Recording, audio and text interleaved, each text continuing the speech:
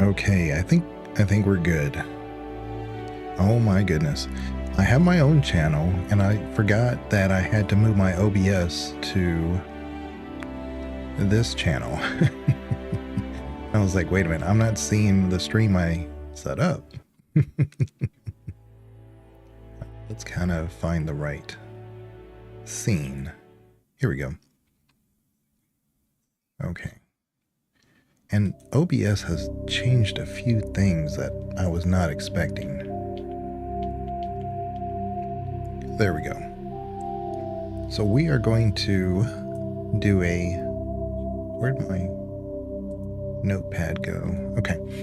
We're going to do a insanity run where... I think we're going to do an engineer. And per EA, I do not have very many hours in this game.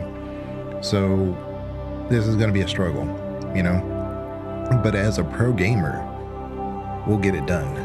We will get this done. I'm going to put in a code that I've used before for Shepard, and it's just, I'm probably not going to use the exact same model, but it helps me get started in the right direction. So let's start a new career. Hopefully you can hear everything okay. Welcome to Alliance Military Database. Classified information requested. Establishing secure connection. Secure connection confirmed.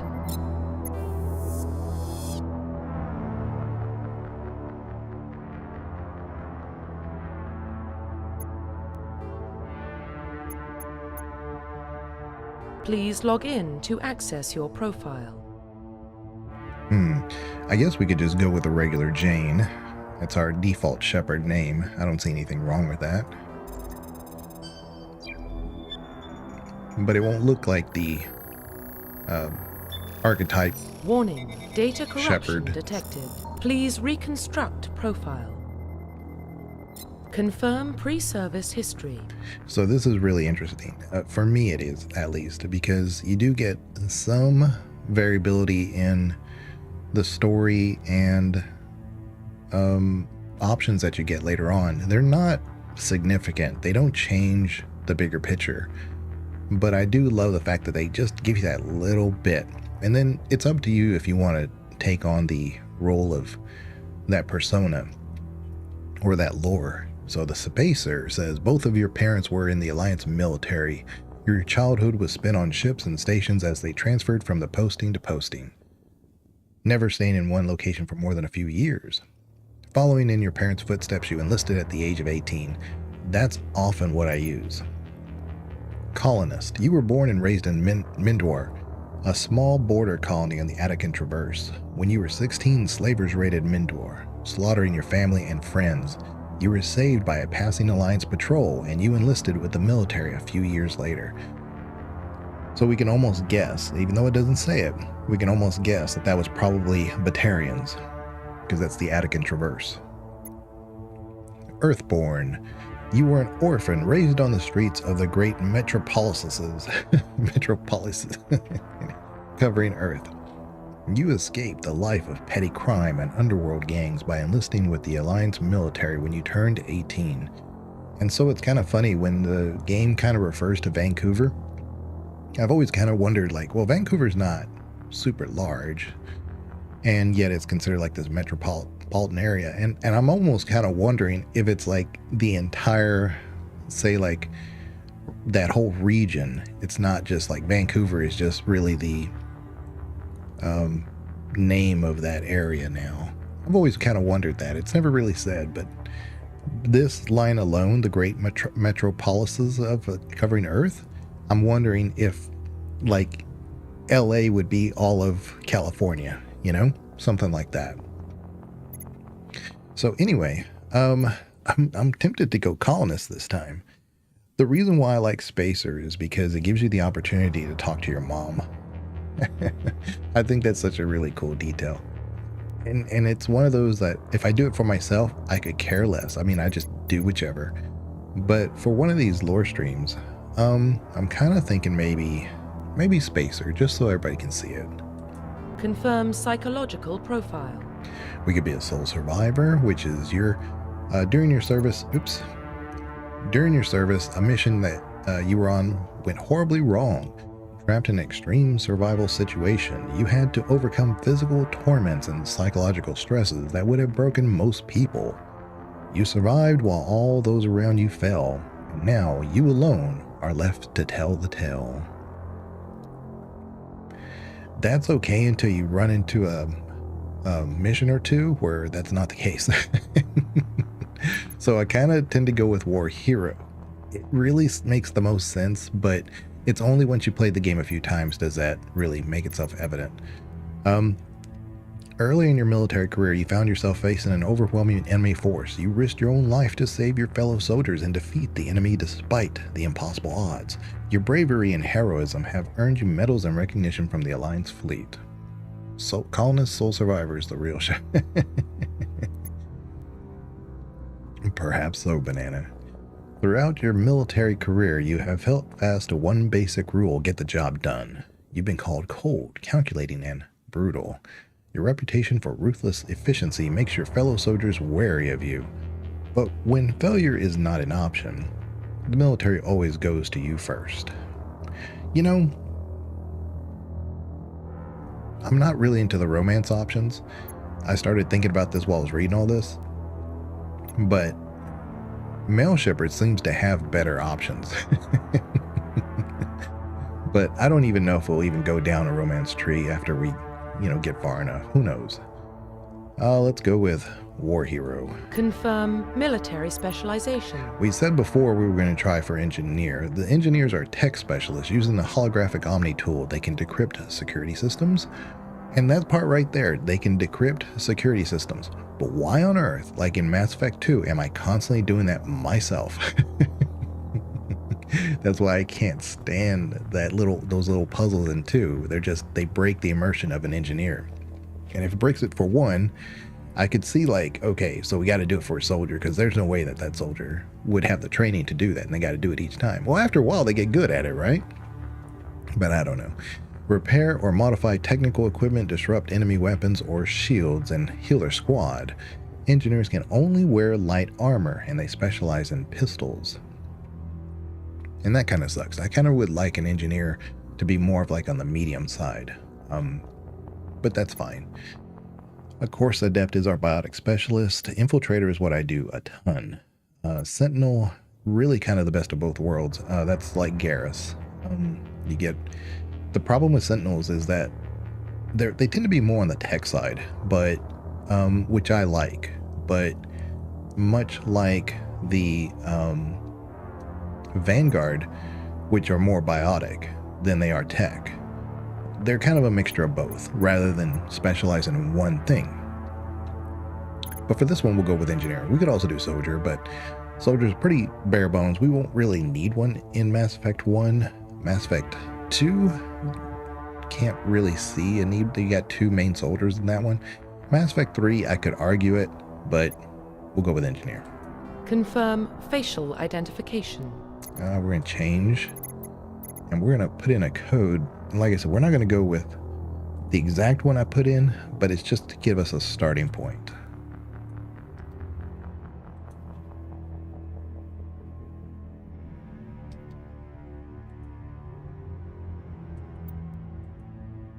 Okay, and I'm going to get rid of this.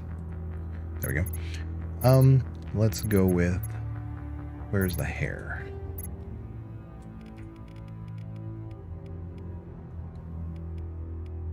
We might go with a dark red to kind of keep us on the same original, I guess the archetype shepherd. So, and we might change the hair a little bit too. Go short. I really like this hairstyle. I don't know what it is. It's not until we run across Trainer though that she has the same one, and it's a little annoying. But the hair options in this game are just not the best. This one's not bad. I've always said, this one's pretty good. I just wish there was a little bit of hair physics, and that would make this work.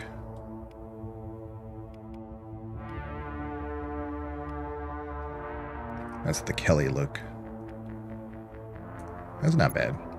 I think I've used this on a few others.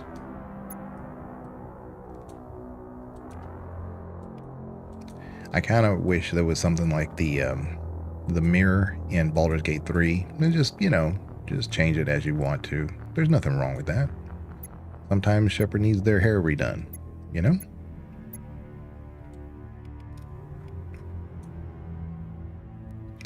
But I don't know. I don't think I've ever used this one.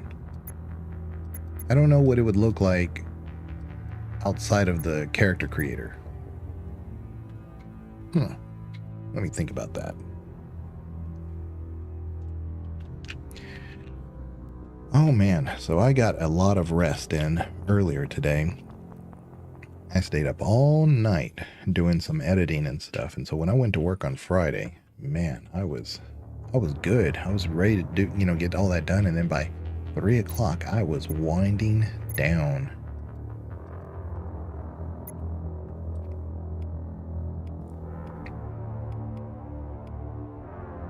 None of these eyebrows are very good either. That one's not horrible, but it's very,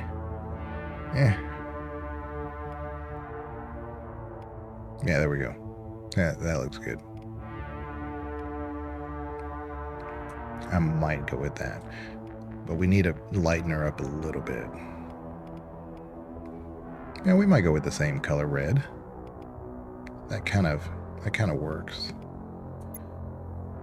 I don't hate that. Honestly, I don't hate that. But I might hate that. I don't know. It's that little bit of bump in the middle of the hair that kind of bothers me. But we may go with it. We may go with it.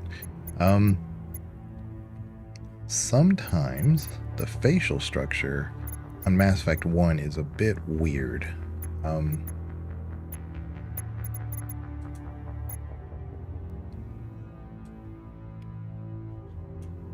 think this one makes the...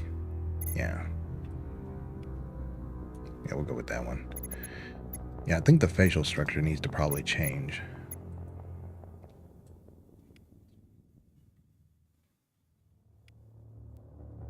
It actually, more than anything else, can make the big difference of how your Shepard looks when you're doing everything. This facial structure. That's maybe closer to what I'm thinking. Come on. Shepard looking around everywhere. There we go. There we go. It's more on the blocky side, but I might be able to bring it in a little bit. No, face size is all the way down. So cheek width, you don't want to make things stick out too much because of the textures in this game. They'll sometimes be too pointy. So if you kind of like make her more gaunt, it just tends to be more pointy. So I've never messed with the ears too much. Jaw, ooh, may have to bring this in now. Oh, that's chin. I'm messing with the wrong thing. There we go. You, like I said, you kind of want to make it a little bit fleshy, because otherwise right here on the corners, the jaw width will look a bit weird in cinematics. Like it's kind of pointed. The thing is, I don't want to make her look too like she's still got like a squirrel with a bunch of with a bunch of stocked up nuts or something. Let's see here. Mouth. Still think this is not bad. We might want to, yeah, bring it out a little bit. Okay. And that's not bad. I think we can work with that. Kind of distinct, not too flashy. Yeah. Now, as far as makeup, again, I don't mess with this too much. I just don't want it to be... Yeah, there we go. Let's just take off the blush. And then lip color, I've always gone either dark or fairly light. Yeah, not any of these.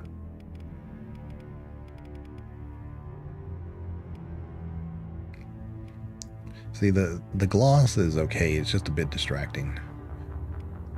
The matte or the nun. May go none this time, huh?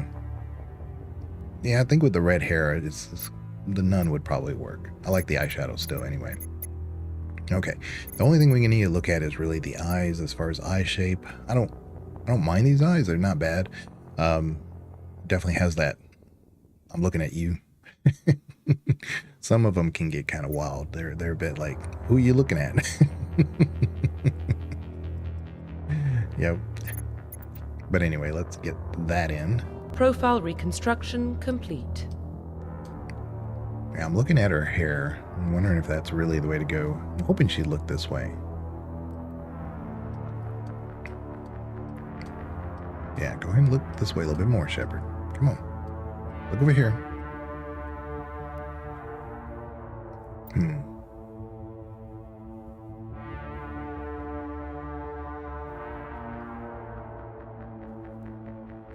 Confirm facial identification. Let's just see what it would look like with and I don't know what that is. You know?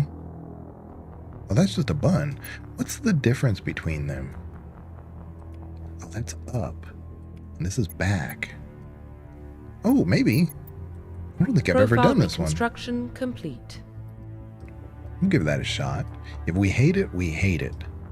But I've never done that one. I didn't realize that's what it was. Huh. You know, if someone who, you know, played more hours in Mass Effect, they would probably know more than I do about that, but I've definitely never seen that one. Let's give it a shot. Identification confirmed. Okay, so we default to insanity. Sorry, you guys. That's just how I roll. Okay. It would make the most sense for one of these type of lore playthroughs to just do casual or normal or whatever, but I don't know. I'm just in Mass Effect 1. It's something we can do. Yeah. And if it becomes more of a chore than anything else, we'll take it off. But I mean, done them, you know. So let's just do it again. Let's get it done.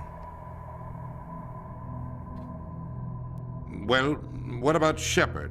She's a spacer, lived aboard starships most of her life. Military service runs in the family.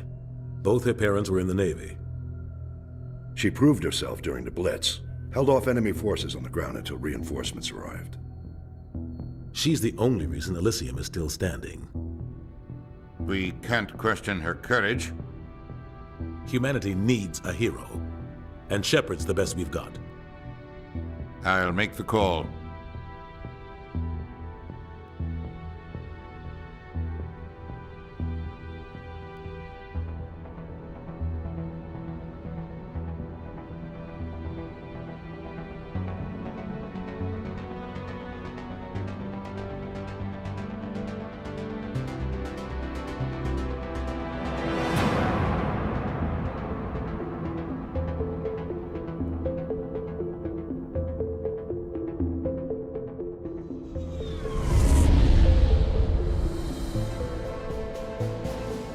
Arcturus Prime relay is in range.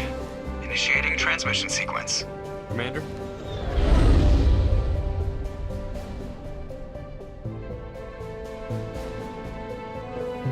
We are connected. Calculating transit mass and destination.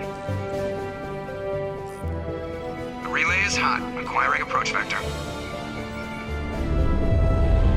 All stations secure for transit.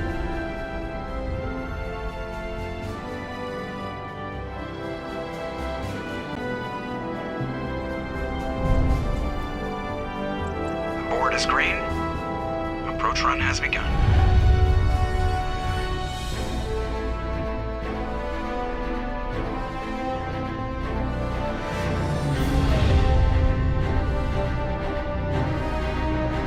Hitting the relay in 3, 2, 1.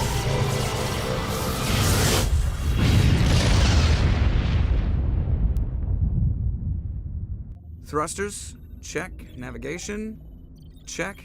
Internal emissions sync engaged. All systems online. Drift, just under 1,500K. 1,500 is good. Your captain will be pleased. I hate that guy. Nihilus gave you a compliment. So you hate him. You remember to zip up your jumpsuit on the way out of the bathroom? That's good. I just jumped us halfway across the galaxy and hit a target the size of a pinhead. So that's incredible. Besides, Spectres are trouble. I don't like having them on board. Call me paranoid. You're paranoid. The Council helped fund this project. They have a right to send someone to keep an eye on their investment. Yeah, that is the official story. But only an idiot believes the official story. They don't send Spectres on shakedown runs. So there's more going on here than the captain's letting on. Joker, status report. Just cleared the mass relay, Captain. Stealth systems engaged. Everything looks solid. Good. Find a comm buoy and link us into the network. I want mission reports relayed back to Alliance brass before we reach Eden Prime. Aye, aye, Captain. Better brace yourself, sir. I think Nihilus is headed your way. He's already here, Lieutenant. Tell Commander Shepard to meet me in the comm room for a debriefing. You get that, Commander? Great. You pissed the captain off and now I'm gonna pay for it. Don't blame me. The captain's always in a bad mood. Only when he's talking to you, Joker. All right. So we got 2 Paragon points from that. I think we could have secured 4 if we said the top one where we said, I heard him. But yeah. The captain's waiting for you in the comm room, Commander. One thing you got to remember about this area of or this point in the game is that there's a lot of little details that aren't unlocked yet. So this cockpit area, I think it has 1, 2 little lore codex when you come back to this area.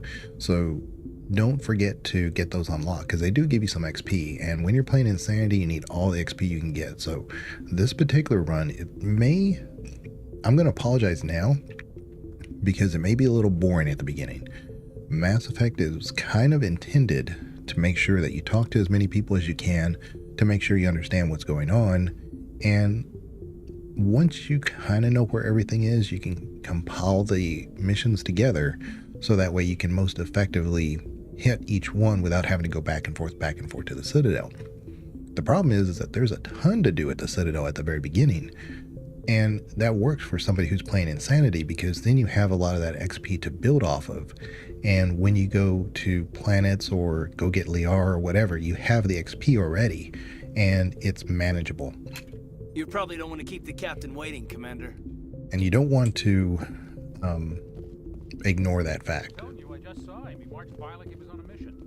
He's a Spectre. They're always on a mission. And we're getting dragged, right along with him. Relax, Presley. You're gonna give yourself an ulcer. I love how Engineer Adams from the very beginning is trying to calm down Presley because Presley's already on edge with aliens. Congratulations, Commander. Looks like we had a smooth run. You heading down to see the captain? Sounds like you don't trust Arturian guest. Sorry, Commander. Just having a chat with Adams down at engineering. I didn't mean to cause any trouble. But you have to admit, something's odd about this mission. The whole crew feels it. You think the Alliance brass is holding out on us? If all we're supposed to do is test out the stealth system, why is Captain Anderson in charge? And then there's Nihilus. Spectres are elite operatives, top covert agents. Why send a Spectre, a Turian Spectre, on a shakedown run? It doesn't add up. What do you know about the stealth systems?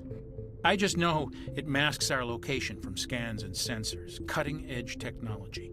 The Normandy's the only ship with this prototype drive. But why are we fully staffed? A skeleton crew would be cheaper, less chance of security leaks too. Plus there's Nihilus. It's pretty obvious this shakedown run is just a cover. For what? Damned if I know, Commander. We're out here on false pretenses. I'm not a fan of being left in the dark. Do you have a problem with the captain? No, ma'am. But I can't figure out what he's doing here. Captain Anderson is one of the most decorated Special Forces officers in the service. If he melted down all his medals, he could make a life-size statue of himself. You don't send a soldier like that on a do-nothing mission. He's treating this shakedown run too seriously. Something big is going on. You don't trust Nihilus? I don't like Turians in general. It runs in my family. My grandfather fought in the First Contact War. Lost a lot of friends when the Turians hit us. That was 30 years ago. You can't blame Nihilus for that. No, I guess not. But it still makes me nervous to have a Spectre on board. Especially a Turian. We're an Alliance vessel, human military, but Nihilus doesn't answer to the captain like the rest of us. Spectres operate outside the normal chain of command. And they don't come along just to observe shakedown runs. Nihilus looks like he's expecting some heavy action. I don't like it. I'll see if I can get some answers when I see him. Good luck, Commander. I grew up on Eden Prime, Doc. It's not the kind of place Spectres visit. There's something Nihilus isn't telling us about this mission. That's crazy. The captain's in charge here. He wouldn't take orders from a Spectre. Not his choice, Doc. Spectres don't answer to anyone. They can do whatever they want. Kill anyone who gets in their way. Oh, you watch too many spy vids, Jenkins. What do you think, Commander? We won't be staying on Eden Prime too long, will we? I'm itching for some real action. I sincerely hope you're kidding, Corporal. Your real action usually ends with me patching up crew members in the infirmary. You need to calm down, Corporal. A good soldier stays cool even under fire. Sorry, Commander, but this waiting's killing me. I've never been on a mission like this before, not one with a Spectre on board. What can you tell me about Nihilus? Turians are generally well respected by the other species. Their fleet has more patrols protecting Citadel space than any other. They don't always get on well with us, though. Some people find them too rigid. Others still blame them for the First Contact War. As for Nihilus, I haven't said more than 2 words to him. He usually only speaks to the captain. I heard Nihilus once took down an entire enemy platoon all by himself. Man, I can't believe I'm on a mission with an actual Spectre. What do you know about the Spectres? Only what I've heard. Spectre agents work directly for the Citadel Council. They usually work alone or in small groups. Spectres don't have any official power, though. Basically, they're a shadow organization with a mandate to preserve and protect galactic stability. Protect it at any cost. Don't forget that part. Spectres operate above the law. Why don't we have any of our own people in there? Spectres usually come from the Council races, like the Turians. We've been trying to get a human accepted into their ranks for years now. So far, it hasn't happened. Hey, Commander, you'd make a good Spectre. You're a war hero, right? Held off an entire enemy fleet during the Blitz single-handed? That's the kind of talent the Spectres are looking for. This is all just wild speculation. The Spectres aren't interested in recruiting humans, no matter how capable. How do you control agents with unlimited power? I suppose the Council could revoke the Spectre status of an agent who got out of hand.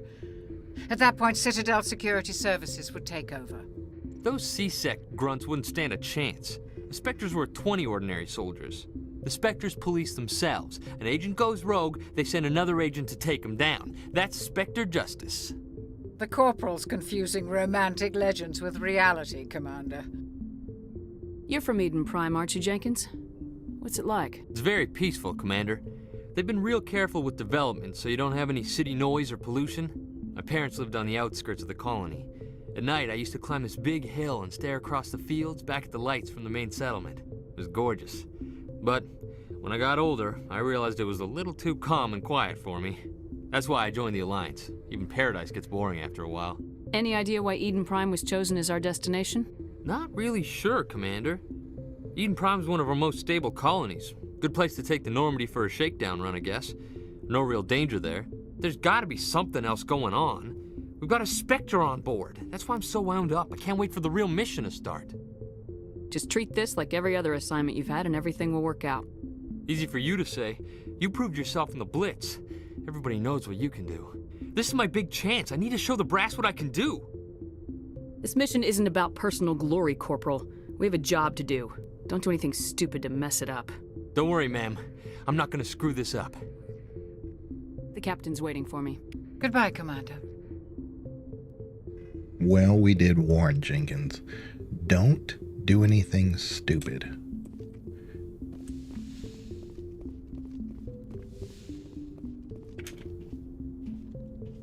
Commander Shepard, I was hoping you'd get here first.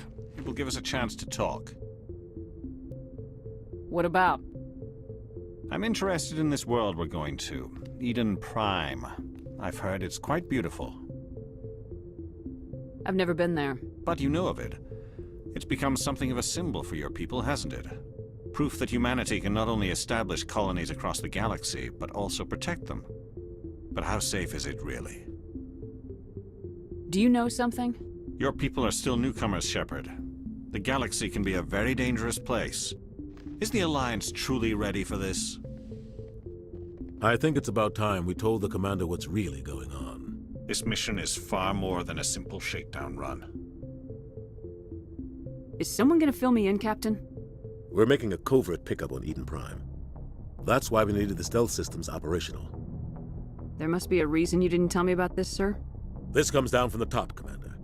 Information strictly on a need-to-know basis. A research team on Eden Prime unearthed some kind of beacon during an excavation. It was Prothean. I thought the Protheans vanished 50,000 years ago. Their legacy still remains. The mass relays, the Citadel, our ship drives. It's all based on Prothean technology. This is big, Shepard. The last time humanity made a discovery like this, it jumped our technology forward 200 years. But Eden Prime doesn't have the facilities to handle something like this. We need to bring the beacon back to the Citadel for proper study.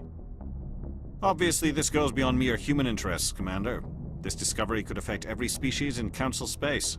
Why didn't we keep the beacon for ourselves? You humans don't have the best reputation. Some species see you as selfish, too unpredictable, too independent, even dangerous. Sharing that beacon will improve relations with the Council. Plus, we need their scientific expertise. They know more about the Protheans than we do. The beacon's not the only reason I'm here, Shepard. Nihilus wants to see you in action, Commander. He's here to evaluate you. There's one interesting little lore tidbit. So we could have, as humanity, kept the beacon for ourselves. And it's interesting because if we had, of course, that could have had unknown repercussions. But by alerting the Council of the beacon, now not only, of course, is the Council aware of it, but that's how others are made aware of it. And so you could argue that if humanity actually had put themselves first and try to keep it a secret, a lot of that could have been avoided that happened on Eden Prime. But the bigger picture was probably the humans could not have been ready for that technology, and then it would have been lost. And then the ultimate story of Mass Effect would have happened without Shepard or or anybody else being ready. So what's going on, Captain? The Alliance has been pushing for this for a long time. Humanity wants a larger role in shaping interstellar policy. We want more say with the Citadel Council. The Spectres represent the Council's power and authority. If they accept a human into their ranks, it shows how far the Alliance has come. You held off an enemy assault during the Blitz single-handed. You showed not only courage, but also incredible skill. That's why I put your name forward as a candidate for the Spectres. Why would a Turian want a human in the Spectres? Not all Turians resent humanity. Some of us see the potential of your species. We see what you have to offer to the rest of the galaxy, and to the Spectres. We are an elite group. It's rare to find an individual with the skills we seek. I don't care that you're human, Shepard. I only care that you can do the job. Just tell me what I have to do. I need to see your skills for myself, Commander. Eden Prime will be the first of several missions together. You'll be in charge of the ground team. Secure the beacon and get it onto the ship ASAP. Nihilus will accompany you to observe the mission. Oh, and I'm not going to promise I'm going to do this, but I'm going to try to keep our default armor without upgrading it, because there are upgradable armors to what we have, but they don't look the same. I like our default armor, so I may just keep this on. We'll see. I may not hold true to that, but unless we find Colossus. If I find Colossus armor, I'm putting it on. That is definitely my favorite armor outside of the default armor. Man, I really wish there was a transmog in this system, because that would definitely I always go back to the default. Like I said, unless it's Colossus. Colossus is just such a great look. You know, it's just red and black, but it's that really nice black. It's that really nice red. So, yeah.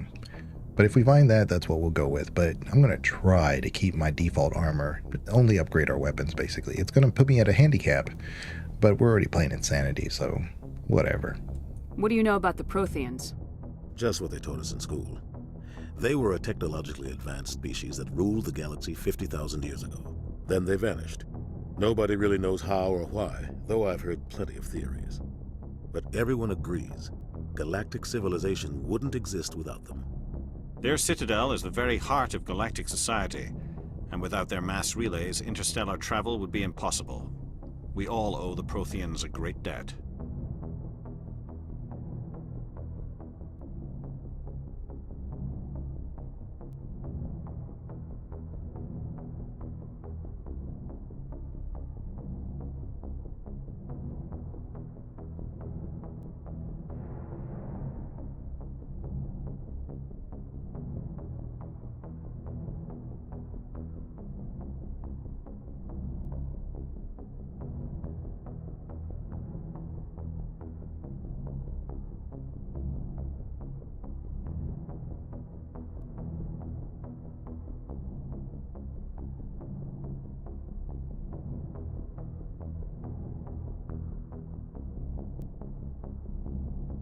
I'd like to know more about Eden Prime before we touch down. It's a peaceful farming world, but it represents something much bigger. Eden Prime is one of our oldest and most successful colonies. It proved we were ready to face the challenges of settling new worlds, to forge a place for humanity beyond Earth. It symbolizes humanity's growth and evolution as a spacefaring species.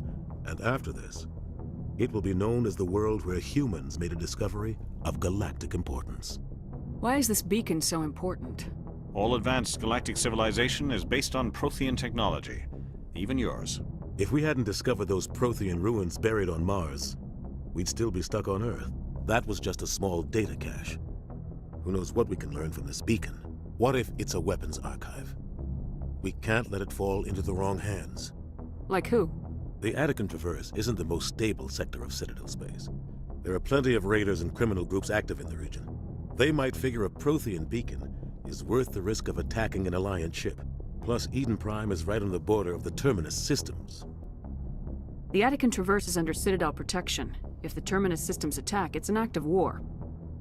Technically, yes. But some of the species in the Terminus might be willing to start a war over this. The last thing the Council wants is to get dragged into a major conflict with the Terminus systems. We have to keep this low-key. Just give the word, Captain. We should be getting close to Eden. Captain, we got a problem. What's wrong, Joker? Transmission from Eden Prime, sir. You better see this. Bring it up on screen.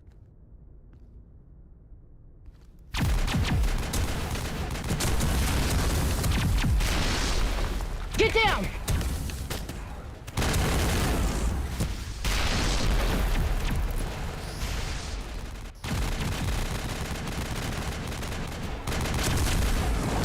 We are under attack, taking heavy casualties. I repeat, heavy casualties. We can't get evac. They came out of nowhere. We need...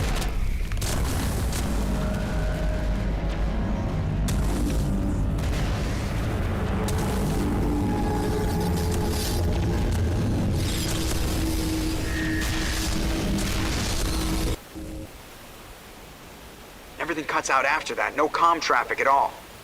Just goes dead. There's nothing. Reverse and hold at 38.5.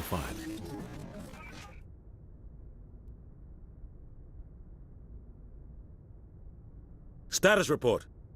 17 minutes out, Captain. No other Alliance ships in the area. Take us in, Joker, fast and quiet. This mission just got a lot more complicated. A small strike team can move quickly, without drawing attention. It's our best chance to secure the beacon. Grab your gear and meet us in the cargo hold. Tell Alenko and Jenkins to suit up, Commander. You're going in.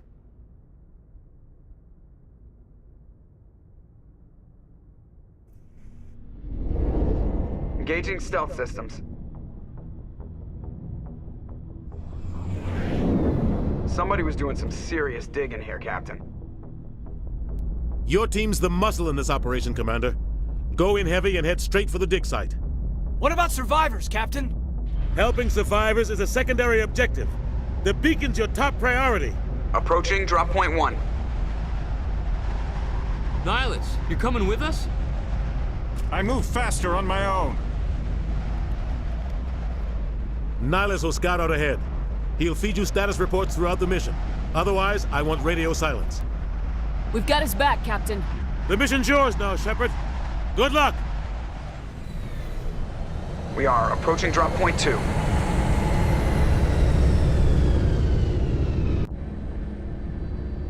You know, one thing I've never noticed, or maybe I did and I just never commented on it, but Nihilus is wearing Colossus armor. This place got hit hard, Commander. Hostiles everywhere. Keep your guard up. So where he died, we don't find his body, but it would have been nice so we could have taken his armor. So I'm going to set up my hotkeys here. Right now I only have sabotage, and we're going to put that over here, and we have overload. Nice. I think I may put overload in 1 and sabotage in 2. And then we're gonna go here to my absolute favorite weapon in the entire series, which is the Avenger. I do love the Black Widow when you're an infiltrator, but if you're not an infiltrator, I mean, it's okay. Yeah, we're supposed to specialize in pistols, but I'm not gonna be doing that. Yeah. Anyway. What the hell are those? Gotta remember my keys. Gas bags. Don't worry, they're harmless.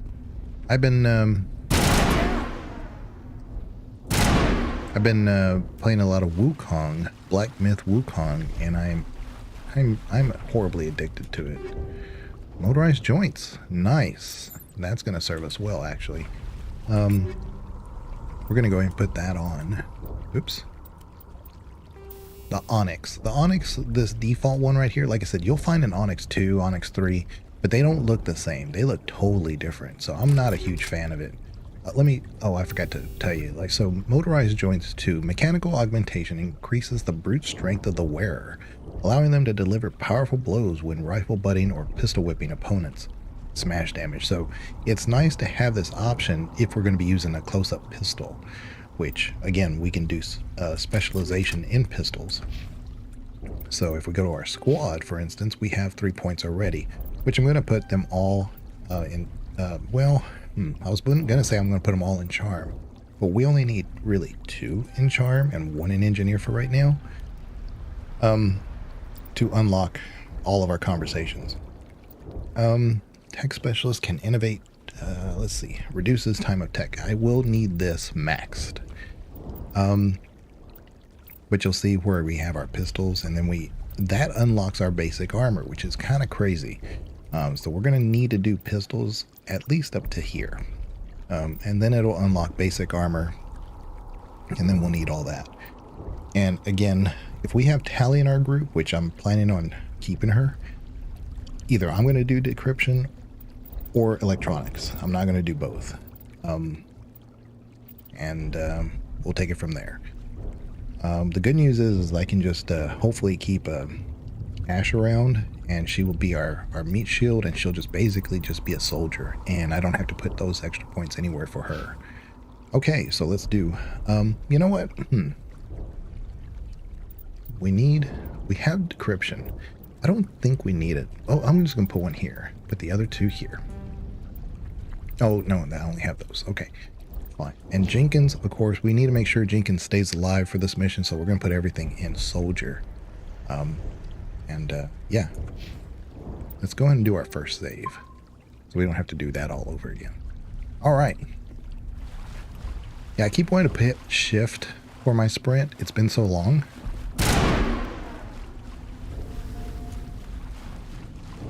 But, all targets down. Oh God, what happened here? Jenkins, calm down. Smells like smoke. death.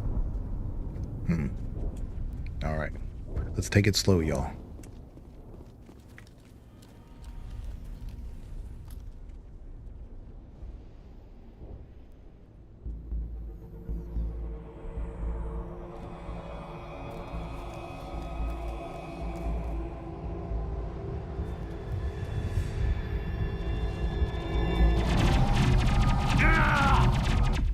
Jenkins, no! No, Jenkins! They took out my boy. They took out my boy Jenkins. Area secure. One thing about Jenkins, though, if you come up on him, his eyes are still flickering. You can see him moving a little bit. So he could be salvageable. But that's not what we're gonna do, unfortunately. Ripped right through his shields. Never had a chance.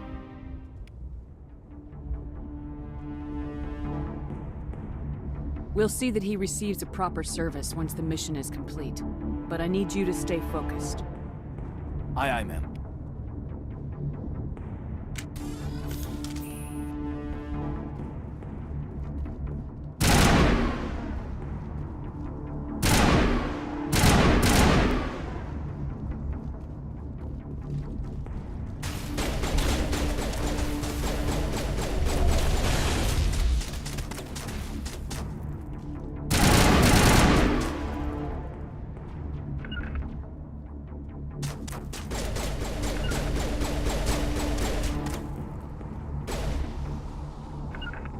Got some burned out buildings here, Shepard. A lot of bodies. I'm gonna check it out.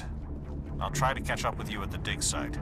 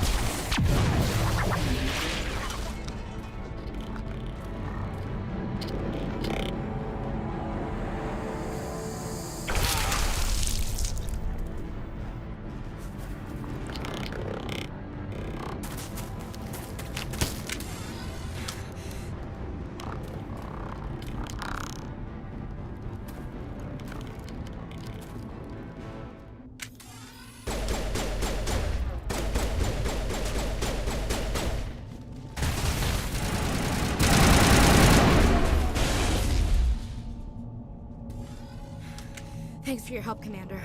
I didn't think I was gonna make it. Gunnery Chief Ashley Williams of the 212. You the one in charge here, ma'am? Are you wounded, Williams? A few scrapes and burns, nothing serious. The others weren't so lucky. Oh man. We were patrolling the perimeter when the attack hit. We tried to get off a distress call, but they cut off our communications. I've been fighting for my life ever since. Where's the rest of your squad? We tried to double back to the beacon, but we walked into an ambush. I don't think any of the others... I think I'm the only one left.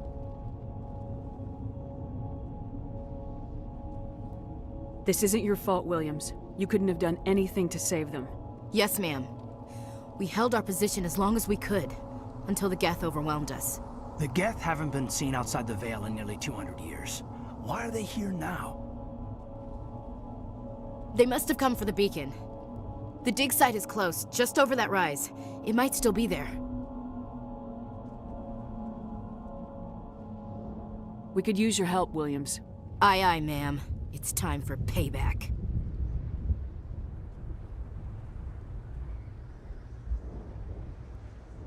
What else do you know about the Geth? Just what I remember from history class back in school. They're synthetics, non-organic life forms with limited AI programming, created by the Quarians a few centuries ago. They were supposed to be a source of cheap labor, but ended up turning on the Quarians and drove them into exile. Well, after that, they just kind of disappeared behind the Perseus Veil. Nobody's really heard much from them since.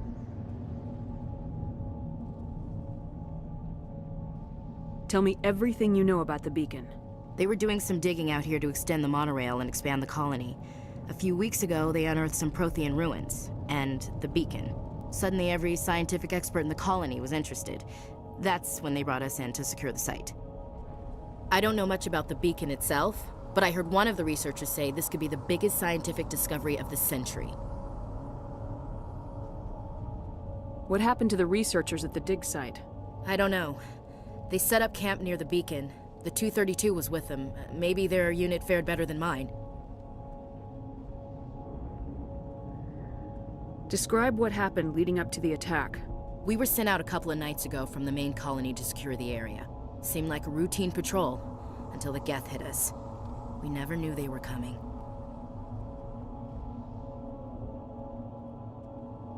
Describe what happened leading up to the attack.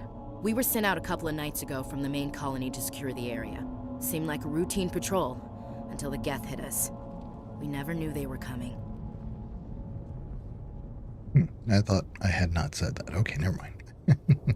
Have you seen a Turian Spectre around here? There aren't any Turians on Eden Prime. None that I've ever met. Not sure I'd be able to tell if one was a Spectre anyway. If you saw this guy, you'd know. Carries enough firepower to wipe out a whole platoon. Luckily, he's on our side. Sorry. Like I said, no Turians.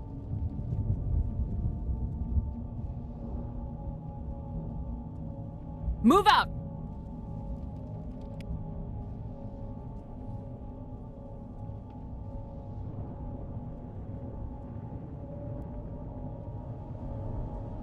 Okay, sorry, I had to upload a couple of things real quick.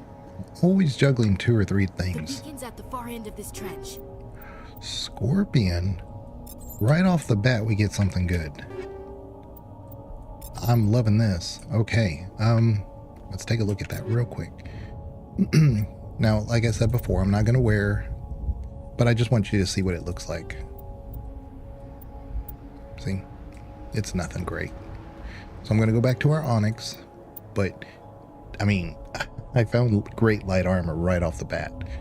I mean, if we have to, we'll go to it, but I think we're going to be fine. We're going to put it on Caden, and I believe the mod was for our grenade. Yeah. So, incendiary explosives. I'm not a fan of the grenade system in, well, let me put it this way. I actually do like the grenade system in Mass Effect 1. The problem is that you can't just find grenades whenever you need them. Like, I would prefer a way to be able to buy more, upgrade the, total amount that we get fairly easily, restock them. Like, we find a lot of health packs, everywhere. I really wish we could find grenades everywhere too. Because they are everywhere. We just can't get to them. Working on a YouTube announcement channel now? Oh, okay, great. Thank you, Banana. I appreciate that. Yeah, I'm trying to do a few things on my own too. In fact, let me put my own self-promotion on here. Streaming. Let me put down we are live. And there we go. Paste. There we go. I'm good now. It's the only time I'll stop. It'll be like for a break or something. And I don't know how long I'll go. I do know that I can't do more than, I believe, 23 hours on a stream. YouTube just cuts me off at that point. But I can never remember if it's 12 hours or 24 hours. I think it's 24 hours. And that's why I said 23 hours. But I don't think I'm going to be doing a 24-hour stream, of course. But if it's a 12-hour stream, I have to be careful, because then it cuts me off and then I don't even know that the stream has ended. I don't think I'm going to be doing 12 hours. But again, it's one of those things that I just not 100% sure what we're doing. Okay, so Banana. Hey, Banana, if you want to post that in the chat, we need a... Banana apparently made a... I think he either made a Discord. I haven't gone there yet. He either made a Discord or... Yeah. He made a Discord for the Gamers Advocate. Wonderful. Awesome. This makes our life so much easier when it comes to announcements and things, because we've just been communicating between ourselves, but it's nice to have a depository to say a new video is out, a new audio only is out, or a special live stream is coming out. All that's wonderful to have one place to put it all. All right, let's get back to the show.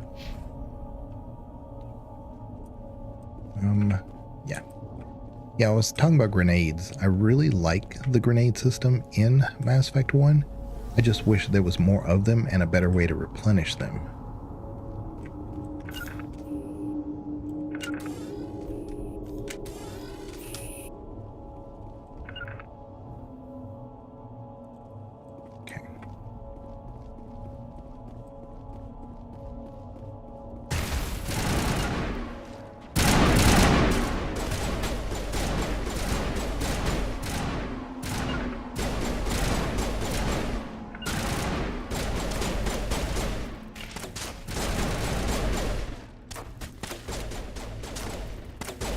Gotta be a little careful here.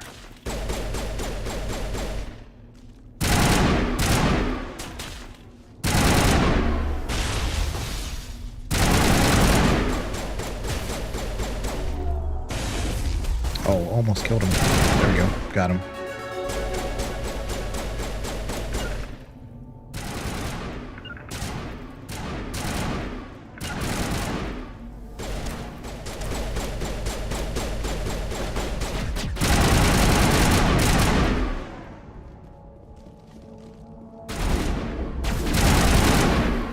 I thought he was down. That almost became a mistake right there. See, because Ash went this way, I told her to come this way so she could flank, and then he would come out this way, and I thought he was the one who died, not that one. So that was close.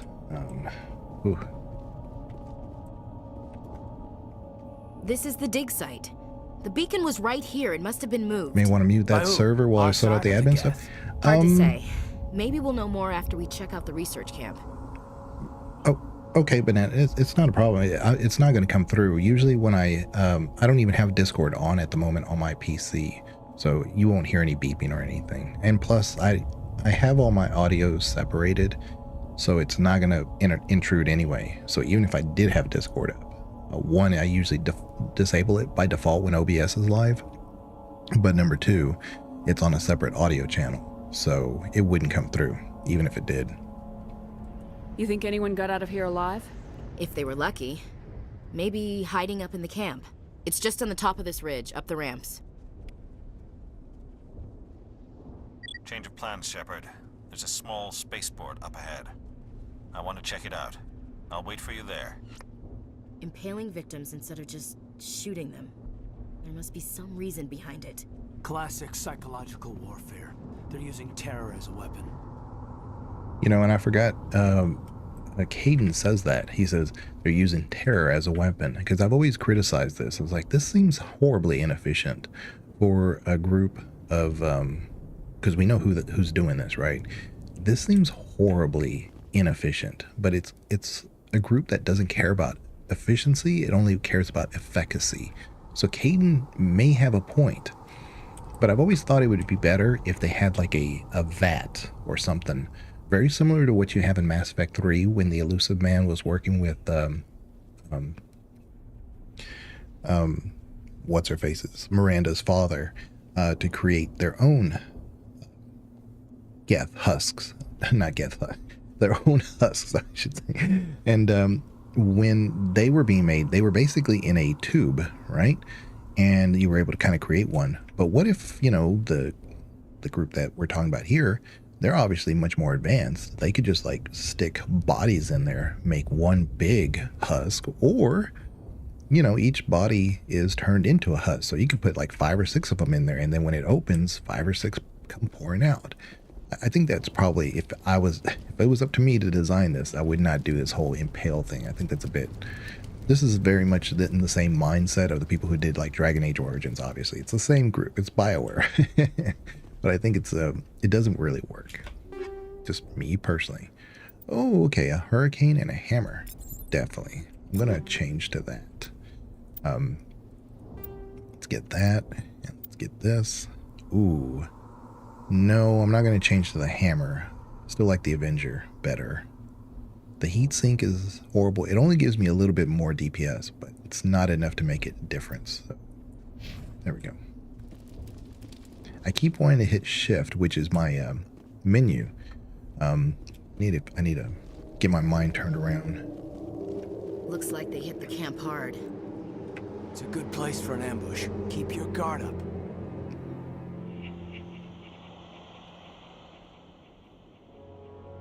Oh god, they're still alive!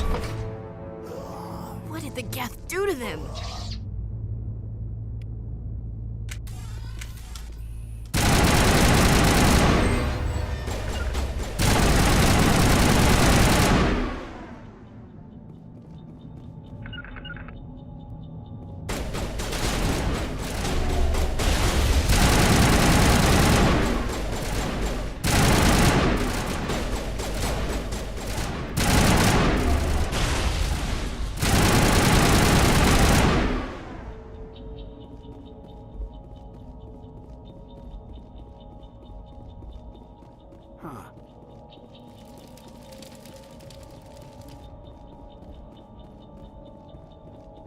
That door, it's closed. Security lock's engaged.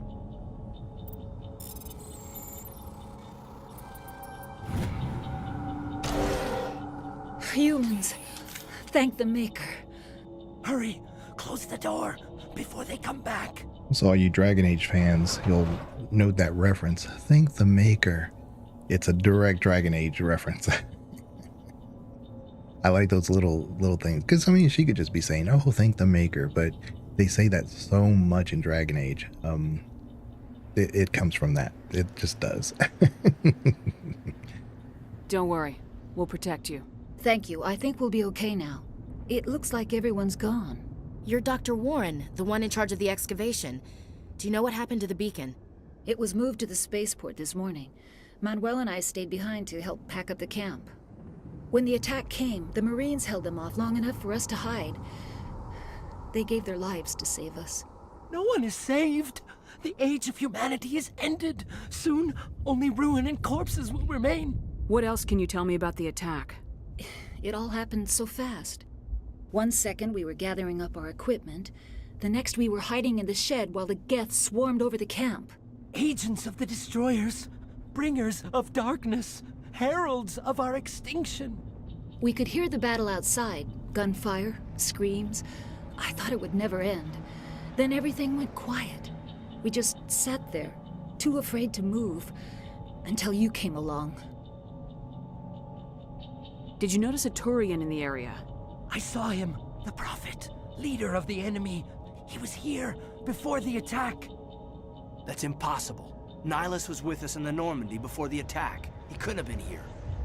I'm sorry, Manuel's still a bit unsettled. We haven't seen your Turian. We've been hiding in here since the attack. Can you tell me anything about the beacon? It's some type of data module from a galaxy-wide communications network. Remarkably well preserved. It could be the greatest scientific discovery of our lifetime. Miraculous new technologies, groundbreaking medical advances. Who knows what secrets are locked inside? We have unearthed the heart of evil, awakened the beast, unleashed the darkness. Manuel, please. This isn't the time. What's wrong with your assistant? Manuel has a brilliant mind, but he's always been a bit unstable. Genius and madness are two sides of the same coin. Is it madness to see the future? To see the destruction rushing towards us? To understand there is no escape? No hope? No. I am not mad. I'm the only sane one left. I gave him an extra dose of his meds after the attack. Williams, take us to the spaceport. You can't stop it. Nobody can stop it. Night is falling. The darkness of eternity. Hush, Manuel, go lie down. You'll feel better once the medication kicks in.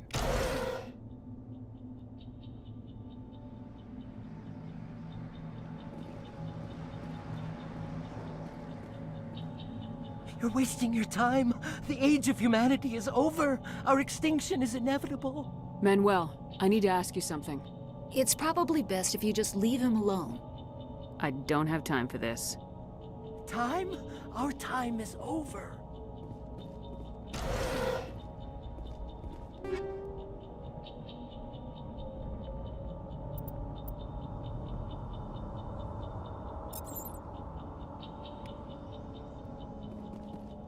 Yeah, you see, like in there, it gave us a grenade. We already have all of our grenades, but that's kind of what I was saying, is that I just wish there was a better way of them distributing that stuff. Okay, so there is a new... This is a Gladiator 2. Let me see if that's any better for Caden. See, this gives no biotic protection, but it does give him a little bit more damage protection. I just want to see what it looks like. See, that looks so much better. Yeah. What's crazy is that this is Gladiator 2, but yet it's worse than the Scorpion. Yeah, it's kind of weird. And let's go back. I think, hold on, let's go to ours, because there was a Reaper that we got. Yeah, the Reaper is so much better. Look at this. It hits harder, and it has a better heat sink. The accuracy is less, but I can deal with that. Yeah, that's exactly what we want. Now, Ash, we always want to make sure Ash has the best weaponry.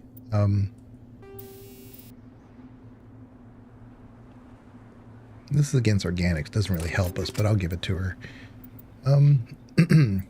Let's see here. Yeah, see, her Phoenix is the same stats, just has some tech and biotic protection, whereas the Gladiator 2 does not.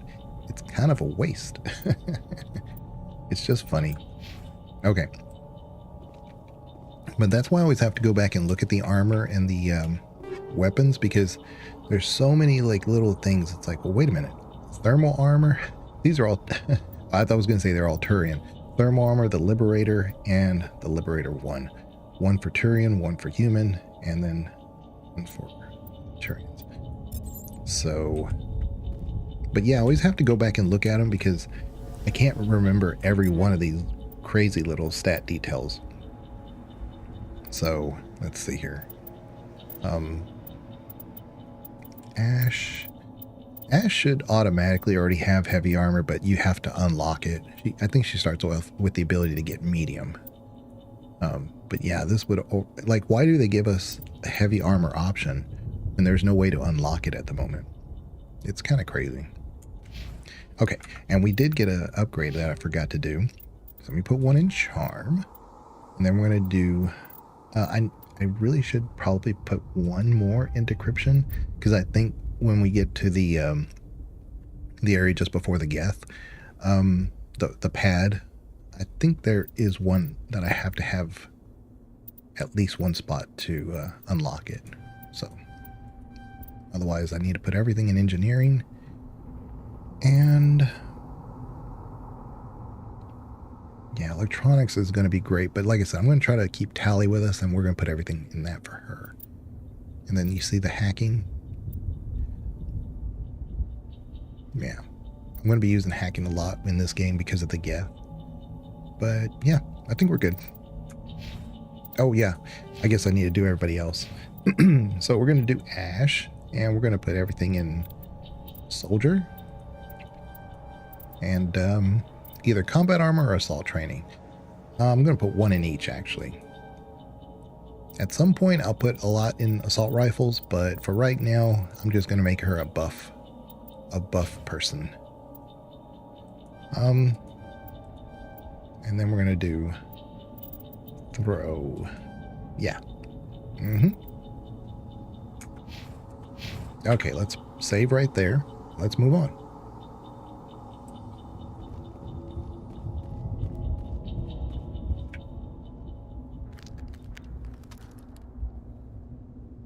Pay very close attention to Saren's arm.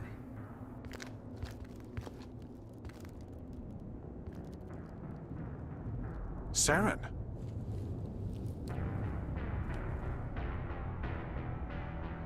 Nihilus. This isn't your mission, Saren. What are you doing here? The Council thought you could use some help on this one. I wasn't expecting to find the Geth here.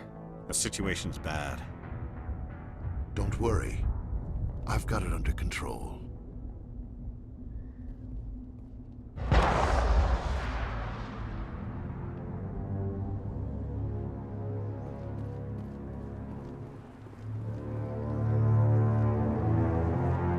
What is that? Off in the distance. It's a ship. Look at the size of it.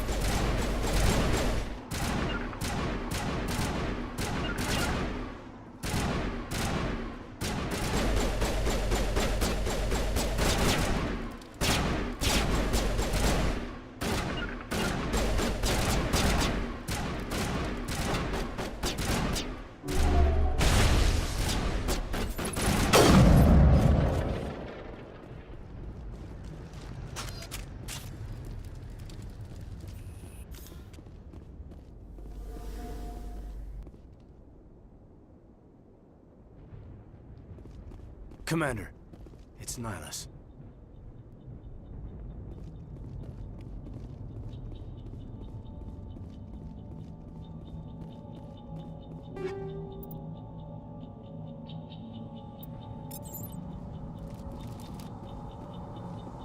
Okay, so hammerhead rounds. It's going to be better than what I actually already have. Let me, oops, I pressed the wrong button. All right, let's go to my thing here. We're going to do armor piercing, and we're going to do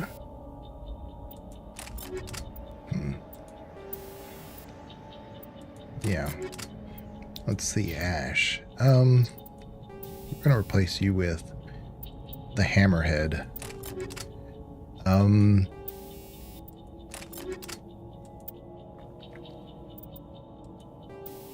I thought I picked up a mod for that. Okay, never mind. Okay, we're good. Let's proceed.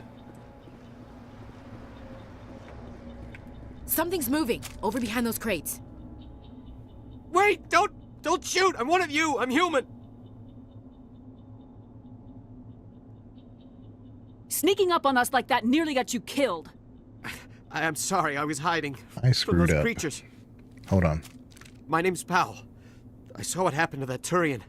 The other one shot him. I forgot to release the scientist from the other bunker so that I could get more information. You're saying Nihilus was murdered by a Turian? The other one got here first. He was waiting when your friend showed up.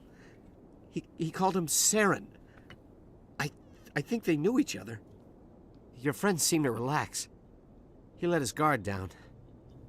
And Saren killed him. Shot him right in the back. I'm just lucky he didn't see me behind the crates. We were told a Prothean beacon was brought to the spaceport. What happened to it? It's over on the other platform. Probably where that guy Saren was headed. He hopped on the cargo train right after he killed your friend. I knew that beacon was trouble. Everything's gone to hell since we found it. First that damn mothership showed up, then the attack. They killed everyone. Everyone. If I hadn't been behind the crates, I'd be dead too. How come you're the only one who survived? Why didn't anyone else try to hide behind the crates? They never had a chance. I was already behind the crates when the attack started. Wait a minute. You were hiding behind the crates before the attack? Sometimes I need a nap to get through my shift. I sneak off behind the crates to grab 40 winks where the supervisor can't find me. You survived because you're lazy?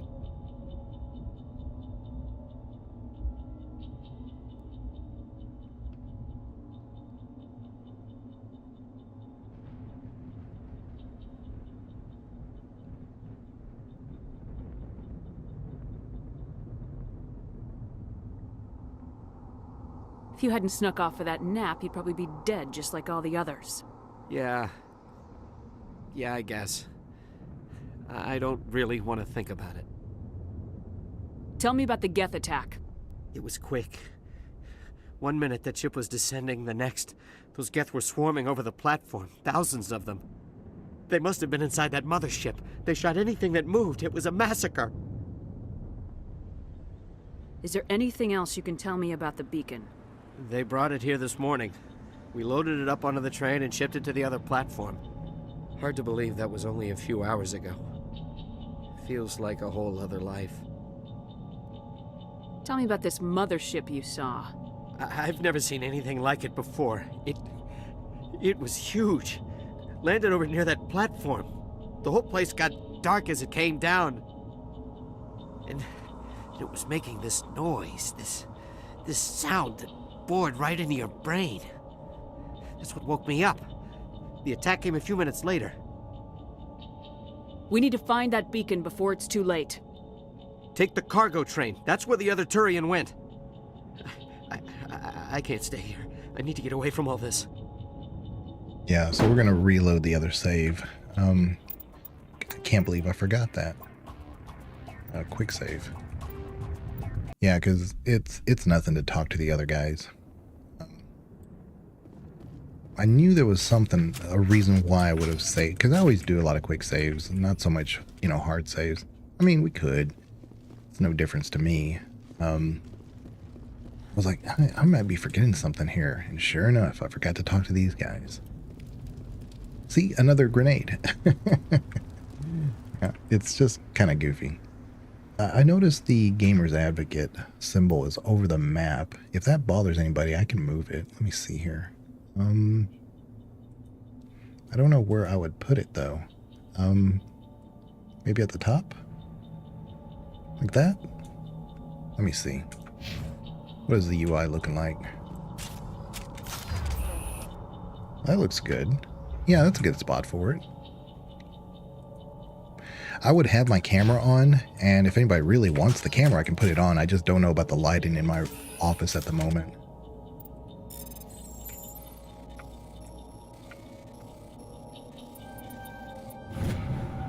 Everybody stay calm out there. We're coming out. We're not armed. Is it safe? Are they gone? You're okay now. Nobody's gonna hurt you. Those things were crawling all around the shed. They would have found us for sure. We owe you our lives.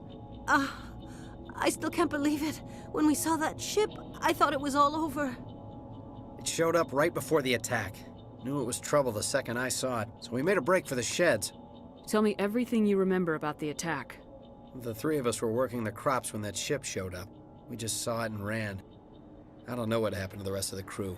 They were by the garage, over near the spaceport, right where that ship came down. No way they survived. You don't know that. We survived. If they made it to the garage, they could have had a fighting chance. Do you know anything about the Prothean beacon they dug up? We're just farmers. We heard they found something out there, but it never really mattered to us. Not until now. What else can you tell me about the ship you saw? I was too busy running to get a clear look at it. I think it landed over near the spaceport. Tell them about the noise, Cole. That awful noise. It was emitting some kind of signal as it descended. It sounded like the shriek of the damned. Only it was coming from inside your own head. It was probably trying to block communications. Whatever it was, felt like it was tearing right through my skull. Almost made it impossible to think. I have to go. Hey, Cole, we're just a bunch of farmers. These guys are soldiers. Maybe we should give them the stuff. Jeez, Blake, you gotta learn when to shut up. You have something to tell me, Cole? Some guys at the spaceport were running a small smuggling ring, nothing major. In exchange for a cut of the profits, we let them store packages in our sheds. You're breaking the law, Cole. We're not hurting anybody. Hell, most of the time I don't even know what's in the packages. Just thought there might be something we could use. I found a pistol. Figured it would come in handy if those things came back. But you'll probably get more use out of it than we will. We're risking our lives to save this colony. You sure there's nothing else in here that could help us out? Yeah, there's one more thing. I was gonna sell it after this was over, but you probably deserve it more than I do. Who's your contact at the spaceport, Cole? What's his name? He's not a bad guy. I don't want to get him in trouble. Besides, I'm not a snitch.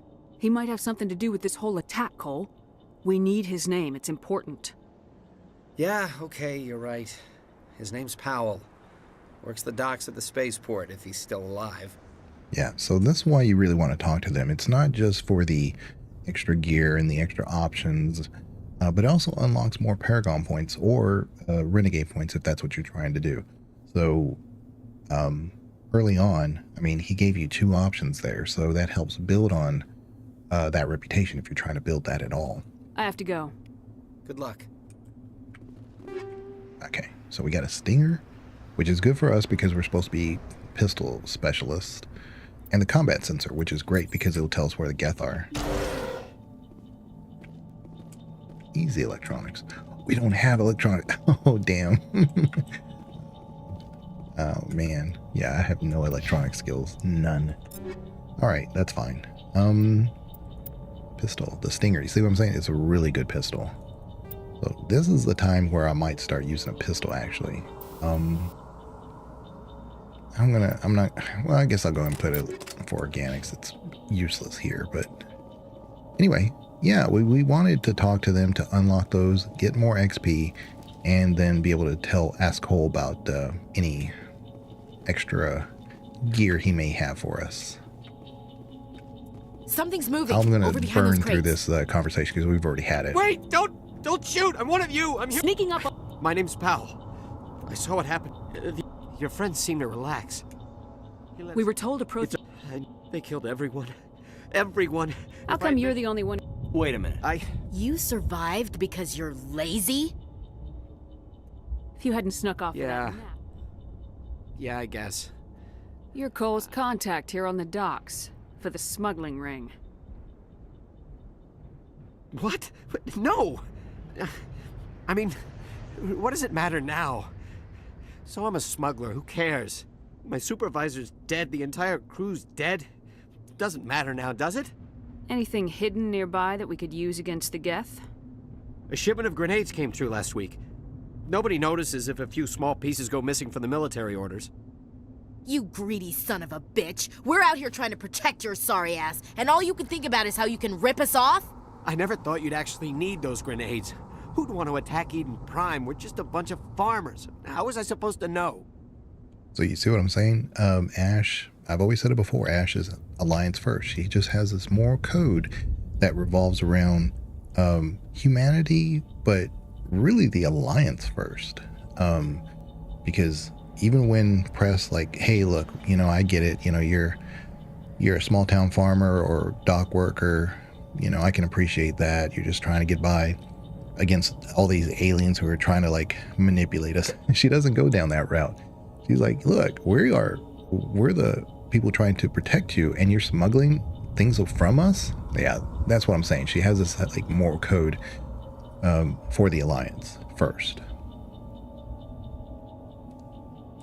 Forget about him. He's not worth it. You're lucky the commander's here, pal. Hand over those grenades. They're yours. Take them. My smuggling days are over, I swear. A lot of Marines died here, Powell. Those grenades could have come in handy. If I were you, I'd think of some way to make it up to them. Yeah, okay. There is something else I was saving. Could be worth a fortune. Experimental technology, top of the line. Take it. I don't need it. I didn't want anyone to get hurt. Really, I'm sorry. Tell me about this mothership you saw. I've never... And it was making this Is there door. anything else you can tell? Hard to believe that was only a few hours ago. Tell me about the... They must have been inside that mothership. They shot anything that moved. It was a massacre. We need to find that beacon before it's too late.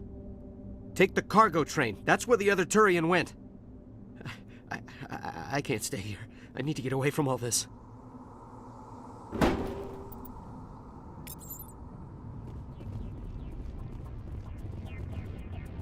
Smells like smoke.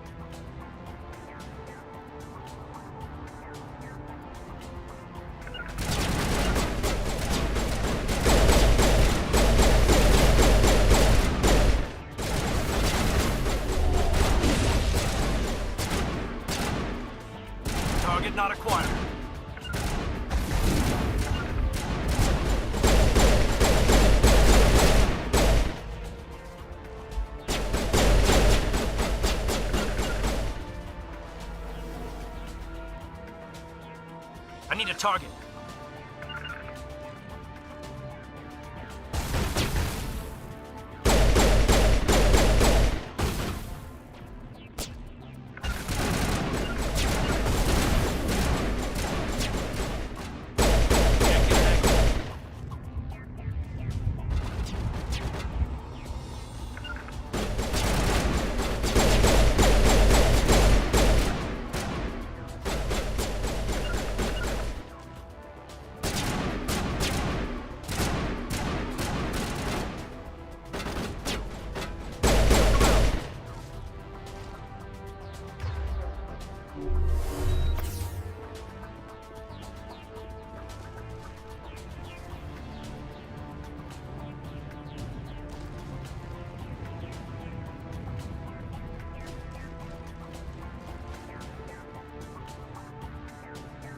I was saving this med pack here because I thought, but I guess I picked it up by mistake.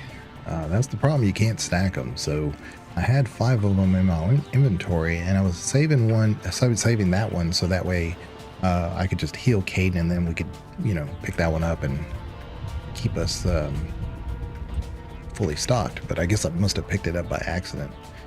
Okay, so let's go to the other side.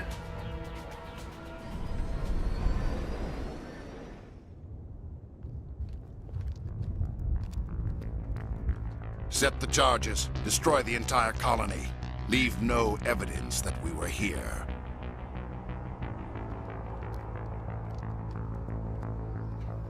I'm gonna have to do this kind of carefully because surviving this is not hard. It's the timed bombs that is really the thing I'm fighting against. So yeah, because they have more health and things, sometimes I think they're dead when they're not dead, and then their shields pop up, and then it's like we fight the whole battle all over. So usually as an infiltrator, this is not a problem, but early on, engineer, this could be an issue. Demolition charges. The Geth must have planted them.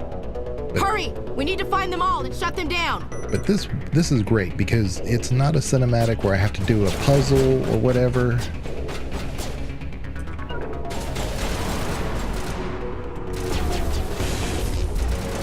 It's just like I find it and I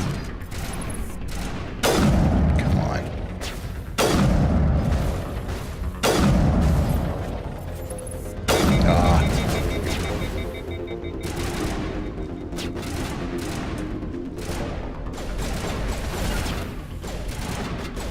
We're gonna go the long way first because it might be easier that way.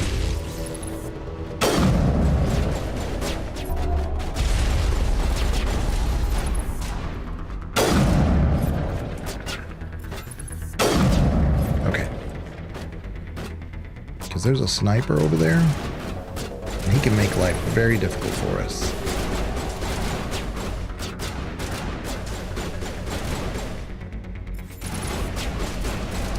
Oh, come on, why can't I couldn't shoot.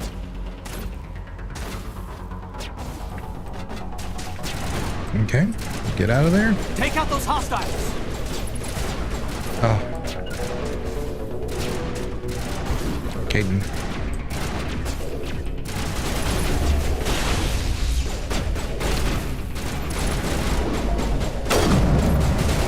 Okay, good.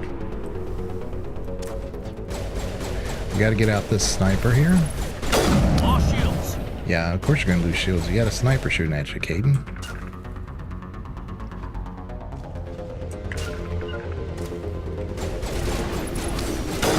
Got him. Alright, we should be good now.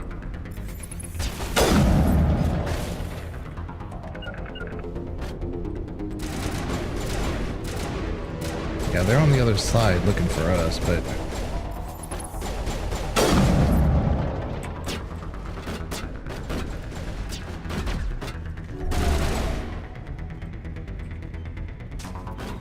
Okay, let's get behind cover.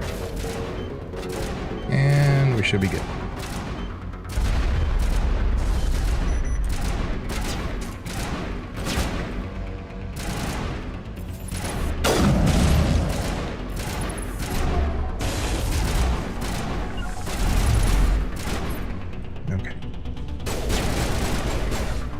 Alright, we're good on that one. And I think that's all of them.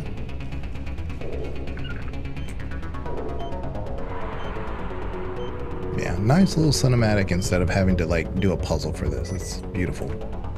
One more charge.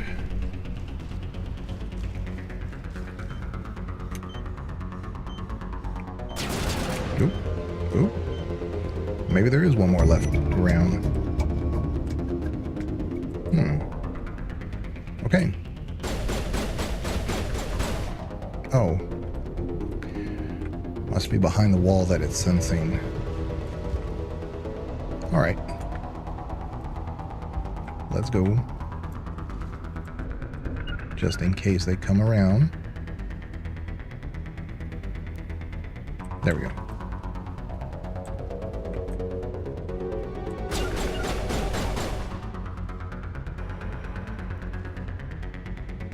Okay. Let's go.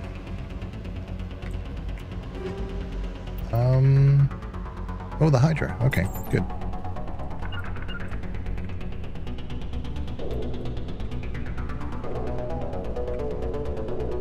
All right.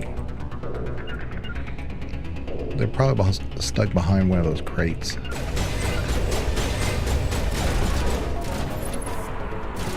I'm stuck behind a wall. There we go.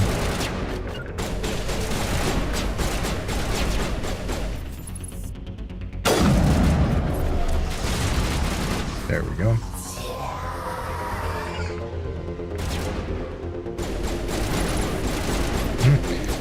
The way, Ash. These goofy husks. They just run around. Got one more left. Where is he? There it is.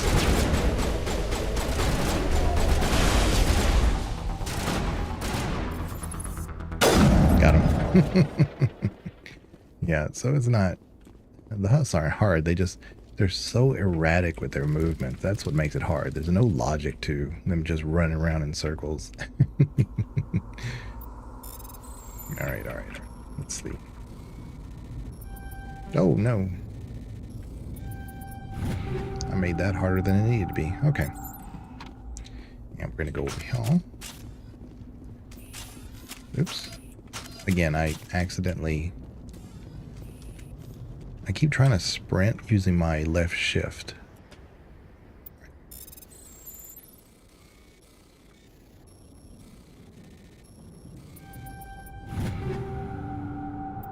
Awesome. Armor piercing rounds. So between me and Ash, we should be getting those. Oh, okay, great. Yeah, so the Avenger 1, again, I thought I had the Avenger. I keep forgetting. The Lancer looks very similar to the Avenger. But got the Avenger, and the Avenger later on, I think it's in 3, has the more classic Lancer look actually. But whatever, it's fine. The Avenger's great. And we want a combat sensor. Ash, let's look at yours. Let's give you the combat sensor as well. Hammerhead. Armor piercing, we're gonna keep that for you, and then for me,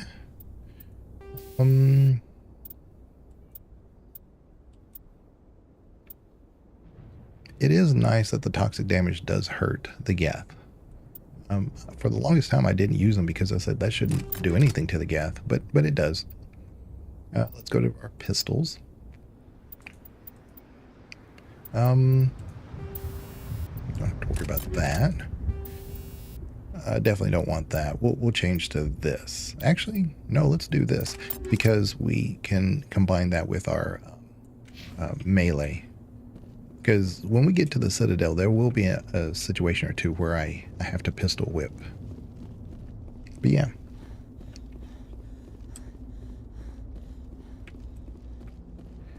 There is a crate here.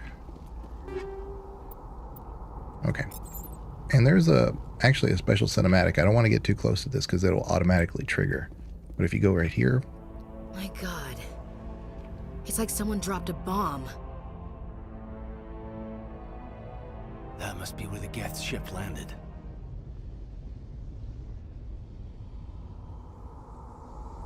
And I do believe that that's unique to the Legendary. I don't think that's in the original ME1. You want to come over here? There's one more crate. And then we can finish the mission. Yeah, there it is. A technician kit. Sometimes it has a Omni tool upgrade, but it's just a grenade upgrade. Okay. Recoil damper, that's good. I may put that on instead of the combat sensor. Yeah. Because as long as it's on Ash, then I don't have to worry about it. And she's pretty much going to be with me all the time. Okay, let's do a quick save. And pretty much done everything on Eden Prime.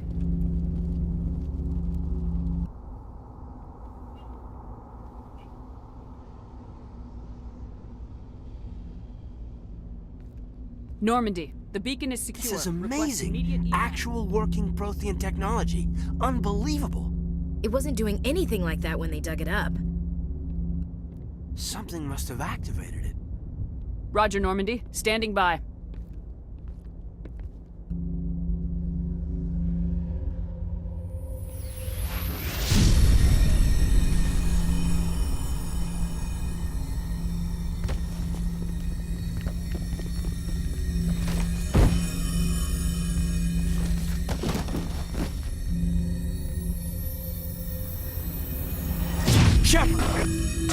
No, don't touch it. It's too...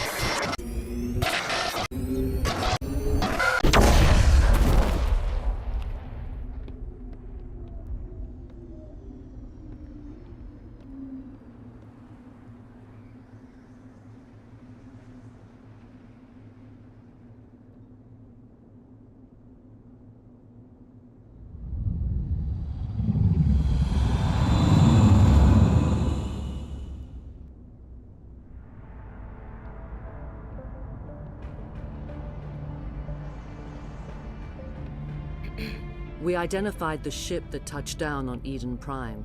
The Normandy, a human alliance vessel. It was under the command of Captain Anderson. They managed to save the colony. And the beacon. One of the humans may have used it.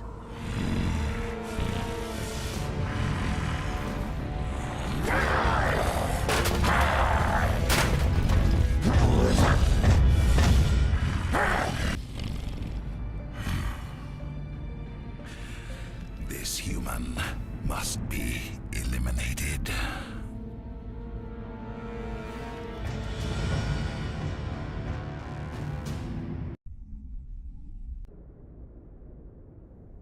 She's acting so flat in this scene. Doctor? She's flat in a Dr. lot of her Chalmers. scenes. I think she's waking up. I think the only time you get a little bit of emotion from her is when she's breaking out of her indoctrination. And even then, it's You not had us fully worried out. there, Shepard. But it kind of makes sense. How are you feeling? You know, conversely, of course, Saren is fully indoctrinated. Well, almost fully indoctrinated. And he's much more emotional. But I can't say that everybody reacts the same way, you know? The elusive man, he was more methodical. He was a little bit more emotionless, actually. So I couldn't say that indoctrination really acts one way on organics. I think it's per person. But yeah, no, she's flat throughout the entire thing. Minor throbbing. Nothing serious. How long was I out? About 15 hours. Something happened down there with the beacon, I think.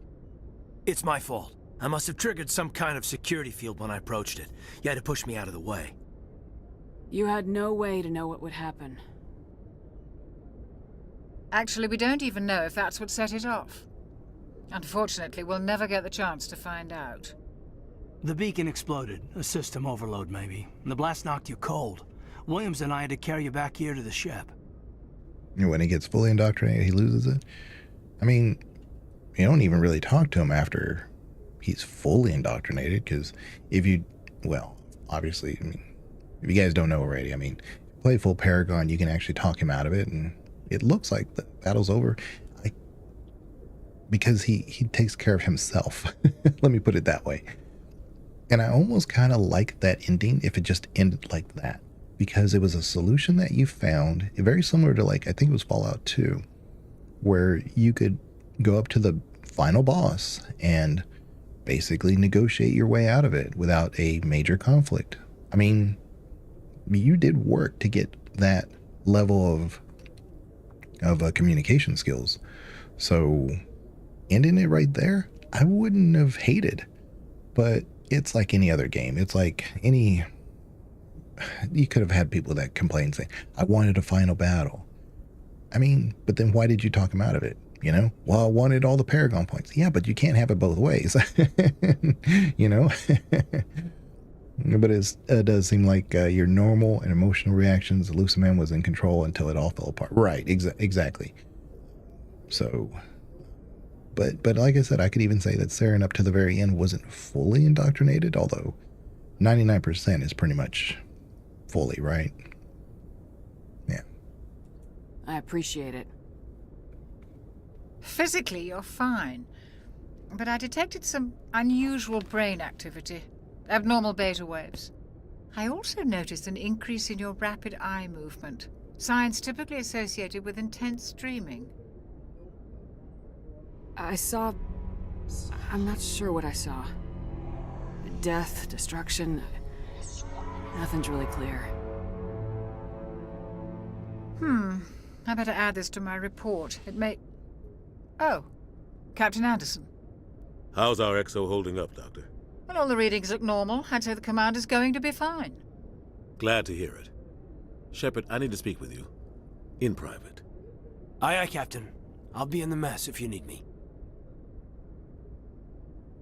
Sounds like that beacon hit you pretty hard, Commander. Are you sure you're okay? I don't like soldiers dying under my command. Jenkins wasn't your fault. You did a good job, Shepard. Did we leave Gunnery Chief Williams back on Eden Prime? I figured we could use a soldier like her. She's been reassigned to the Normandy. Williams is a good soldier. She deserves it. Lieutenant Alenko agrees with you. That's why I added her to our crew. Intel dropped the ball, sir. We had no idea what we were walking into down there. That's why things went to hell. The Geth haven't been outside the Veil in 2 centuries, Commander. Nobody could have predicted this. You said you needed to see me in private, Captain? I won't lie to you, Shepard. Things look bad. Nihilus is dead. The beacon was destroyed and Geth are invading. The Council's going to want answers. I didn't do anything wrong, Captain. Hopefully the Council can see that. I'll stand behind you and your report, Shepard. You're a damned hero in my books. That's not why I'm here. It's Saren, that other Turian. Saren's a Spectre, one of the best, a living legend. But if he's working with the Geth, it means he's gone rogue. A rogue Spectre's trouble.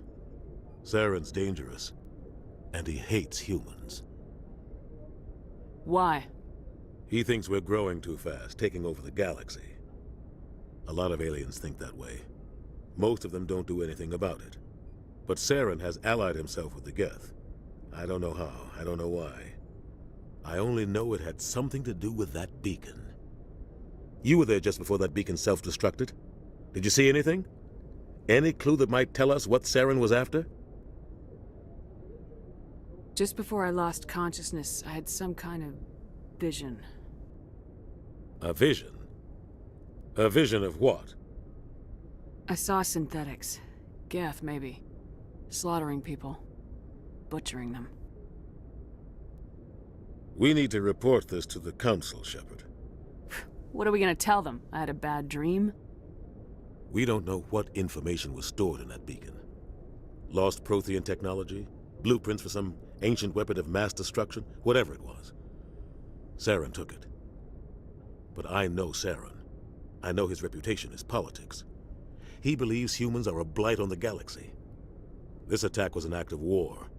He has the secrets from the beacon. He has an army of Geth at his command, and he won't stop until he's wiped humanity from the face of the galaxy. I'll find some way to take him down. It's not that easy. He's a Spectre. He can go anywhere, do almost anything. That's why we need the Council on our side. We prove Saren's gone rogue and the Council will revoke his Spectre status. I'll contact the Ambassador and see if he can get us an audience with the Council. He'll want to see us as soon as we reach the Citadel. We should be getting close. Head up to the bridge and tell Joker to bring us into dock.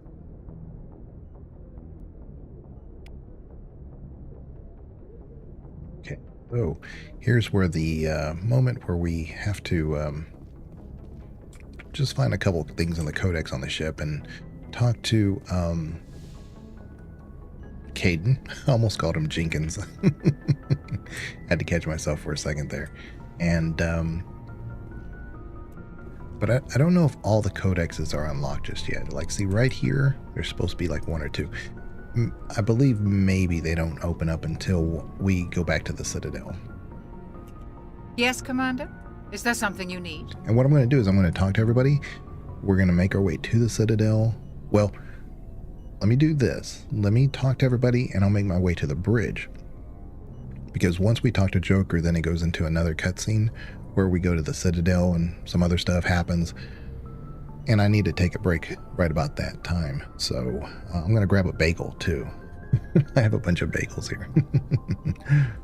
How did you end up serving on an Alliance ship? I enlisted right out of med school. Earth always seemed boring to me. Too safe, too secure. I figured the colonies were teeming with exotic adventure. I wanted to travel the stars, tending the wounds of tough soldiers with piercing eyes and sensitive souls. Turns out military life isn't quite as romantic as I'd imagined. But humanity needs the Alliance if we want to keep expanding through the Traverse, and the Alliance always needs good doctors. So I stayed on to do my part. Ever think you made the wrong choice? Sometimes I think about opening a private practice back on Earth. Or maybe taking a position at one of the new med centers out in the colonies. But there's something special about working on soldiers. If I left the Alliance now, I'd feel like I was abandoning them. What do you know about Captain Anderson? I've served with him for a few tours now. He knows when to let things slide and when to crack the whip. The crew knows he's seen pretty much anything they'll ever run into. And he cares about the people under his command. How well do you know the Lieutenant? I'd never worked with him before this mission. But he has an impressive service record, over 12 special commendations. Tends to keep to himself, though. Maybe because of the headaches. It's not easy being an L2. What does that have to do with it? Well, most biotics now use the L3 implants. Lieutenant Alenko was wired with the old L2 configuration. Sometimes there are complications. What kind of complications? Severe mental disabilities, insanity, crippling physical pain. There's a long list of horrific side effects. Caden's lucky. He just gets migraines. Insanity? Well, we are doing insanity. Maybe we have an L2 implant. I should go. Goodbye, Commander. Now let's talk to Caden. Glad to see you're okay, Commander. Commander, I'm glad to see you're okay. Losing Jenkins was hard on the crew, and I'm glad we didn't lose you too. Things were pretty rough down there. Yeah, you never get used to seeing dead civilians. It doesn't seem right somehow. But at least you stopped Saren from wiping out the whole colony. I couldn't have done it without you. We're Marines. We stick together. And I'm just sorry that we lost Jenkins. Yeah, I wish I could have done something to save him. I was there. You did everything right. It was just bad luck. It's been a hell of a shakedown, Cruz. Our first mission ends with one Spectre killing another. The Citadel Council's not going to be happy about that. Probably use it to lever more concessions out of the Alliance. You've got a good grasp of the situation. You a career man? Yeah, a lot of biotics are. We're not restricted, but we sure don't go undocumented. May as well get a paycheck for it. Besides, my father served. I made him proud when I enlisted. Eventually. But is that why you're here? Because of your family? I was a regular Navy brat. I got a little more noteworthy than the folks expected. Oh, that's right, the Blitz. I imagine that bought you any post in the fleet. Word is we're heading for the Citadel, ma'am. Can you, tell me why? The captain hopes the ambassador can get an audience with the council. Tell them what Saren's been up to. Makes sense. They'd probably like to know he's not working for them anymore. Whatever happens, we'll be ready, Commander. Alright, so that gave us a couple of Paragon options there. All right, let's talk to Ash. I don't think there's anything to unlock with her. It's just conversation. I'm glad you're okay, Commander. The crew could use some good news after what happened to Jenkins. Jenkins was a valuable part of this crew. Part of me feels guilty over what happened. If Jenkins was still alive, I might not be here. You're a good soldier, Williams. You belong on the Normandy. Thanks, Commander. That means a lot from you. I've never met anyone who was awarded the Star of Terra. Things were pretty rough down there. Are you okay? I've seen friends die before. Comes with being a Marine. But to see my whole unit wiped out, and you never get used to seeing dead civilians. But things would have been a lot worse if you hadn't shown up. We couldn't have done it without you, Williams. Thanks, Commander. I have to admit, I was a little worried about being assigned to the Normandy. It's nice when someone makes you feel welcome. I think you're gonna fit in here just fine, Williams. Thanks, Commander. Oh, we did. We did get 2 Paragon points. Okay. Yeah, so it's always worth it to talk to people early on. Go speak to Joker when you're ready. Yeah, okay. Tell him to bring the Normandy into dock. Okay. I think that's it. I don't think Presley says anything new. We can check. But yeah, before I talk to Joker, I'm going to take a quick break, refill my drinks. I have a whole bunch of water here, and I'm about halfway done with it. Be probably in my best interest to go ahead and refill it. I'm glad you're okay, Commander. Losing Jenkins was hard enough on the crew. I think if you try to open the map here, it just basically does the Joker thing. So we're going to go over here. And, you know, we've been almost, we are at 2 hours on the stream, but we've said before that Mass Effect 1, the story, if you can burn through it really, really fast. But that's not what I'm trying to do. I'm trying to play it, well, when you play on Insanity, it's really hard to burn through the story really fast because you don't have the XP, the HP, the bunch of stuff that you need for endgame. So we're going to have to just, you know, go through it. So I'm going to go through each dialogue and hopefully make it as efficient as possible when we go through character progression. There's a lot of people that you'll meet on the Citadel that if you don't meet them at the time, of course, you'll have to backtrack and, you know, you may meet their accomplices or whatever in another planet and then have to come back to Citadel and talk to them about it. So if we can just get it all done at one time, it might be the best. But we'll see. We'll see. I'm going to save right here. I might do a hard save. Yeah. And then we'll talk to Joker. But in the meantime, let me put it on one of my Be Right Back screens. I think it's Mass Effect 2, so let me do that.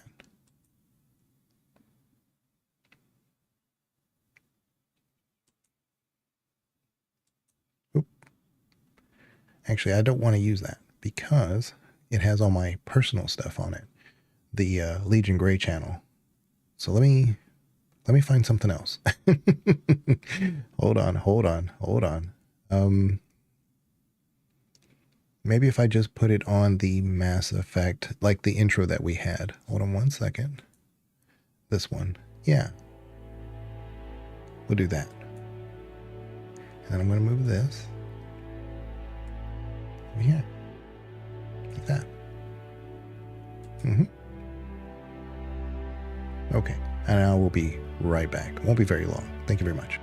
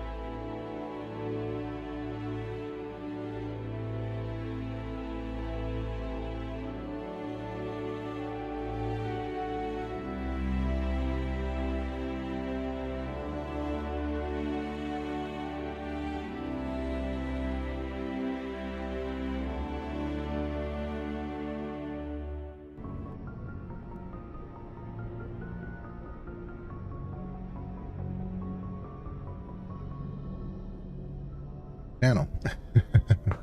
I put it on the wrong scene. All right, give me 1 second.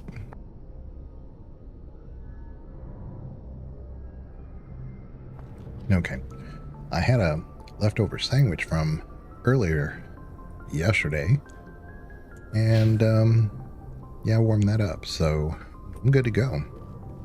Let's get this going. Good timing, Commander. I was just about to bring us into the Citadel. See that taxpayer money at work.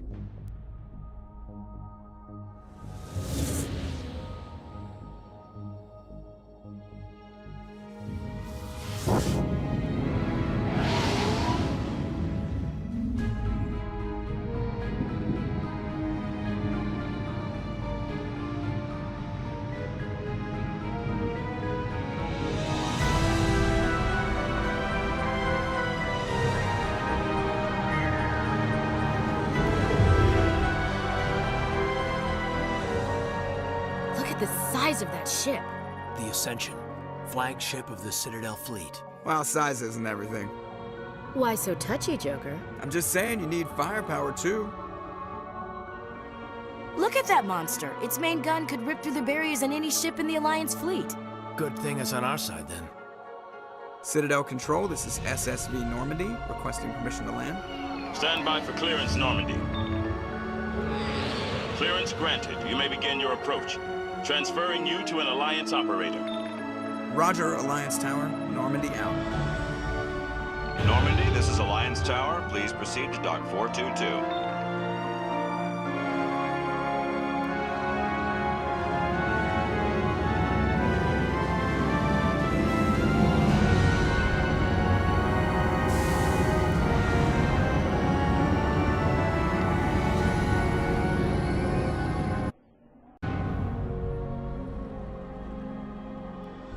This is an outrage! The Council would step in if the Geth attacked a Turian colony? The Turians don't found colonies on the borders of the Terminus systems, Ambassador. Humanity was well aware of the risks when you went into the Traverse. What about Saren? You can't just ignore a rogue Spectre. I demand action! You don't get to make demands of the Council, Ambassador. Citadel Security is investigating your charges against Saren. We will discuss the CSEC findings at the hearing, not before. Captain Anderson, I see you brought half your crew with you. Just the ground team from Eden Prime, in case you had any questions. I have the mission reports. I assume they're accurate? They are. Sounds like you convinced the Council to give us an audience. They were not happy about it. Saren's their top agent. They don't like him being accused of treason. Saren's a threat to every human colony out there. He needs to be stopped. The Council has to listen to us. Settle down, Commander. You've already done more than enough to jeopardize your candidacy for the Spectres. The mission on Eden Prime was a chance to prove you could get the job done. Instead, Nihilus ended up dead and the beacon was destroyed. That's Saren's fault, not hers. Then we better hope the CSEC investigation turns up evidence to support our accusations. Otherwise, the Council might use this as an excuse to keep you out of the Spectres. Come with me, Captain. I want to go over a few things before the hearing. Shepard, you and the others can meet us at the Citadel Tower, top level. I'll make sure you have clearance to get in. And that's why I hate politicians.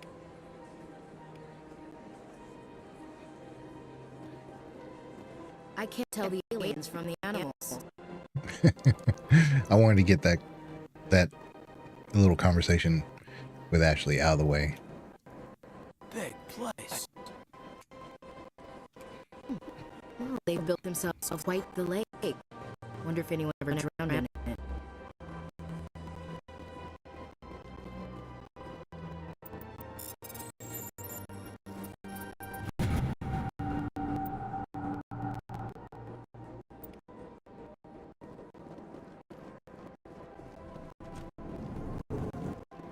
Okay, so now we kind of get into the whole conversation with everybody, just so we can unlock. It does give you XP for a lot of stuff, so we do need that, and we need to unlock some Paragon. Basically, just need to do a whole lot of things. So we're 108 experience points from level 3. We already have some Paragon here. We have no Renegade. But yeah, we should be able to unlock. Already we have a 2% discount at stores. Not that we need that. But yeah, I need to put something in. It gave us electronics by default, by the way. But yeah, I would need more until I get to Tally. But I'm going to put it really mainly in decryption and our engineer and charm. So those are going to be our focuses. And yeah, that's why we want to talk to everybody. Hello there, human. Sincere apology, but I am here on business and cannot be distracted right now. You seem distressed. Is there something I can do to help?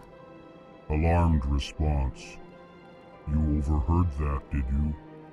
This is all going so wrong, and it is the Asari consort's fault. She's the one who started all this. What did this Asari do to get you so upset? I cannot speak more about this problem. It is too sensitive. Suffice it to say, she has compromised my authority as a diplomat. Where can I find this Asari consort? She is across the bridge from here. Her offices are easy enough to spot. Good day, human. EarthClan, you are in the wrong place, I think. Your ambassador is next door in the large office. Chastising remark. Don't be so rude, Din. At least introduce yourself. I am Din Korlak, Volus ambassador. Is there something I can do for you, EarthClan? What is this place? You are in the embassy for the Volus and the Elcor. Your ambassador is next door, in his own office. In this shared space, I aid my fellow Volus when I'm not being interrupted. I'd like to know more about the Volus. I'm sure our history and culture would bore you, EarthClan. Actually, I would like to know more about your history. My people came to the Citadel shortly after the Asari and Solarians had discovered it. We were instrumental in establishing a standardized galactic economy. However, despite our long association with the Citadel and our many contributions to galactic society, we still do not hold a seat on the Council.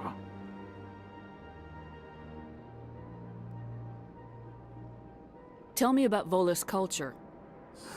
We are tribal by nature, but our ways are not violent.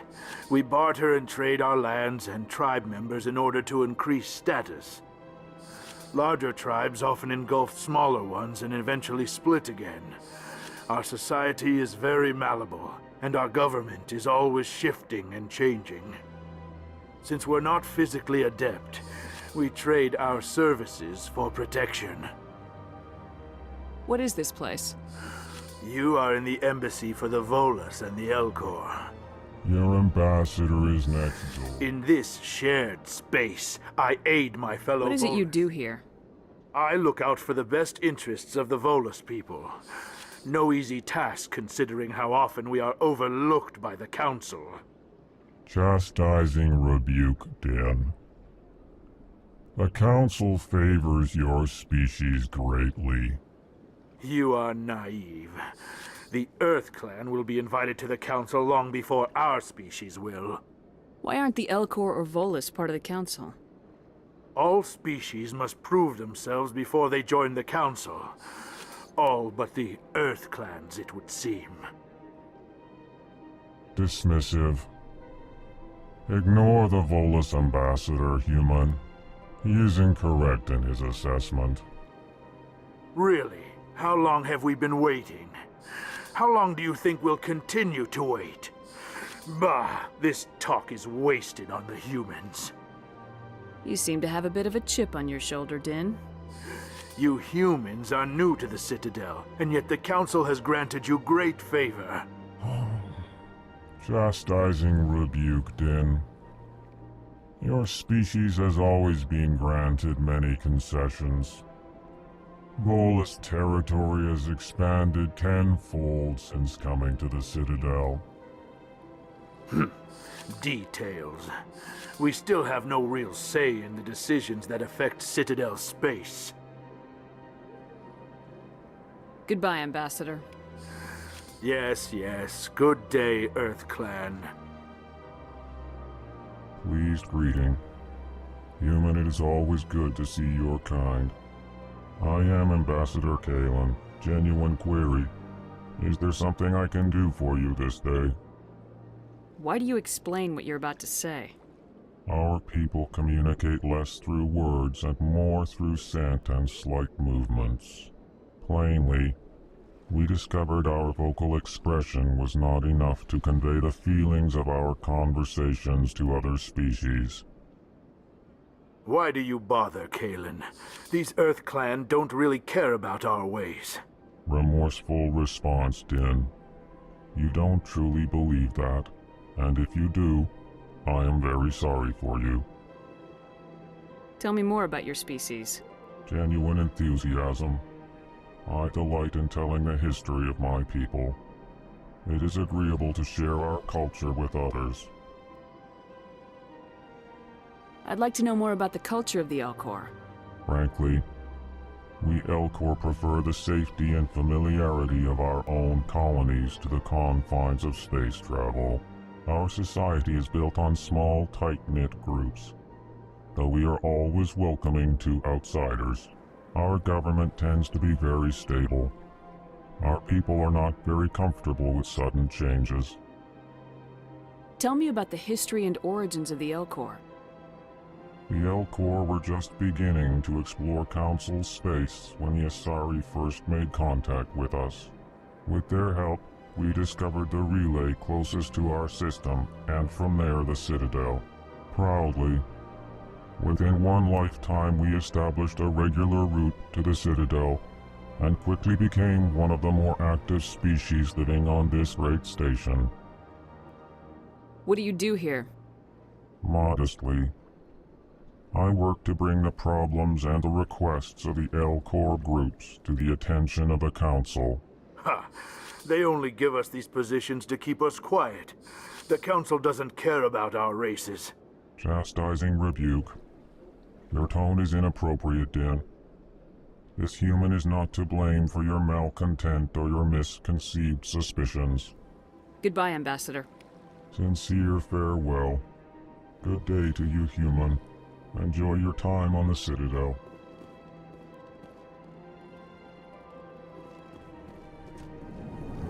Okay, so not all conversations are going to drag on like that, but hold on. It's not open yet. Earbuds acting up. Hold on.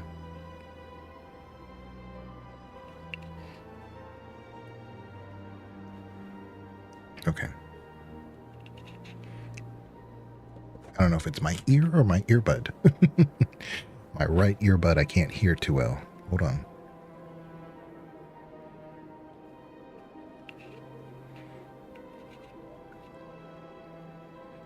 Okay. I don't know.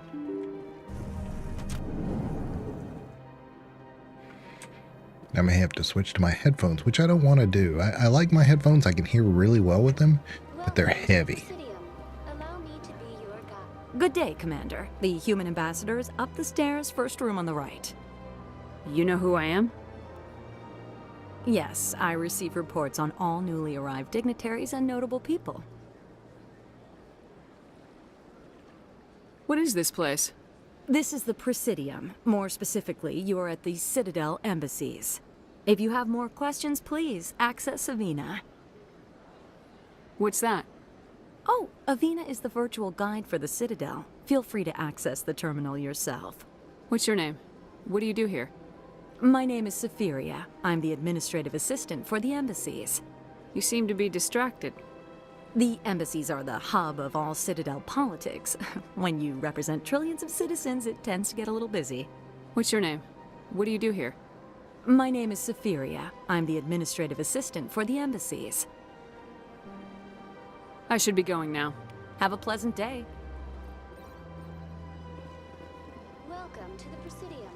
Allow me to be your guide.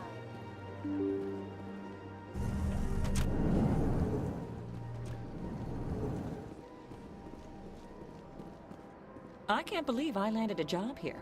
This place is fantastic.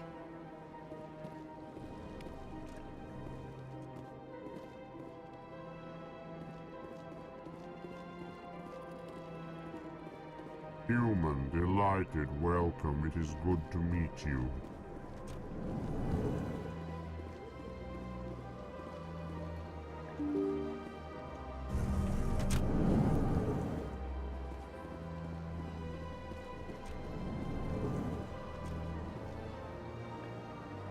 So I'm on two sides of the fence here. I kind of want to talk to Palin because he's here and it's... Well, you know what I'll do? I'm going to go access his terminal. And then I always like to come back here with Garrus, but he doesn't really say much more with Garrus, although he should.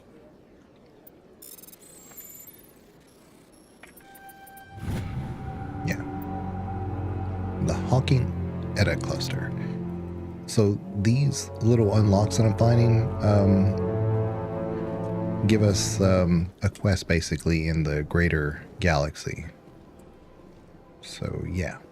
Don't believe the rumors. The consort would never reveal her secrets. Of course she would. She'd be tossed out the nearest airlock if she did. I suppose. Besides, Nick, the consort's nothing like the girls back on the colonies. She's... All right. Feel like we have a good start to the Discord? Oh, okay, good. We can always add channels and roles if we want. Sure. Is that if it's possible to link it here, go ahead and link it in our in the chat. Ha! What do you want? Oh, Commander. Is there something I can do for you? Relax, Private. This isn't an inspection. Right, sorry. What can I do for you, Commander? What can you tell me about the Asari consort? Well, she's an Asari who works here as... That is, she helps people with things. You never went to see her, did you, Fredericks? No, I never did. I couldn't afford it. It costs half a year's credits just to go in and talk to her. Can you at least tell me where I can find her? Sure. She's across the bridge from the embassies. Thanks, kid. Have fun. Try not to get into too much trouble. I will. Have fun, that is. It's still the same link I shared earlier. Oh, okay. Okay, sorry, I did. Sometimes, well, me and Banana do DM each other, so sometimes I can't tell what's a chat versus a DM or whatever, so. Still on screen for you? Okay, very good. I don't have time to talk now. I'm very busy. It's not like Twitch. Twitch does give you the opportunity to pin things, but whatever. Hello, Commander. Can I get you something? You know who I am? Your arrival created a bigger-than-average stir among the diplomats and hangers-on around here. There's always something new happening around here. I could fill you in on some points of interest if you'd like. What's going on around here? Well, you found the embassies, not much going on here. Across the bridge, you'll find the bank, the Emporium, and Shaira's. If you haven't heard of her, you soon will. If you need supplies, you can try the markets one level below. For entertainment, I'd try Flux or Cora's Den. What is Shaira's? The consort, she entertains clients who can afford her services. Most of the diplomats and ambassadors have visited her at one time or another. She's a very powerful woman, but also very respected. Tell me about Flux and Cora's Den. Well, Flux has gambling and dancing, certainly more lively than this place. Cora's Den, on the other hand, well, let's just say it's livelier and deadlier, all at the same time. Goodbye. Goodbye. So long, Commander. Have a pleasant day. And of course, there's a little keeper over there, but we don't have the quest yet to tag him. This place seems strange. Wish there were more humans around. Yeah, I'm gonna wait to... You know what? Let's just talk to him. It's fine. Commander Shepard, I didn't expect to see you here. Did Ambassador Udina send you? Have we met before? No, but I know you well enough. I'm Executor Palin, head of CSEC. It's my job to know when someone like you arrives on the Citadel. Was there something you needed, Commander? I get the feeling you're not too fond of humans. No, I just don't trust your kind. Not yet. You humans are eager to take all the power you can get, and you're being given a lot. If the Council wants to make humanity their new favorite pet, that's their business. But I don't have to like it. The Council treats us like second-class citizens. We have to fight for everything we get. Good. Then fight for it. But don't expect the rest of us to just sit back and let you take it. I'm a busy man, Commander. Are we done here? What do you know about the Spectres? They're the right hand of the Council, or so they like to be called. More like the underhanded side of the Council. What do you have against the Spectres? I can't abide any organization that considers itself above the law. Especially when it's left up to each individual Spectre to decide when and how to bend the rules. Sometimes you have to bend the law to keep people safe. I've been with CSEC for 30 years. I've never had to break the law to do my job, not once. Yeah, right. You expect us to believe none of your officers are corrupt? There are over 200,000 CSEC agents. Some of them are going to be bad. But we don't turn a blind eye to corruption like the Spectres do. We do our best to find and punish any officer who breaks the law. Spectres? They'll never come under that kind of scrutiny. The galaxy needs people like that. People who do the dirty jobs. I agree. But they need to be held to a higher standard. They need to be accountable. Saren's out of control. We both know that. But because he's a Spectre, the Council doesn't want to do anything about it. Is that the kind of person this galaxy needs? Yeah, so Executive Palin and most people, I would say, not everybody, but most people would probably be on the same side of what he's saying. But it's really kind of hard to argue for him because we're coming from a kind of a unique perspective. But it's kind of a tragedy that you can't have a different conversation with him once you are a Spectre. I think that would have been kind of neat. But not all Spectres are like Saren. True. But the potential is always there. Tell me about CSEC. CSEC provides necessary police and security services throughout the Citadel. We're a civilian government agency, though many of our members have had military training. Of course, as the CSEC representative to the Council, I spend most of my time liaising between the two. Tell me about your investigation into Saren. Sorry, Commander. I don't make a habit of giving out details about ongoing investigations. I'll be going now. Goodbye, Commander.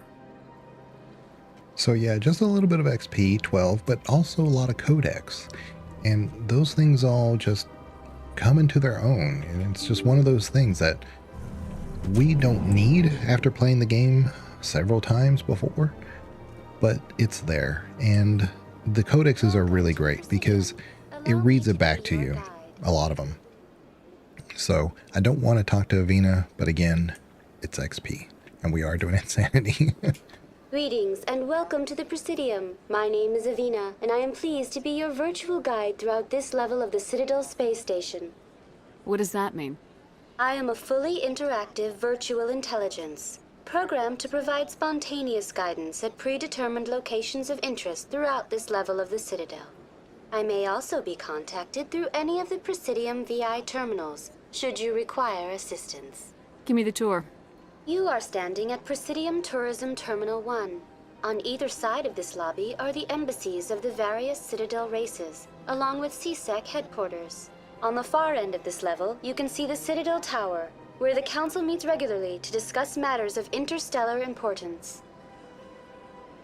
What can you tell me about the Citadel Council?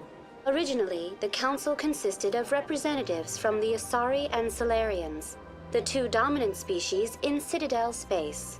Roughly 1,304 galactic standard years ago, Turians were invited to join the Council in recognition of the role they played during the Krogan Rebellion. Since then, the three Council races have worked together to ensure the peaceful coexistence of the galactic community, while preserving individual autonomy for each species. So one thing to note about that is that the Solarians and the Asari, who first found the Citadel, the Volus came shortly after that, or right about the same time.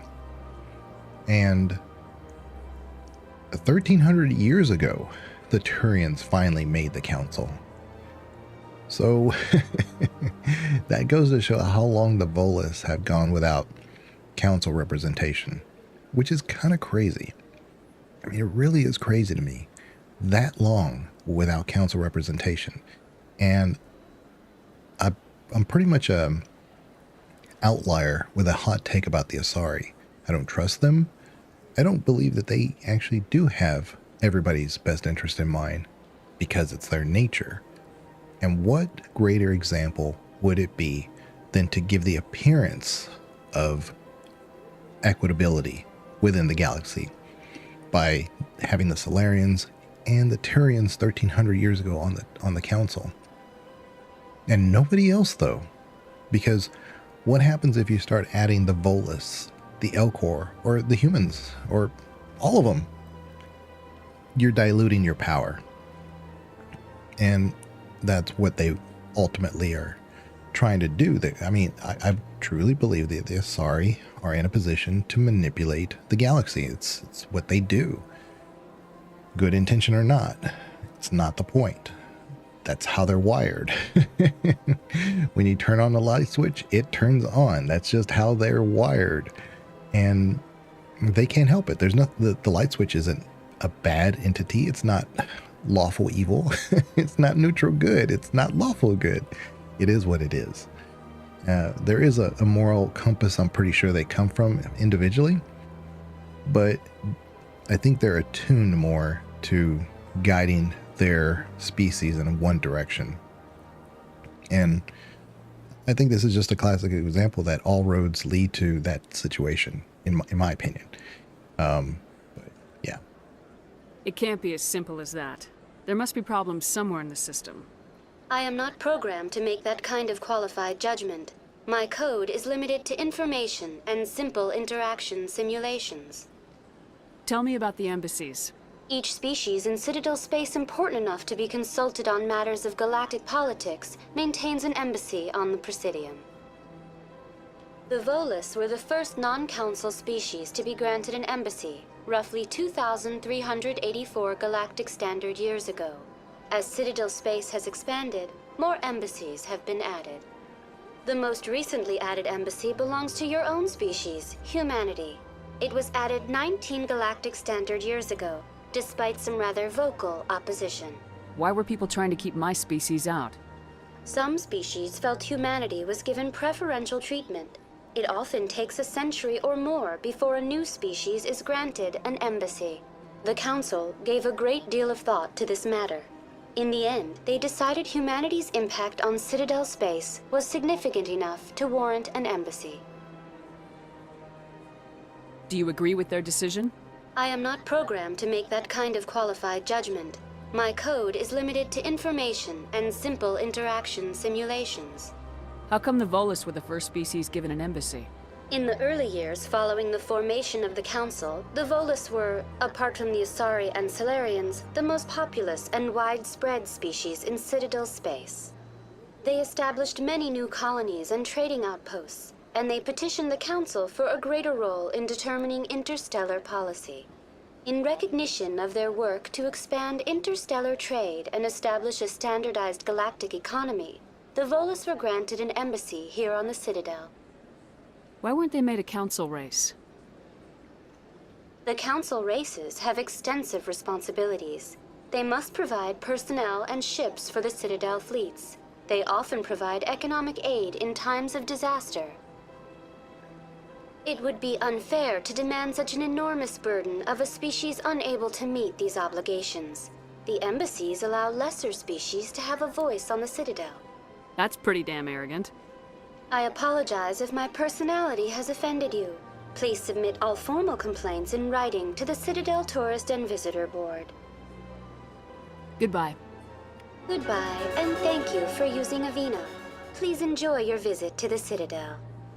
So Avina looks like an Asari, programmed to think a certain way, to just answer basic questions, but still throws out lesser species. And my point here is that I think it's all designed to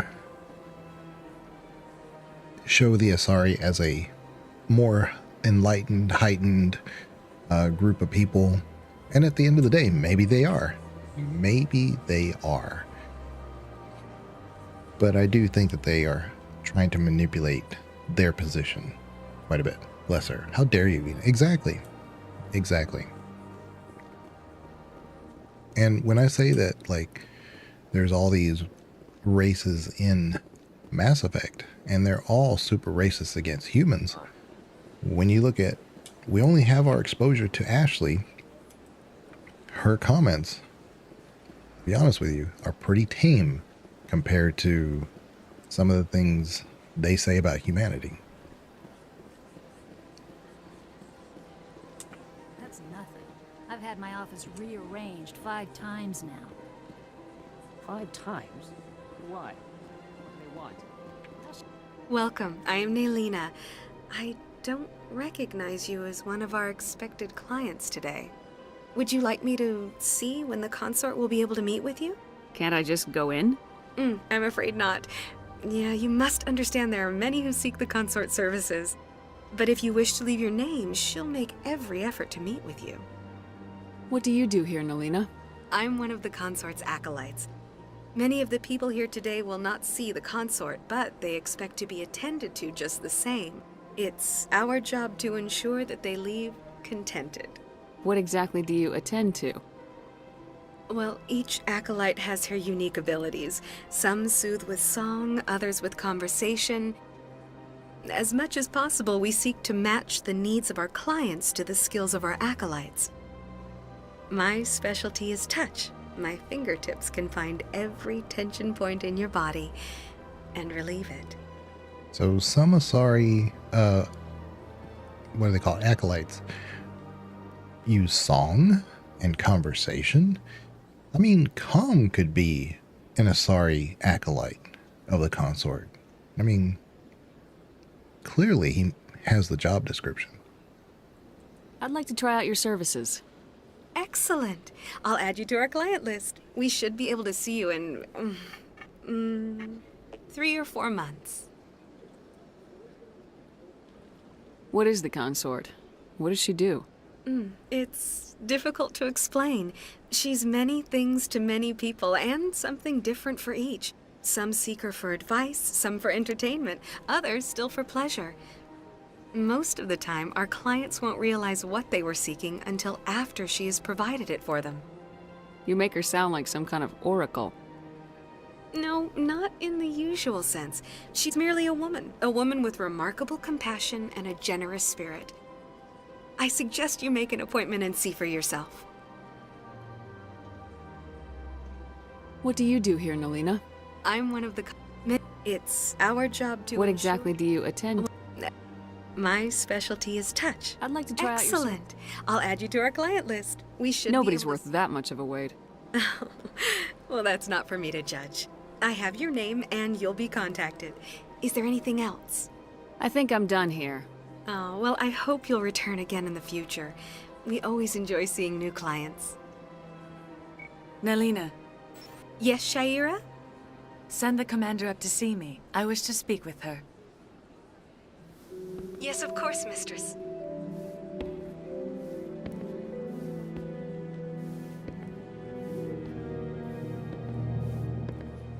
Huh. It appears the consort has taken notice of you. She'd like to meet with you now. What does she want to see me for? I don't know. You'll have to ask her yourself. Just head upstairs. She'll be waiting for you.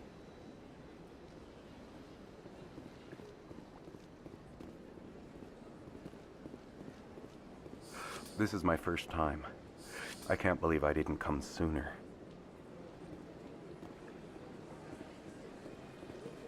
You're with the Alliance? My brother's a private back on Earth. The consort is a wonderful person. She has quite a gift.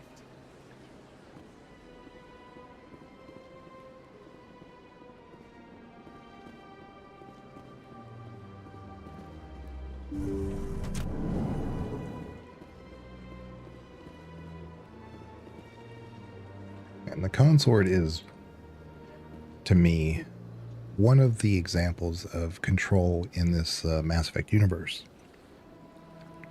She's on the Citadel and she basically controls a lot of information. She's not an information broker, but she manipulates the will of those who people want the information from, you know? So it's like, it always to me, it always comes back to control. In the way she has these acolytes talking about her, it's almost like a cult. And the way that the patrons come in, like they're always needing to see her, like they desire her greatly. Yeah, it's about control. I've always liked that human attendant's voice. Oh, it's interesting. That is close enough, Commander. I've heard a great many things about you since your arrival here in our Citadel. What exactly do you do? That depends on your needs. I offer advice to some, comfort to others. I have a certain problem that could use your expertise. Maybe I can help. I have a friend, Septimus, a retired Turian general. I won't discuss the details, but he wanted me to be more than I could be. We had a falling out. Now he spends his days in Cora's den, drinking and spreading lies about me. If you would speak to him as a fellow soldier, I believe he will listen to you and let the matter be. What happened between you? I respect his privacy too much to go into the details. If he wishes to tell you what happened, that is his prerogative. What exactly do you want me to tell him? Appeal to his sense of honor. Remind him of his position as a general. If you can convince him to stop spreading lies about me, I would be very grateful. Now I must ask you to take your leave. I have many clients waiting to see me. Well, all right. But like I said, I'm going to do this in a certain order so that way we're not backtracking and a bunch of other things. You're with the Alliance? My brother's a private back on Earth. I think she's the same voice as one or two soldiers on Novaria. This attendant right here. Take a seat if you like. It may be a while. Yeah. Yeah, not the ones that you meet at the front, like Mayako and the other one, but I think the ones that you meet closer to the dock area. I see even the humans find the consort irresistible. I'll have to keep it in mind.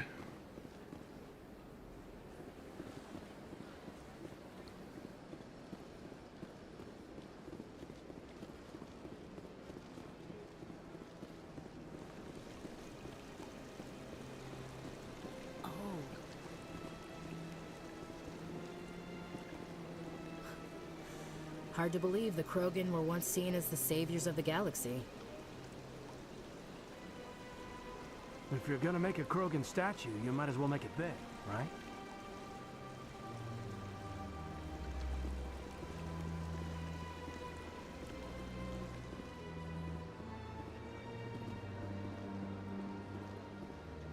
Ah, human. This one is greatly pleased to see you here in my decadent emporium.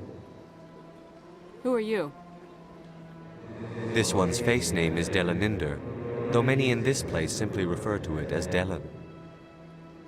Please take time to examine the fine goods it has for purchase, all of great worth. Why do you refer to yourself as this one and it? For the same reason that humans are so inquisitive. It is part of our culture. Specifically, Hanar only refer to themselves in the first person with family or intimates. And we rarely do so with other species. It is just our way. Yeah, he says something really interesting. He says, for the same reason that humans are inquisitive. And he's not making a derogatory statement. He's saying it's because it is just our way. So the Asari, it is just their way to manipulate. That's what I've been saying. Who are you? This one's face name is Delaninder, though many in this place simply refer to it as Delan. Please take time to examine the fine goods it has for purchase, all of great worth. What exactly do you sell? Only the finest and most luxurious items that credits can buy. This one is able to procure almost any item the human would desire, for a price, naturally. You can get different codex entries and experience by talking to Avina at different locations, right? I don't know. Because you can ask her at the very beginning about the different locations. But it may be different, like if you're in CSEC. Because you're not in that immediate area to ask about what's here, you know? Because although she does talk about it, she doesn't say what's immediately, you know, right there. So that could be true. I can give it a shot. I'd like to see these rare and wonderful items. Oh, this one is pleased to do so, human. You will not be disappointed.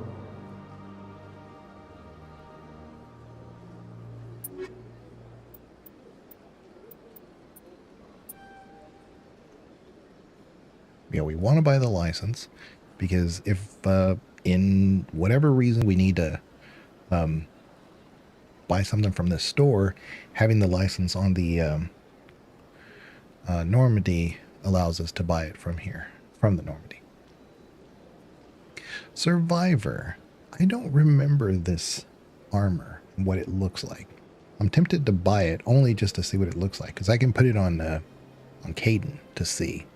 But that black and yellow kind of looks interesting. We know about the Liberator.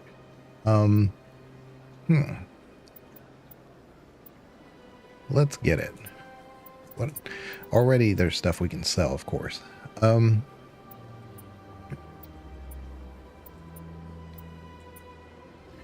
Oh, did I buy... was that a heavy armor? I think I may have bought heavy. I thought it was a light armor. Hold on. Hold on. I'm going to keep another combat sensor. We're already in that point where I should be selling some things. Because the inventory is pretty bad. I think Tom mentioned this before. The inventory is pretty bad in Mass Effect 1. But it's fine. I didn't know I had this. I'm going to hold on to that.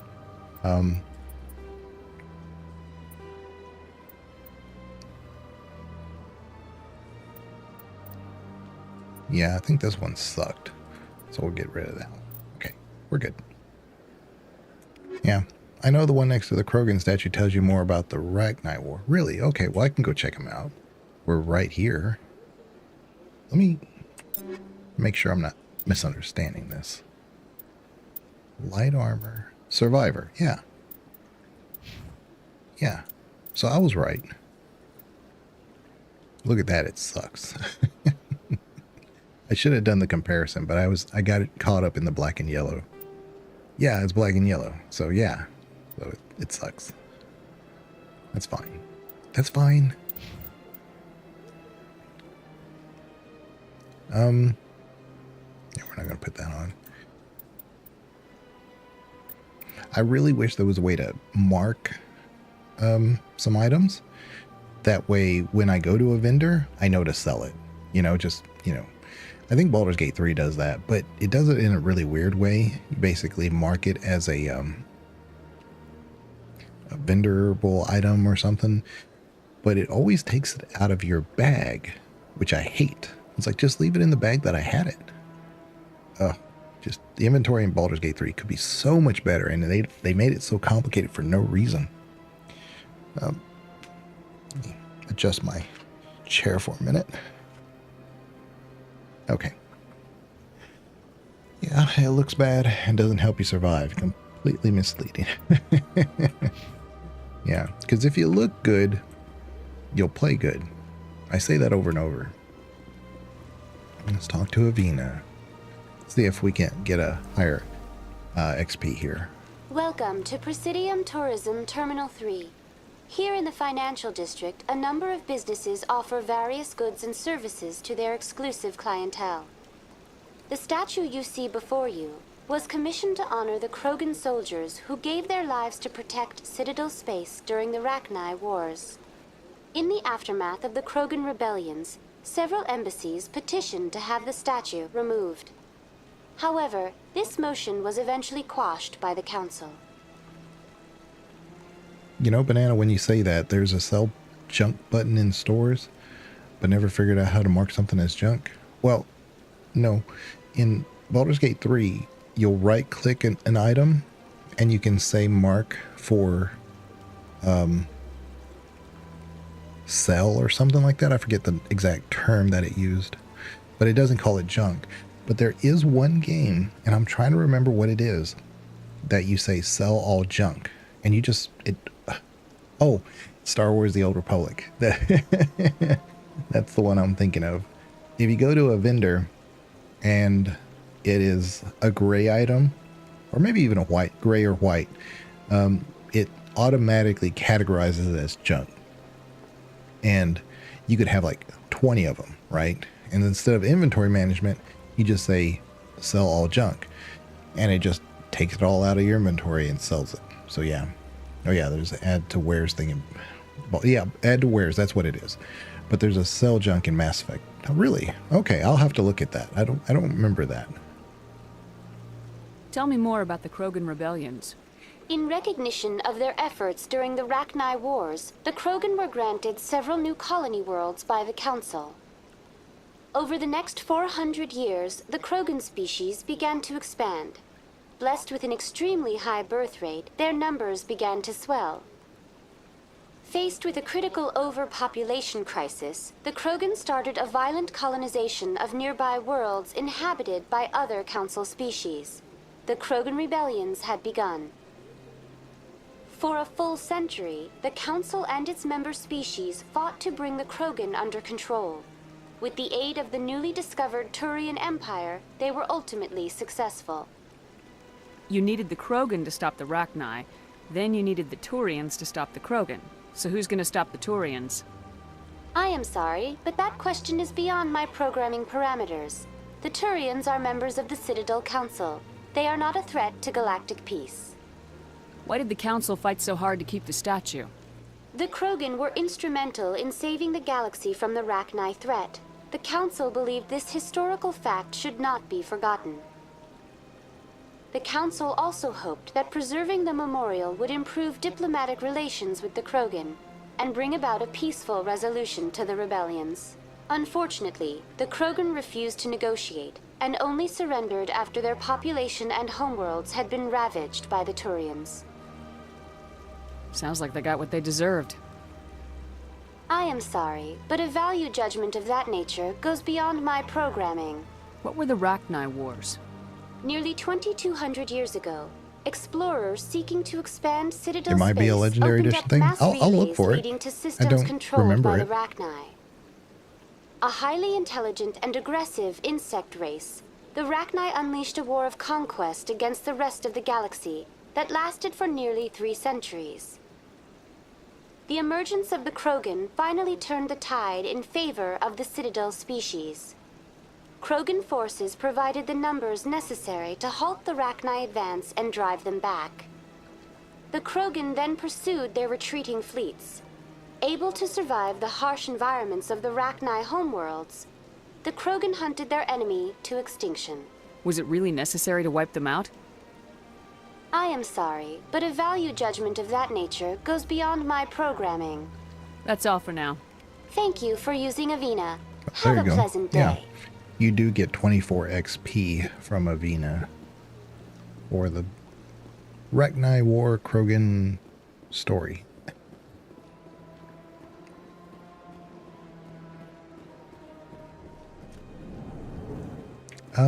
Barlavon. Yeah, he's definitely my favorite Volus. I like Barlavon. But I'm trying to remember if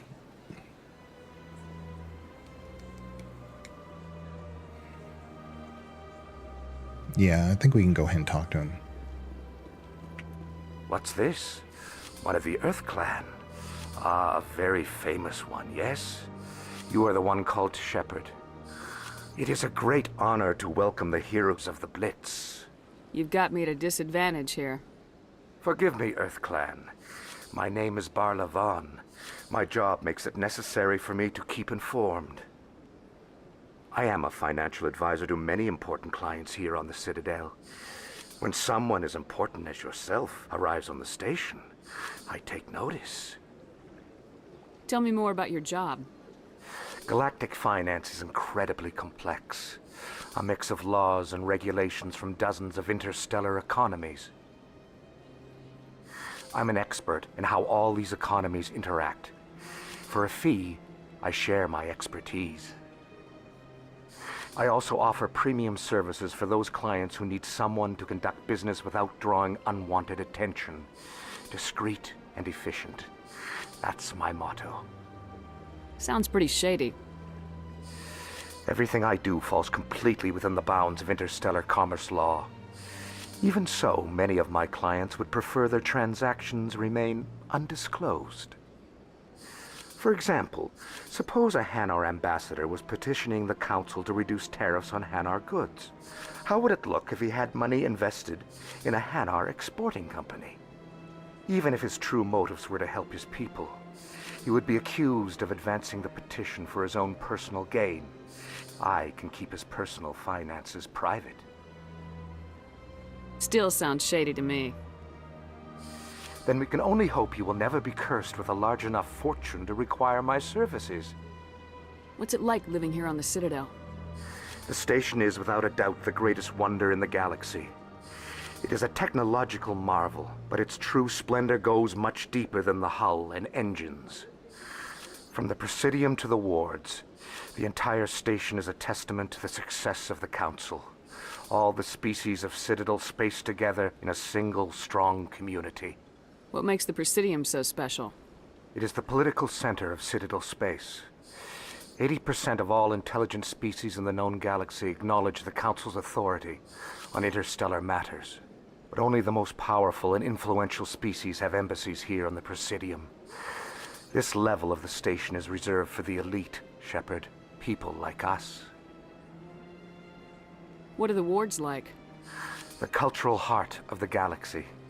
They pulse with the lifeblood of millions of citizens from dozens of different species. You never know what you'll find down in the wards, Commander. It's always full of surprises. Fortunately, most of them are pleasant.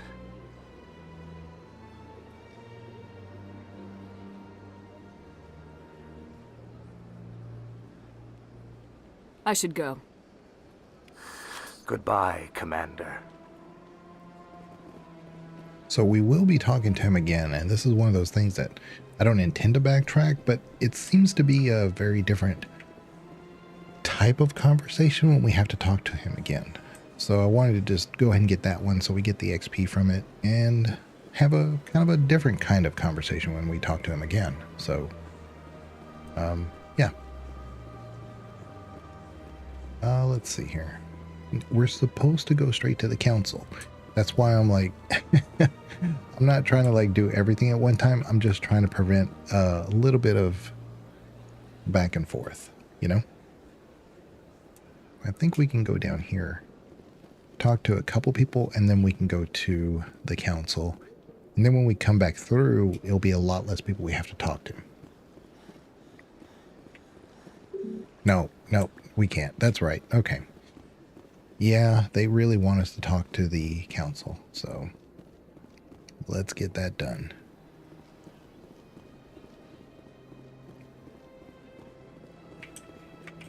Where'd it go? There it is.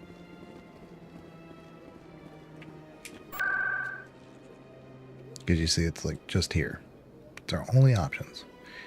We've been here. We've been here. We've been there.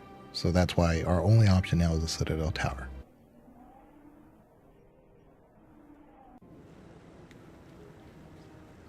All right, let's, and you know, I've always said, like, if they're going to make a Mass Effect movie or Mass Effect series, start with Garrus. You know, it'd be like the Adventures of Garrus or something. the CSEC officer. And all his like little exploits or whatever he would have done, like it could be whatever. It could be a really neat like little detective series or whatever, just for one series or one movie. And it's just about Garrus doing that. And then it would end with him going up to this other Turian talking about Saren. And then in the background, Shepard walks up. And that's basically where it would end. And I would love that, because that would be a great introduction into the Mass Effect universe. Because if you start with Shepard, you're going to have to do all this like backlog and lore and a bunch of, and you never really get going. And so it's going to seem like everything's rushed, because it has to be. If you do all that in a Garrus series, it's okay. Saren's hiding something. Give me more time. Stall them. Stall the Council? Don't be ridiculous. Your investigation is over, Garrus.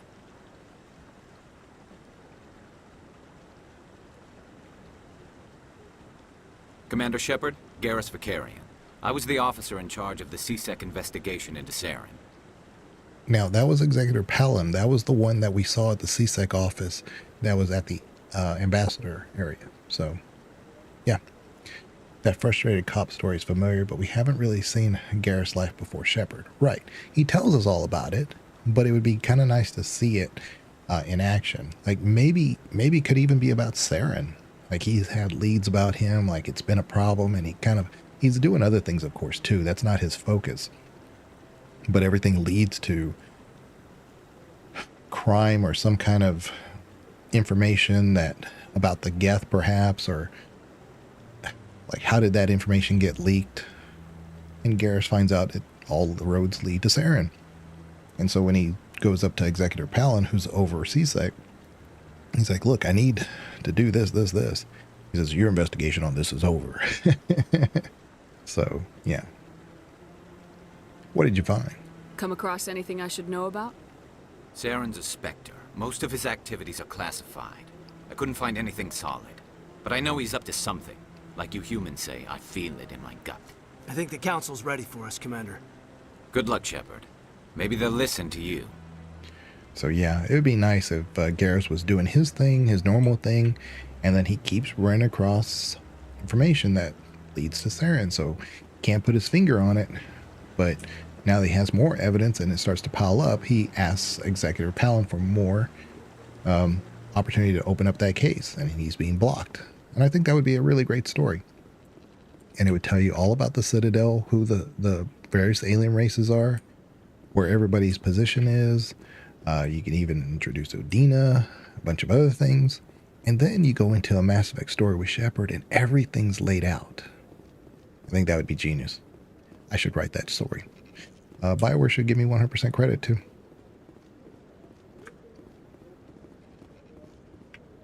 The hearing's already started. Come on.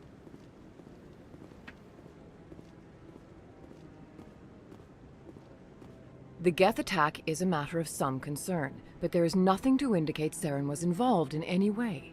The investigation by Citadel Security turned up no evidence to support your charge of treason. An eyewitness saw him kill Nihilus in cold blood. We've read the Eden Prime reports, Ambassador. The testimony of one traumatized dock worker is hardly compelling proof. I resent these accusations. Nihilus was a fellow Spectre and a friend.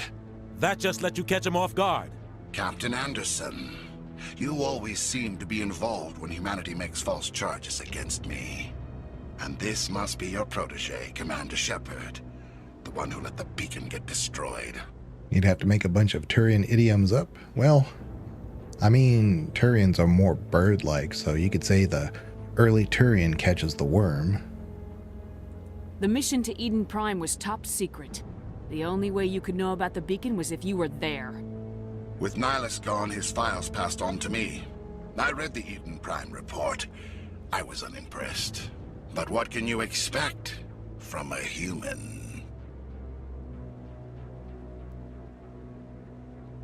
You can expect me to kill you the next time we meet. Your species needs to learn its place, Shepard. You're not ready to join the Council. You're not even ready to join the Spectres. He has no right to say that. That's not his decision! Shepard's admission into the Spectres is not the purpose of this meeting. This meeting has no purpose. The humans are wasting your time, Counselor. And mine. You can't hide behind the Council forever. There is still one outstanding issue. Commander Shepard's vision. It may have been triggered by the beacon. Are we allowing dreams into evidence now? How can I defend my innocence against this kind of testimony? I agree. Our judgment must be based on facts and evidence, not wild imaginings and reckless speculation. Do you have anything else to add, Commander Shepard? You've made your decision. I won't waste my breath.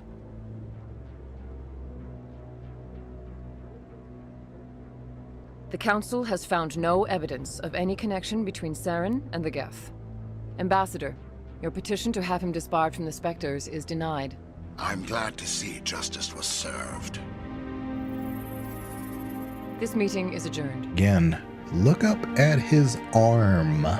He's got a Geth arm, and you're saying there's no connection between him and the Geth. It was a mistake bringing you into that hearing, Captain. You and Saren have too much history. It made the Council question our motives. I know Saren. He's working with the Geth for one reason. To exterminate the entire human race. Every colony we have is at risk. Every world we control is in danger. Even Earth isn't safe. Tell me about this history between you and Saren. I worked with him on a mission a long time ago. Things went bad. Real bad.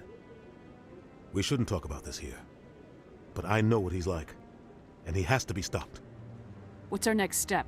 As a Spectre, he's virtually untouchable. We need to find some way to expose him. What about Garrus, that CSEC investigator? We saw him arguing with the Executor. That's right. He was asking for more time to finish his report. Seems like he was close to finding something on Saren. Any idea where we could find him? I have a contact in CSEC who can help us track Garrus down. His name is Harkin. Forget it. They suspended Harkin last month, drinking on the job. I won't waste my time with that loser. You won't have to.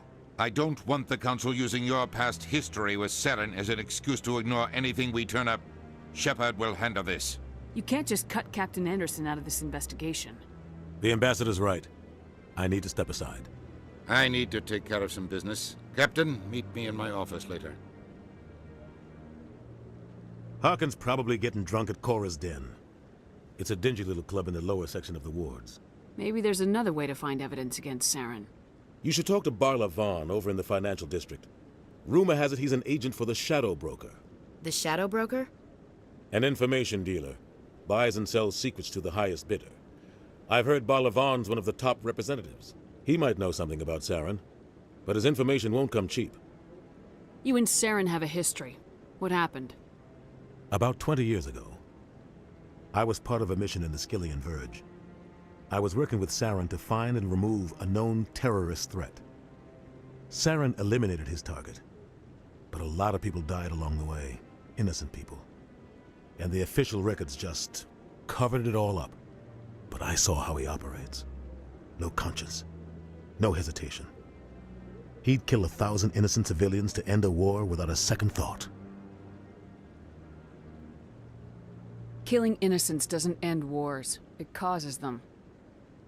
I know how the world works, Commander. Sometimes you're forced to make unpleasant decisions. But only if there's no other way. Saren doesn't even look for another option. He's twisted, broken. He likes the violence, the killing. And he knows how to cover his tracks. Our ambassador doesn't seem to get along with the Council. He's just frustrated. The Council's always preaching that we need to be part of the galactic community. But for them, it's a one-way street. They want us to expand and settle unstable regions like the Skillian Verge and the Attican Traverse. But when we run into trouble, they don't want to help us out.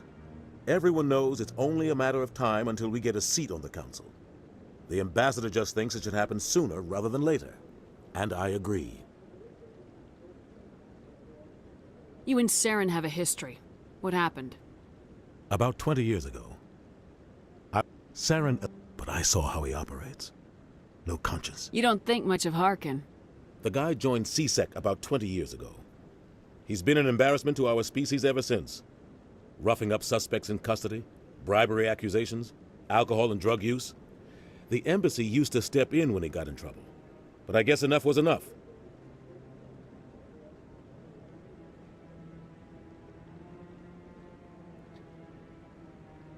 You hate how the closest Udina gets to being respectable is the beginning of ME3? Yeah. I mean, yeah. I know what you're talking about. Like when you're in his office and he's like, yeah, I had contacts on Earth, but I can't focus on that. I have to focus on this. Yeah, he becomes more diplomatic at that point. But again, you know, everybody who becomes indoctrinated tends to be a little bit more focused, and maybe Udina's, you know, true spirit is buried underneath all that desire to climb the ladder, you know? But yeah. I want to know more about the Spectres. They're not your typical government agency. They tend to work alone, behind the scenes. They take care of problems the Council can't. It's not easy preserving peace across an entire galaxy. The Council prefers to use diplomacy and negotiation. But sometimes more extreme measures are needed. How do they decide who becomes a Spectre? You can't just apply to join. There's no training program. Spectres aren't made. They're born. The Council's always looking for exceptional individuals. People who can get the job done, like you. They've been watching you for years. They see something in you. They want you on their side. Yeah. Nihilus was supposed to give them a final recommendation, but with him gone, things are still up in the air. Of course, I'm not speaking for everybody. I sometimes only speak for myself because it seems like I have a lone opinion on this, but I don't believe Shepard is just human. I do think Shepard is superlatively human. The next generation of humanity. When Anderson says Spectres aren't made, they're born. That says a lot to me. Now, that sounds like just a line. It almost like, oh, you know, it's something inside of you is causing you to become great. Well, yeah. Let's not overcomplicate this. They want Shepard, and despite calling out their best Spectre, they still want Shepard underneath it all. Mm-hmm. What's their command structure like? There is no command structure. Each Spectre answers directly to the Council. Sometimes they're sent on specific missions. Other times, they act on their own. They tend to operate outside the law, do whatever it takes to accomplish their goals. The Council just turns a blind eye. Spectres have a lot of power, Shepard. They sound like shadow operatives. Everything about them is classified. We don't even know how many there are. The latest Alliance estimate puts their numbers under 100. But the Council couldn't do its job without them. They're the Citadel's top agents, the last line of defense, the final option before open war. The entire galaxy respects and fears them. If a Spectre shows up, you know something big is about to happen. What happens when a Spectre goes rogue, like Saren? It doesn't happen often. The Council is careful when they select their candidates. But when something does go wrong, there's usually only one solution. Send another Spectre to bring the rogue agent down. Tell me about Bar Lavan. He specializes in moving large sums of money without leaving a paper trail. A financial genius, doesn't do anything illegal, but he knows all the loopholes. He's got an impressive client list. Ambassadors, diplomats, Spectres. That's probably why the Shadow Broker uses him. You and Saren have a history. What happened? About 20 years ago. But I saw how he operates. No conscience. Tell me more about the Shadow He's a necessary evil of galactic politics. Buying and selling information is a part of the game.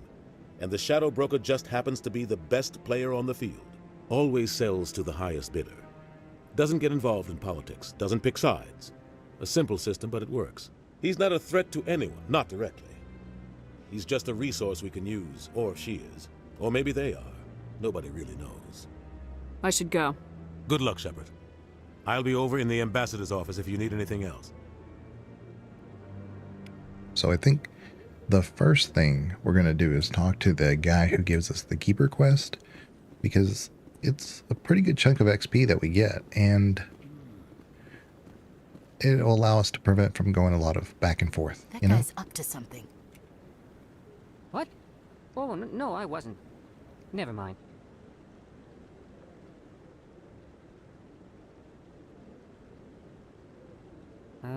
Yes, is there something you want? Why are you so interested in the Keepers? Keepers? I've got no interest in the Don't get coy. I know what I saw. I'm not so sure I should be talking to you about this. We're just talking.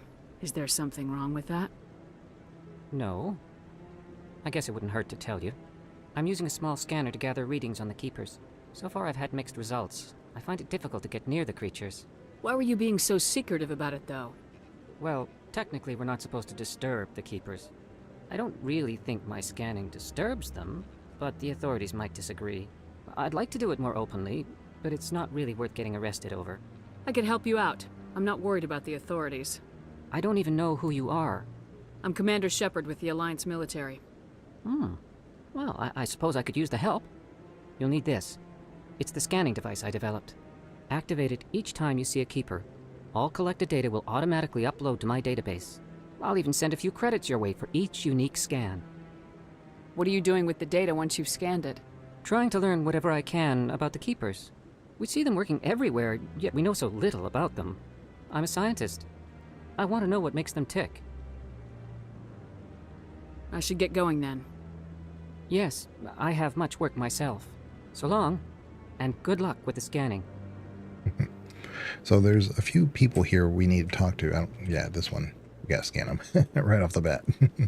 But we get money for it, and yeah, we just... No, I'm waiting to speak with one of the counselor's assistants.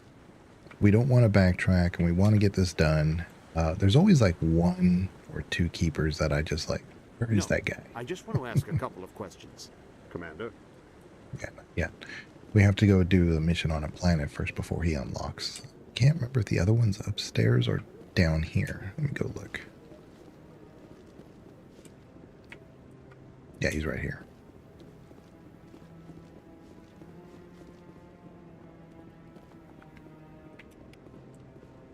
Do.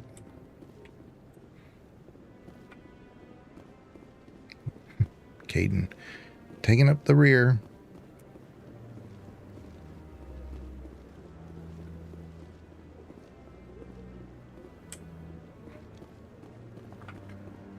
Don't be ridiculous. The Volus won't be joining the Council for years. I'm not so sure. The humans are making a strong push, and you can bet the Volus will be right on their coattails if they succeed. Allowing the humans to join us is a sound strategic move. But the Volus? No. The Hanna are likely to be next, then the Elcor. You may be right, though the Hanar need to lighten up a bit first. You just don't like them because you have trouble understanding them. Yeah. So the order of succession will be humans, Hanar, Elcor, and then maybe the Volus. You know, and I keep saying the Hanar have their tentacles everywhere. They just do. So...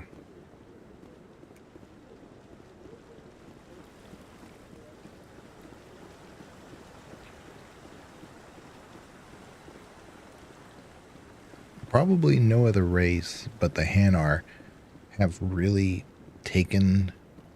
So this is kind of a hard topic to really give context to. But I think if they could be like the Protheans, they would. I mean, they really see them as their... I don't know what to call it. Sponsored higher race. They're gods.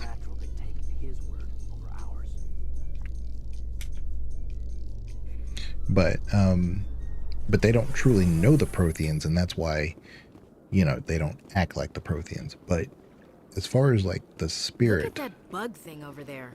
What? Please do not disturb the keepers. he calls it a bug thing, and she's right. That's pretty much all they are at this point. So even if they were sentient creatures before, they're not anymore because of because of the indoctrination.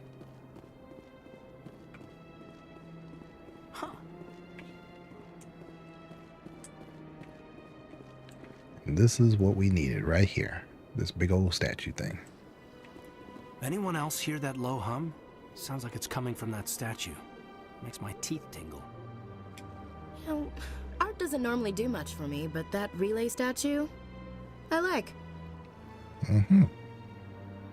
We're gonna need to upgrade our character. Let's use the charm, engineer, and then we're gonna put,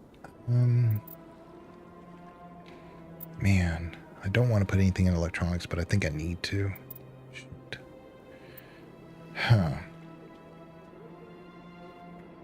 Because we do need to, You know what? We're gonna hold off. Then, actually,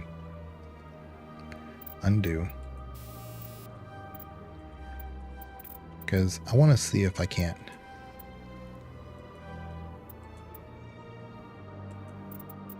Basic armor is over here. That's right. Okay, never mind. So, do this again.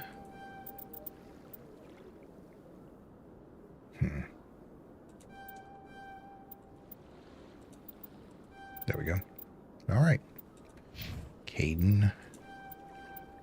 And then, throw. We'll give him one in first aid. Why not? All right. Ash. Did you talk to Avina next to the keeper? No, I did not, Banana. That's a good point. I forgot to do that. I'll go back and do that real quick. Because he's right there. Combat armor. I need to get... Where is it? Right there. Heavy.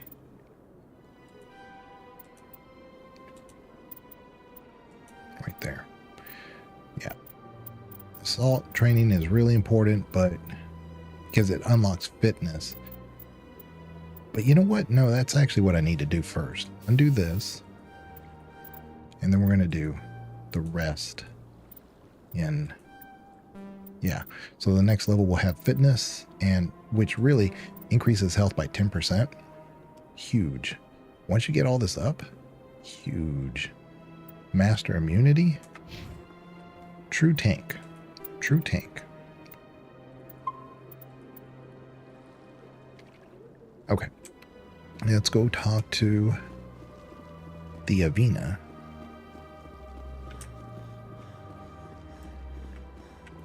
Welcome to Presidium Tourism Terminal 2. You are standing near the base of the Citadel Tower, one of the Presidium's most recognizable and important structures.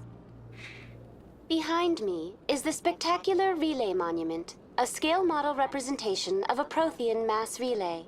To your left is one of the Keepers, the enigmatic caretakers of the Citadel, working on a control panel. You may see Keepers involved in various tasks throughout all levels of the Citadel. We ask that you do not interfere with them in any way. The Keepers are essential to the smooth operation of the Citadel. Obstructing their daily work will result in harsh penalties, including incarceration and rehabilitation. Tell me more about the Relay Monument. Discovered by the Asari who first arrived at the Citadel, the Relay Monument is one of the station's most interesting and controversial features. What is the meaning behind this striking piece of art? Is it a tribute to Prothean vanity? A reminder of their conquest of the galaxy through mass relay technology? Or perhaps it is a symbol of unity, a Prothean acknowledgement that the relays would eventually lead other species here to the Citadel. No one can say for sure, making the Relay Monument a favorite topic of discussion among academics and scholars. Tell me about the Citadel Tower. Housing both the council chambers and Citadel control, the tower is one of the most important buildings on the station. Access to these areas is restricted to those with the appropriate clearance. What happens in Citadel Control? Citadel Control handles all incoming and outbound transit. Every ship within 2,000 kilometers of the Citadel is under the jurisdiction of Citadel Control. At peak capacity, they are responsible for monitoring upwards of 1,000 vessels. I'd like to hear more about the council chambers. The business of the Council, which often has far-reaching effects on the galactic community, is conducted in a room at the apex of the Citadel Tower. The Council chambers themselves are truly a magnificent sight to behold, though few get to experience the view in person. Typically, only the councilors, ambassadors, and high-ranking officials, along with various support staff, are allowed access. I'd like to know more about the Keepers. Little is known about these peaceful servants of the Citadel, though they are essential to the operation and maintenance of the entire station. Citadel regulations protect the Keepers against interference during the performance of their tasks. Failure to comply will result in harsh penalties. Keepers can be seen in all sections of the Citadel, but are typically found in and around the tower. Any particular reason there are so many Keepers in this area? The Keepers do not communicate with other species. It is assumed, however, that the tower houses the Citadel's primary control systems. Many of the station's systems, such as navigation and life support, function automatically. It is believed the Keepers operate those systems from inside the tower's inaccessible core. The Keepers also make frequent appearances in the Council chamber itself, though they appear to be just passing through on their way to some other destination. That's all for now. Thank you for using Avina. Have a pleasant day.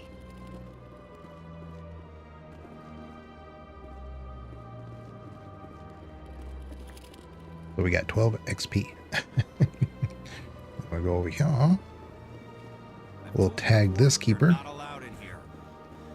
This one believes it has the right to move freely through this area.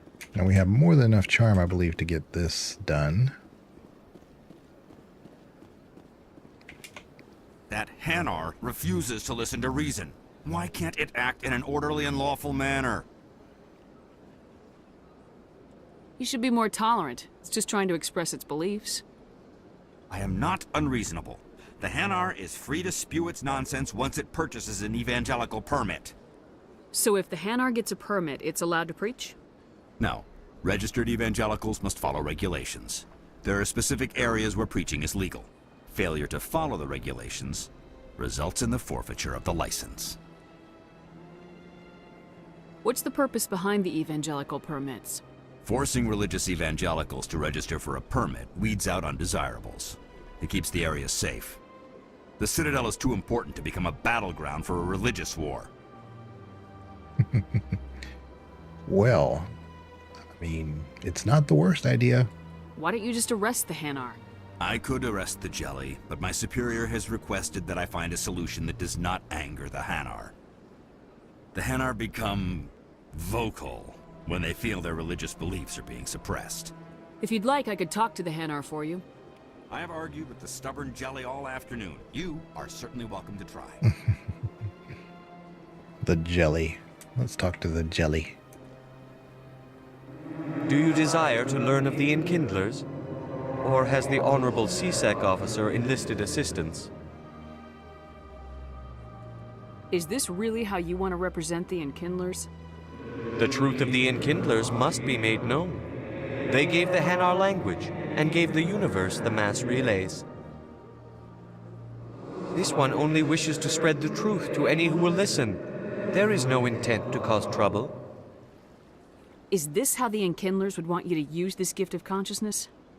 The Enkindlers would wish for their message to be spread to all sentient races. The Enkindlers wouldn't wish their message to be spread by breaking society's laws. This one hears wisdom. Perhaps enthusiasm has clouded judgment in this matter. Yeah. This one departs now, and will not intrude upon the Presidium again. However, if we actually knew about the Protheans, he would do whatever he wants. I see the Hanar is left. Thank you. Happy to help. Here, for your assistance in this matter. Now, if you'll excuse me, I should report to my superiors. There you go. 122 XP and some Omni Gel. Very good. We'll go ahead and talk to Barlevon over here. I was thinking about going down to the wards, but I have these keepers I gotta tag real quick. Oh, you know what? No. Talk to Barlevon and yeah, there's this keeper over here that's kind of out of the way.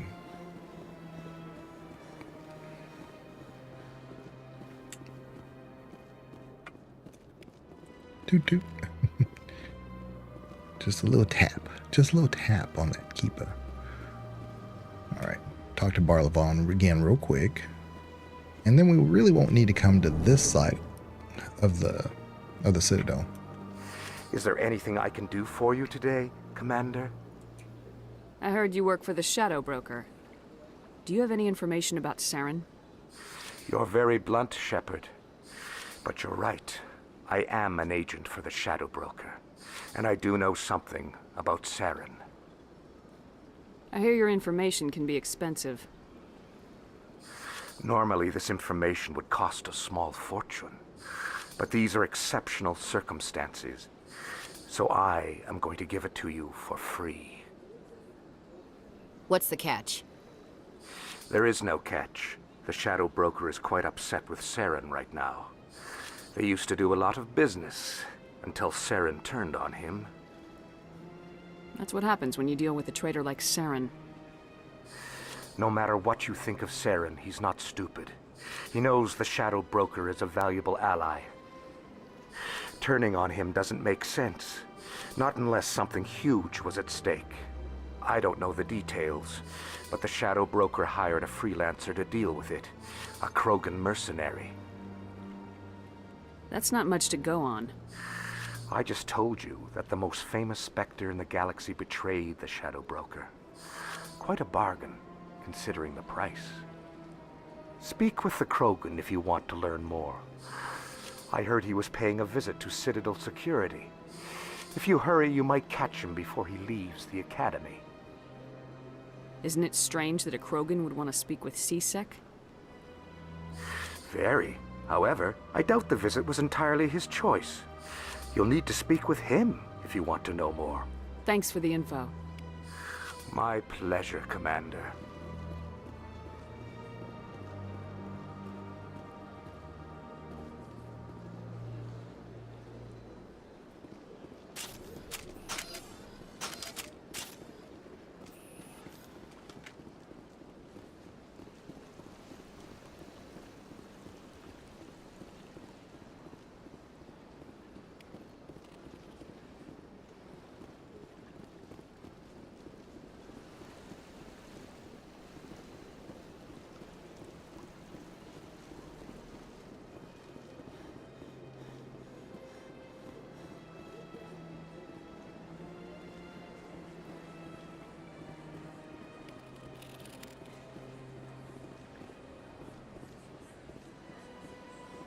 Yeah, I think I'm going to just tag all the keepers real quick. I don't need to go that way. And in so doing, there's a couple of people we could talk to, like at the ambassador. Yeah, the ambassadors that I think have opened up since we've talked to the council. There's always like a question, do those open up after you become a Spectre or before? And I think there's one area over there by the Krogan statue that doesn't open up until you become a Spectre. So, you're kind of hindered in some way for this area. But I think that's the only quest. I think that's it. I'm gonna go back over here. We don't need to talk to everybody in here again. Just need to tag the keeper. Tag.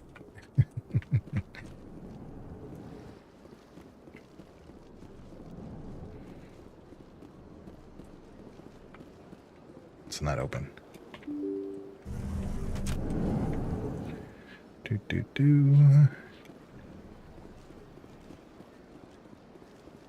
Oh, wait a minute.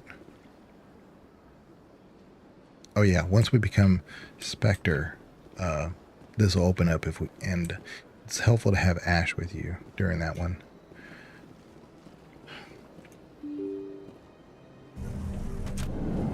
Okay. All right.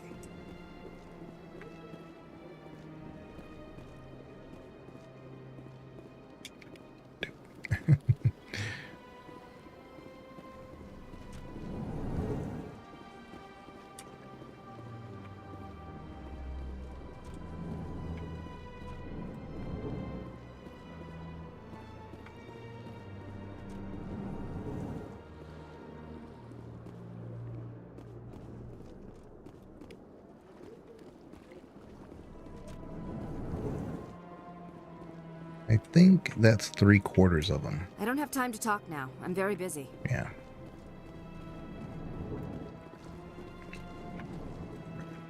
Double check. No, there's not one in the corner.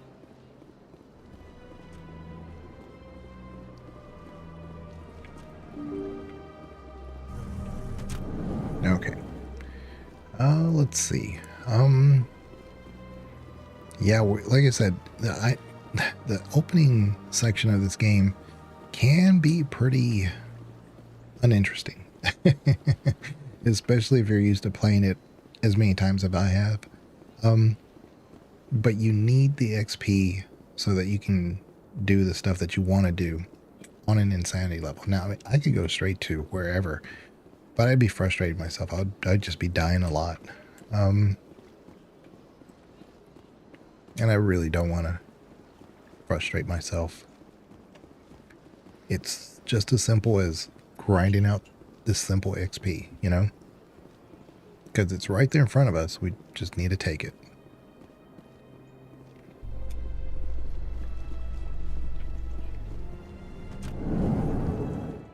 In light of the recent attack on Eden Prime, many colonial investors are pulling their support for future projects.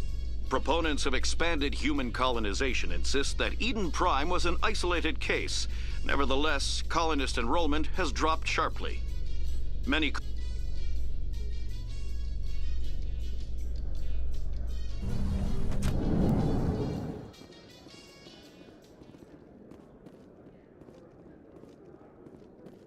Do you really think we'll find him down here? He always stops in for a few games of Quasar before he makes his drop. Fist is gonna be pissed if we take down his supplier. That's the point. We want him angry. Angry people make mistakes. There's just something about Fist that makes me nervous. Good. He's a dangerous man.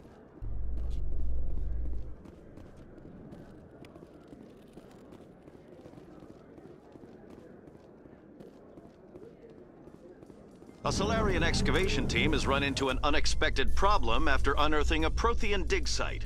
Hanar protesters have blockaded the dig site, claiming that artifacts of the Enkindlers, as the Hanar call them, should not be disturbed.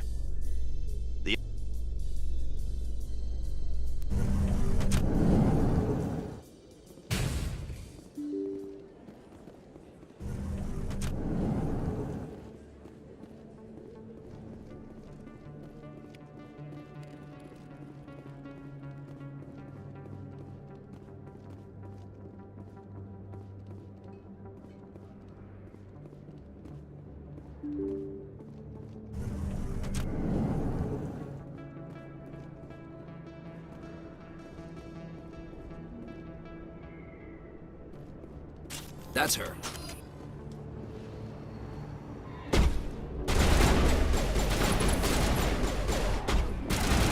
Lost shields!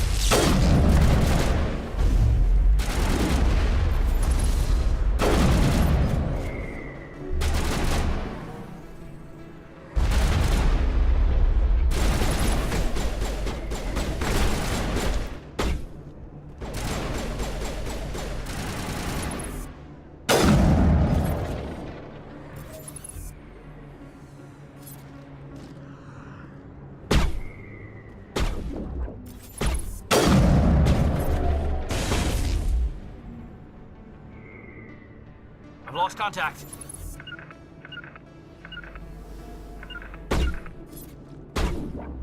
Locked on. Form up. Out of my line of sight.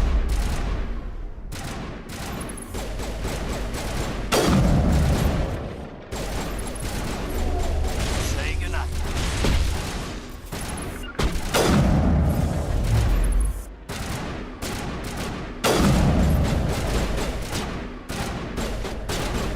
Can't get a clear shot.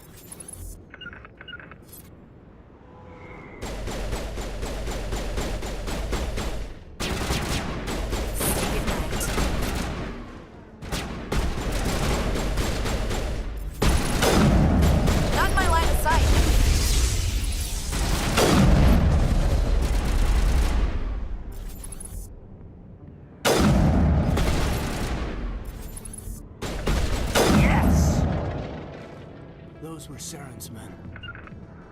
Negative contacts, Commander.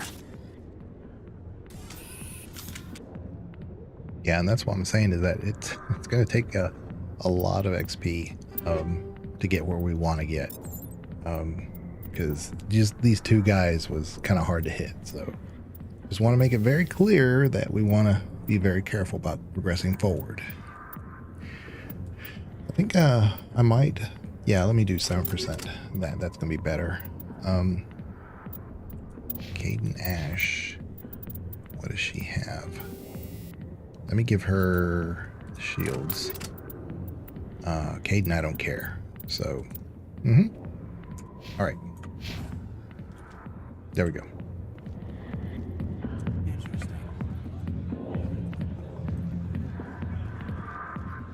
Jenna. Sorry, I'll get to you when I can. Okay, Jenna. I got business here, but not with you. All right. I think I have enough XP. I mean, Paragon. Let's see. Commander. What do you want? What's bothering you, General? I've seen a lot of horrible things in my days, and there's only one woman in this damn galaxy that helps me forget it. So if you feel that way, then why spread lies about her? 'Cause she rejected me! Me! Septimus Oraka, General of the Turian Fleet! I think I can see why you're upset, but spreading these lies won't make it better. Look, kid, I appreciate what you're trying to do, but don't waste your time. General, did you ever win a battle by moping in a bar? Ha, war. That's what this feels like, all right. How did I let it come to this? So you think it's that easy? Just straighten up and act like a general? I don't think it could hurt. Huh. Maybe you're right, Commander. Shaira's worth the effort, even if she won't have me back. This is no place for someone of your stature, General. All right, I'll go to her. After I've had a cold shower or two. Say, you're a bright kid. Would you be interested in earning a few extra credits? What do you want me to do? There's an L-Corps diplomat out there who believes Shaira gave up his secrets. Why does he think that? I see. Because I told him. Look, I just need you to convince him of the truth. That's why. Okay, so that a keeper that was in there, I could have gone back and instead of double back, but that's okay. That's okay. What makes you think he'll believe me? You'll bring him proof. Take this data pad. It shows where I got my info. It will exonerate Shaira and convince the L-Corps. Who am I taking it to, and where is he? His name is Zaltan. He's an L-Corps diplomat. He's over in the embassies complaining about Shaira. Well, here's to soldiers acting like soldiers. Thanks, Commander.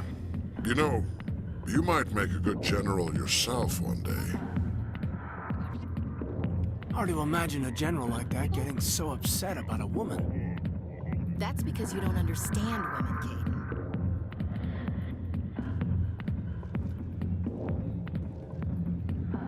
Hey there, sweetheart. You looking for some fun? Because I gotta say, that soldier get-up looks real good on that body of yours.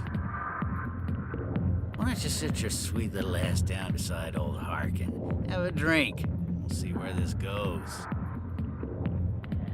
I'd rather drink a cup of acid after chewing on a razor blade.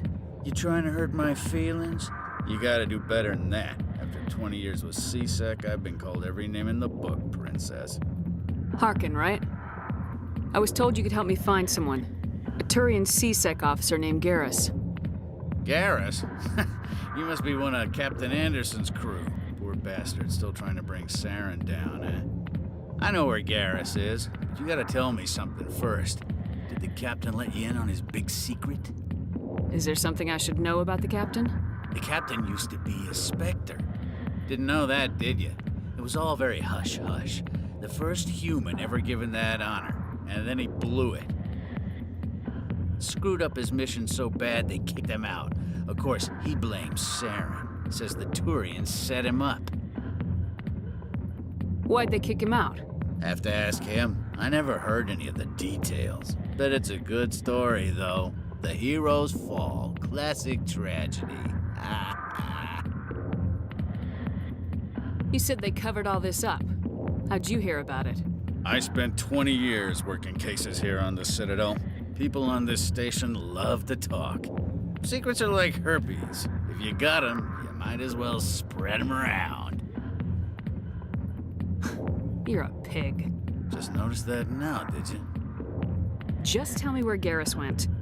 Garrus was sniffing around Dr. Michelle's office. She runs the med clinic on the other side of the wards. Last I heard, he was going back there. How well do you know Captain Anderson? Met him a few times over the years. One of those hardcore military guys. Yes, sir. No, sir. Can't have any fun with a stick up your ass, sir. That's probably why he climbed the Alliance ranks so fast. The military loves brown-nosers. The captain's a good soldier. Sure, whatever. Dress him in a fancy suit, pin some shiny medals on his chest, and call him a hero. Everybody else does. But if he's so great, why'd the Spectres kick him out? Why'd you go ask him about that? You need to look in a mirror. Sober up and take some responsibility for yourself. Save your sermons. This ain't no church. What's it like working for CSEC? You mean, what was it like? The executor suspended me without pay. Recurring violations. CSEC was keeping a file on me. Can you believe that? Every mistake I ever made went into the books. Get a little rough with a suspect, note in the file. Have a couple of drinks on duty, note in the file. Skim a couple of credits off a drug bust, note in the file. It's a goddamn witch hunt. You get off easy if you ask me. What the hell do you know? Working for CSEC isn't like being a Marine. People get pissed off if we shoot somebody. Investigations, inquiries, rules, regulations.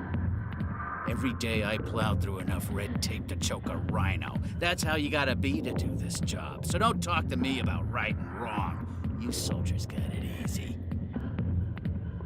You need to look in a mirror. Sober up and take some responsibility for yourself. Save your sermons. This ain't no church. What do you know about Garrus? Damn hothead is what he is. Still figures he can save the world. Always bucking heads with the executor.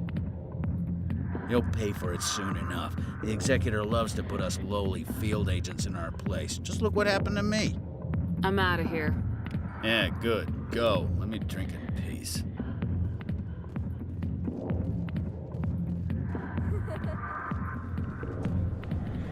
Why didn't Captain Anderson tell us he used to be a Spectre? Maybe it's not true. Harkin's an ass. Bet he's just messing with... All right, so we need to do one of two things. We need to go get Garrus or Rex or both. I'm kind of leaning toward Rex because many of the things that we do along the way won't require us to backtrack. Hello there. Welcome to Moorland's famous shop. You want many good supplies, yes? I want your license. Let me see what you have. Oh, you will be pleased, I think. Very good things I have. You will see. All right. So right here, the Elanus risk control. And at the very bottom right here, the maximum, we want this. We don't have enough money for that, although we want to. Let's see what we can sell. I'm going to sell this one now. 2, we don't need those. I think we'll go ahead and sell that. It's be a while before we need that. We'll find better by the time Ash is in heavy. Yeah, we don't have as much as I'd like. We don't want that. We don't want that.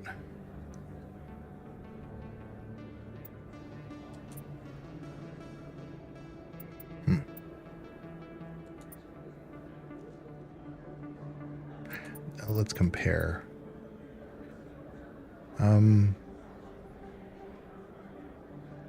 Yeah, it's worthless. Caden has better.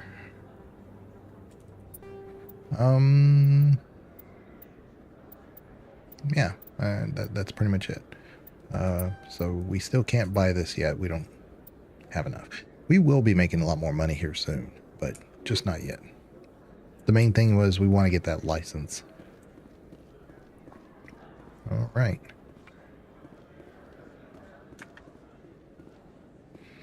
And then we get to talk to Conrad Werner. But I will say, Wow, it's you. This one's fairly quick conversation. Other conversations we have with him can be longer. You're Commander Shepard, the hero of Eden Prime. I am so honored to meet you. Nice to meet you. And you are? My name is Conrad Werner. They say you killed more than 100 Geth on Eden Prime. I spent most of my time trying to stay alive and help the colonists. Hey, I know you're probably busy, but do you have time for a quick autograph? Anything for a fan. Here. Thanks. I really appreciate it. My wife is going to be so impressed. I'll let you get back to work. But next time you're on Earth, I'd love to buy you a drink. Thanks again!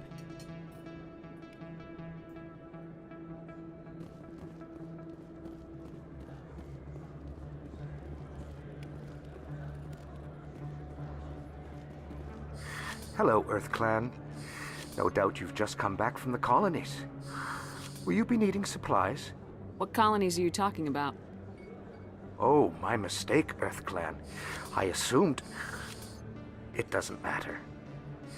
Pharos? Novaria? Well, if you haven't heard of them yet, I'm sure you will soon. But it doesn't matter where you hail from. My goods are available to all. Show me what you got. Most excellent. I am sure you will find something pleasing.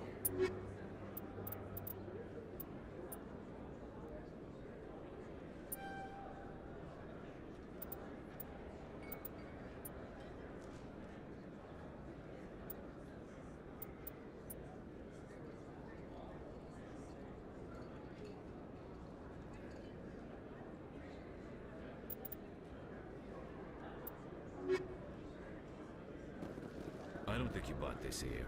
I don't sell this model. Look, I know it was you. I remember your face. Really, that's impressive.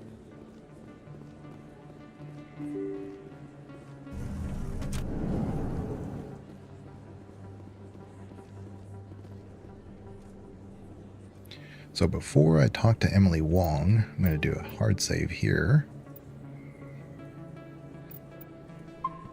It didn't work. Okay, I'm going to do a hard save here, and I'm just going to take a quick break. Been drinking a ton of water, which I need when I do these long streams, but I will be right back. Let me go ahead and put it on the Mass Effect BRB screen again. I'll be right back. I gotta remember which one it is. I think it's this one. All right.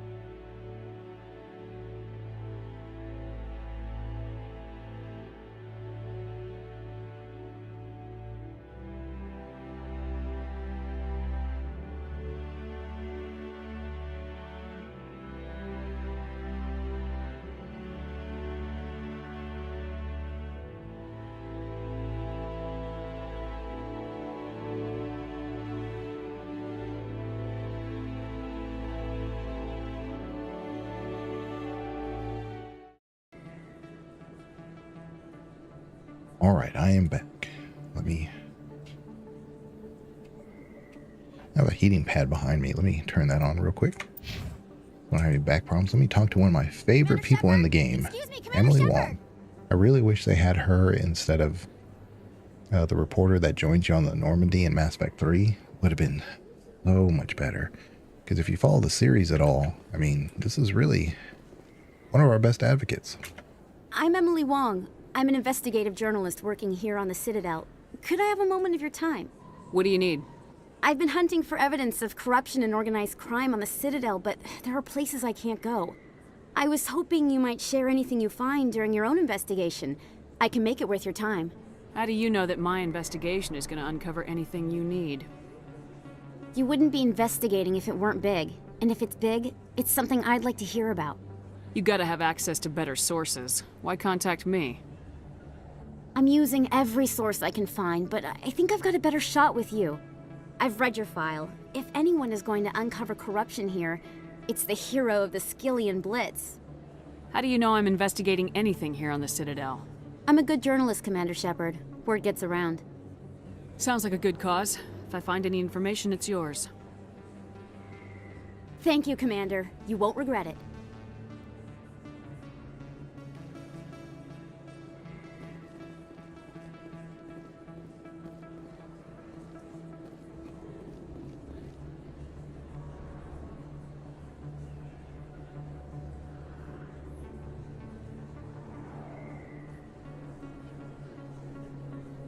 Big place.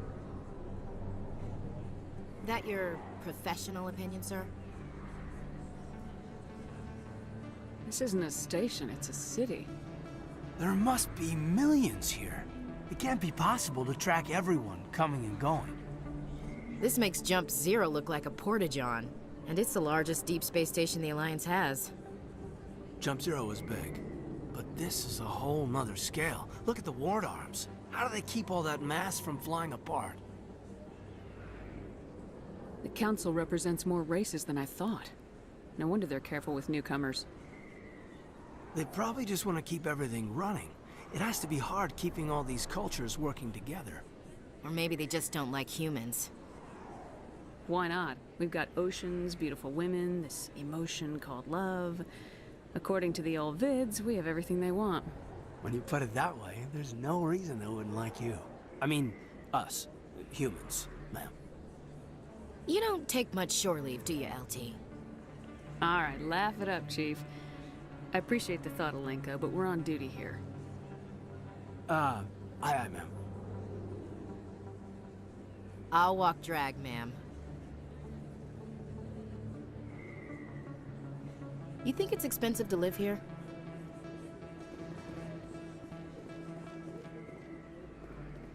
Yeah, I don't know. It could just be an innocent question that Ash has. She says, do you think it could be expensive to live here? I mean, maybe she's considering moving here. And that doesn't sound like the question from a person who can't stand to be around aliens. I'm still making my point that she's just misunderstood. All right. I didn't tell anyone, I swear. That was smart, Doc. Now if Garrus comes around, you stay smart. Keep your mouth shut or we'll... Who are you? Let her go. Ah!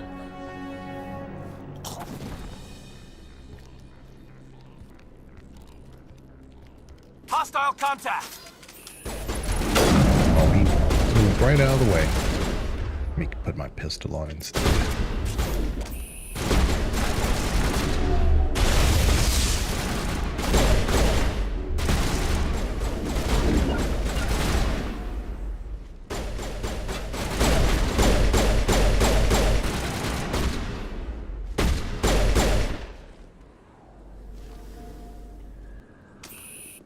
Negative contacts, Commander. Let's go get our loot first. Well, never mind. Thought there was a container back there, but there is not. Do we want to heal anybody? I don't think we need to. Yeah, we don't need to. talk to... Oh, we have to talk to Garrus first. Perfect timing, Shepard. Gave me a clear shot at that bastard. You took him down clean. Sometimes you get lucky. Dr. Michelle, are you hurt? No, I'm okay. Thanks to you. All of you. If I could actually pick either Dr. Michelle or Dr. Chakwas, everybody, I mean, like 80% always pick Chakwas. But that's because she's with you almost all the time. But I really do like Michelle. I really would prefer to have her around. I think she would give us a very non-alliance point of view. And I think that's what you need sometimes. Chakwas is just pure alliance, you know, all the time. Actually, I take that back. She's pure alliance except when it comes to Shepard. You know, where Caden and Ash will not trust Shepard in Mass Effect 2. Chakwas does. And I don't know. I think Michelle would give a unique perspective to all that. Why were they threatening you? Who do they work for? They work for Feast. They wanted to shut me up, keep me from telling Garrus about the Quarian. Does this have anything to do with the investigation into Saren? I think it might. Dr. Michelle, tell us what happened. A few days ago, a Quarian came by my office. She'd been shot, but she wouldn't tell me who did it. I could tell she was scared, probably on the run. She asked me about the Shadow Broker. She wanted to trade information in exchange for a safe place to hide. Where is she now? I put her in contact with Fist. He's an agent for the Shadow Broker. Not anymore. Now he works for Saren. And the Shadow Broker isn't too happy about it. Fist betrayed the Shadow Broker? That's stupid even for him. Saren must have made him quite the offer. That Quarian must have something Saren wants. Something worth crossing the Shadow Broker to get. What else can you tell me about the Quarian? I'm not sure. Like I said, she wanted to trade information for a place to hide. She didn't... Wait a minute. Geth. Her information had something to do with the Geth. She must be able to link Saren to the Geth. There is no way the Council can ignore this. Time we paid Fist a visit. This is your show, Shepard. But I want to bring Saren down as much as you do. I'm coming with you. You're a Turian. Why do you want to bring him down? I couldn't find the proof I needed in my investigation, but I knew what was really going on. Saren is a traitor to the Council and a disgrace to my people. Welcome aboard, Garrus.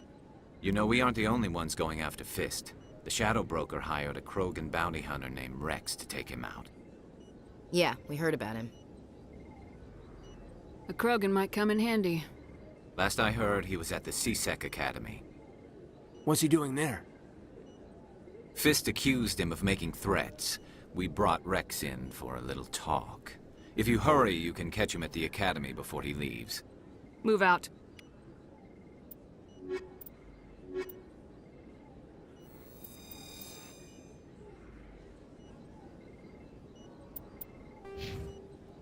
Okay, so we have Garrus, and I'm going to give him his points. Let's see here. We have medium.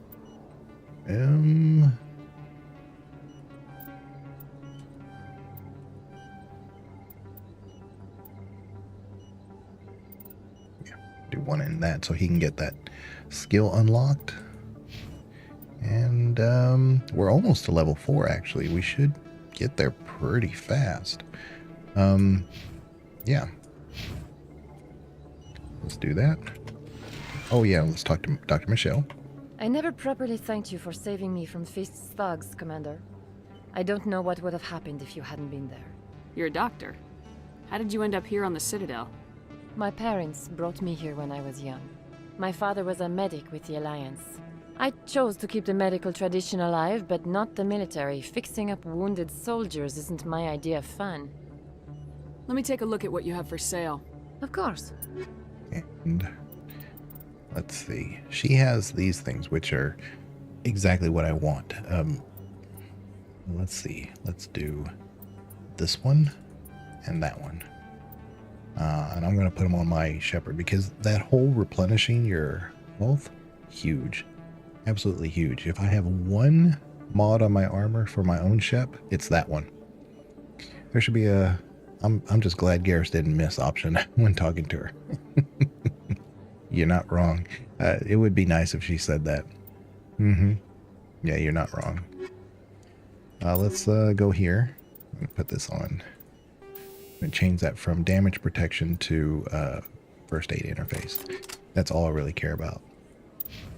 For Ash, yeah, I'm gonna give her the other one. Rex automatically regenerates health, so he doesn't need that. So we're gonna probably, when we get Rex, have it be Garrus and Rex.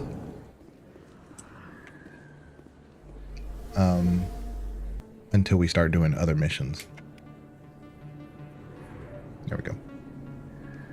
We're gonna go back down this way because I keep Ash with me a lot, but we'll do that later. For right now, we'll just use Rex and Garrus for the content.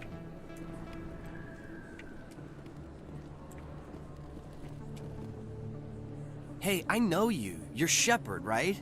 I was on Mindwar during the Blitz. Saw you on the vids when you got your medal. You saved the whole colony. Looks like you have a fan.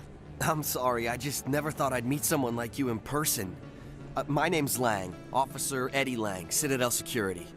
It's an honor to meet you, Commander. What are you doing down here in the wards? Anything I can help you with? Why'd you join Citadel Security? I don't know. Seemed like the right thing to do, you know? Maybe it's in my blood. My grandfather was a cop back on Earth. It's kind of what CSEC is. Police for the Citadel. I'm still pretty new at it, but I like it so far. Way more interesting than staying back on Earth. You get to meet all kinds of cool aliens, like those Hanar. Wild. Plus, CSEC gets a lot of respect here. We uphold the law. People, even aliens, appreciate that. How do you like working here on the Citadel?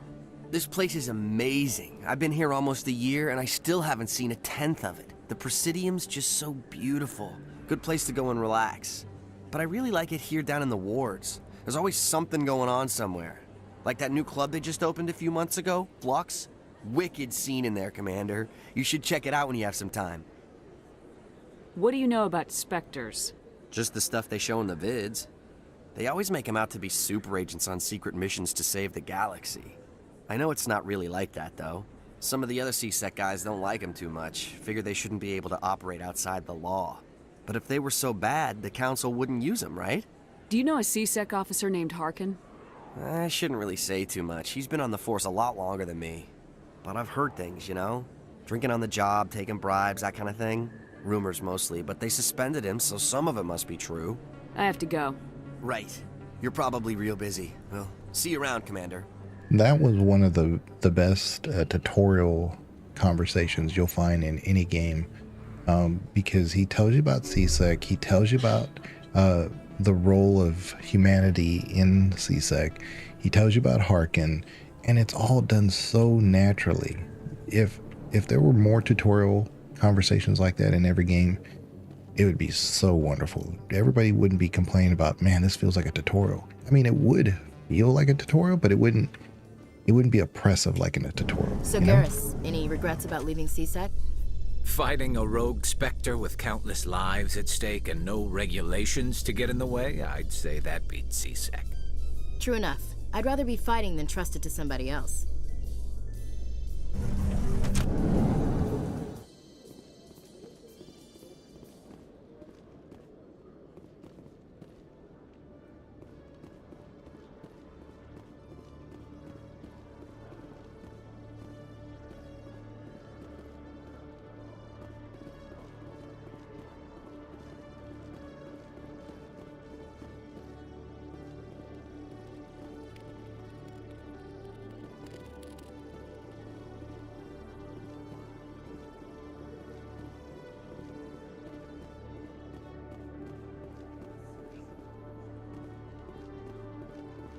I used to have an office here. Spent half my time doing paperwork.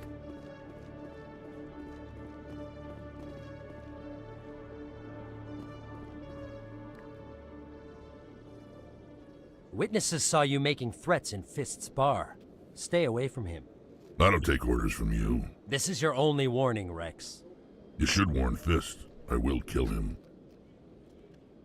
You want me to arrest you? I want you to try.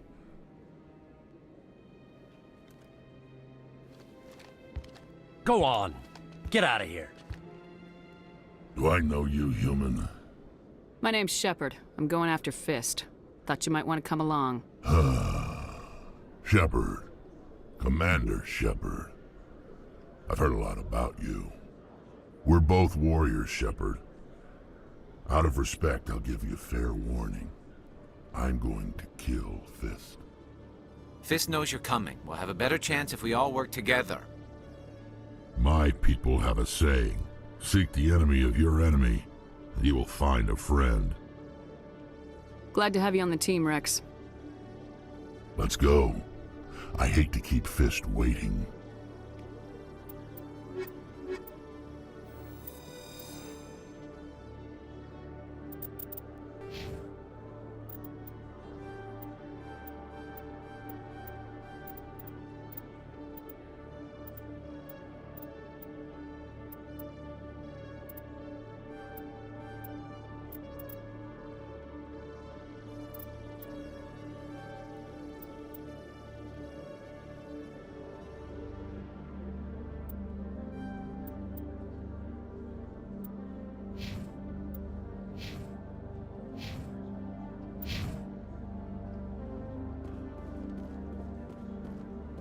Okay, so we finally have our team, so now we can go do the Fist thing, and then we can get Tally. Okay, Jalid. Let me get this straight. Your business partner, Shorman, he's threatened you? And then we got to go talk to that Volus. It's because he's talking about the Quarian that gave us this mission to scan the keepers. But there's some codex things up here.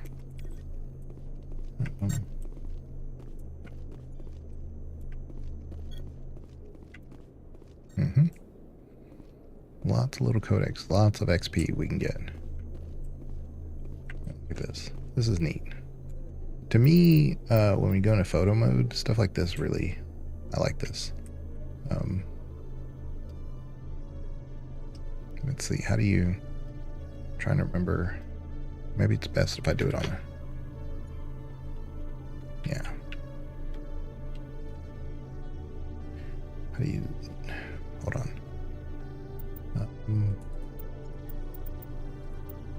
There we go.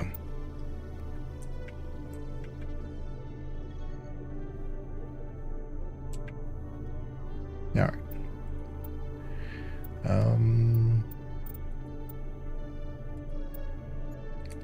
Off. Film grading should be off by default. I never have it on, so I don't know what that's all about. Okay, saturation.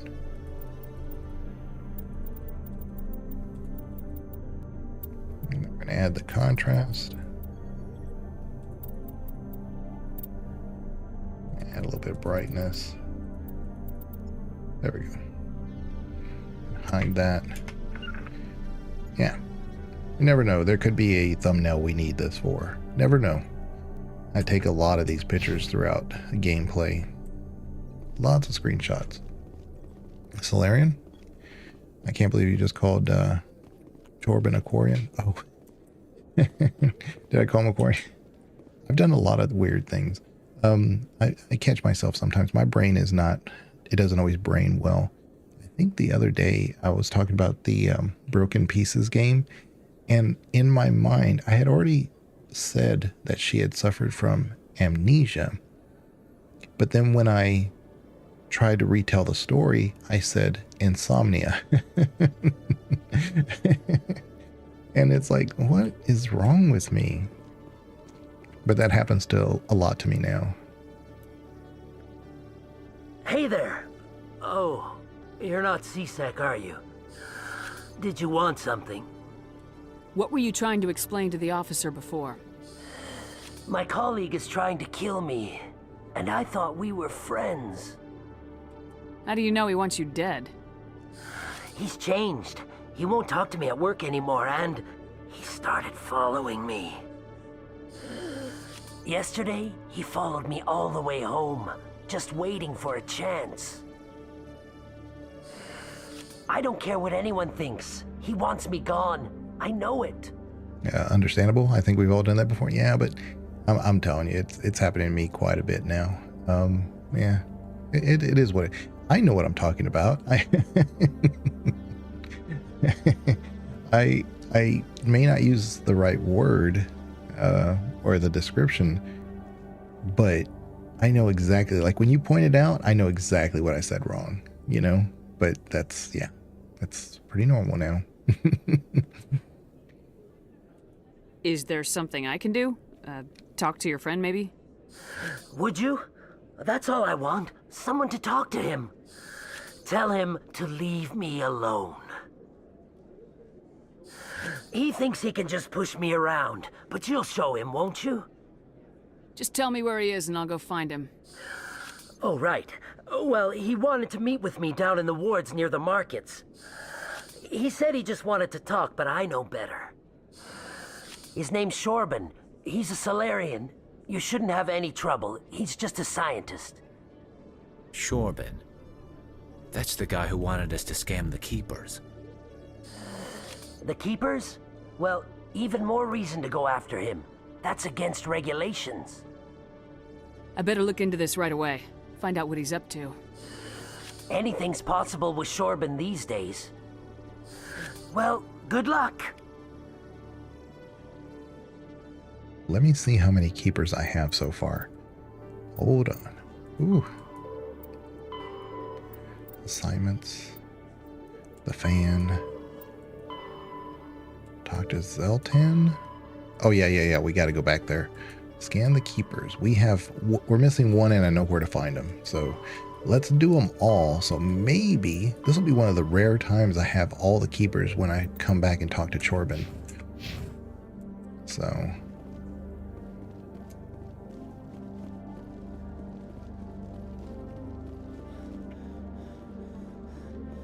the last keeper is up here. Nope. Up here. Binary Helix And that is Legion's Guide to the Citadel. that had accused the Genetics Corporation of fraud. The Krogan group had contracted Binary Helix to perform studies with a long-range goal of curing their genetic sterilization. The group later sued for a return of investment money when the study produced no viable results.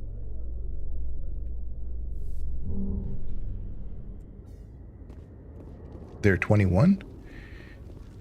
Well, wait a minute. I thought it said 20 on the thing, on the mission.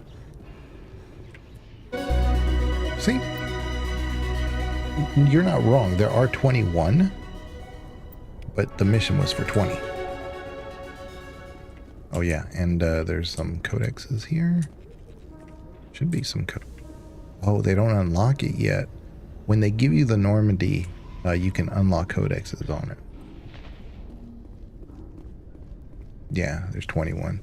But there's a weird one in Mass Effect 2 where you're at the Shadow Broker. Must be hard for you, Garrus. And you're the person behind all this death and destruction. You have a camera monitor on, I think, number 13 or something. Saren is either a traitor or a madman. Taking him down will restore the good name of Turians everywhere. Glad to hear it.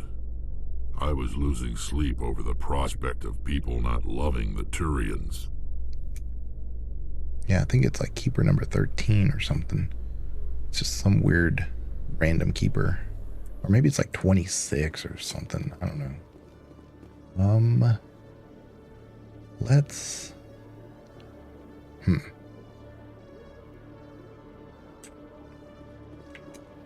Let's get all of our XP. Presidium.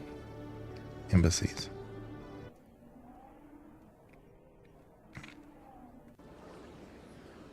Yeah.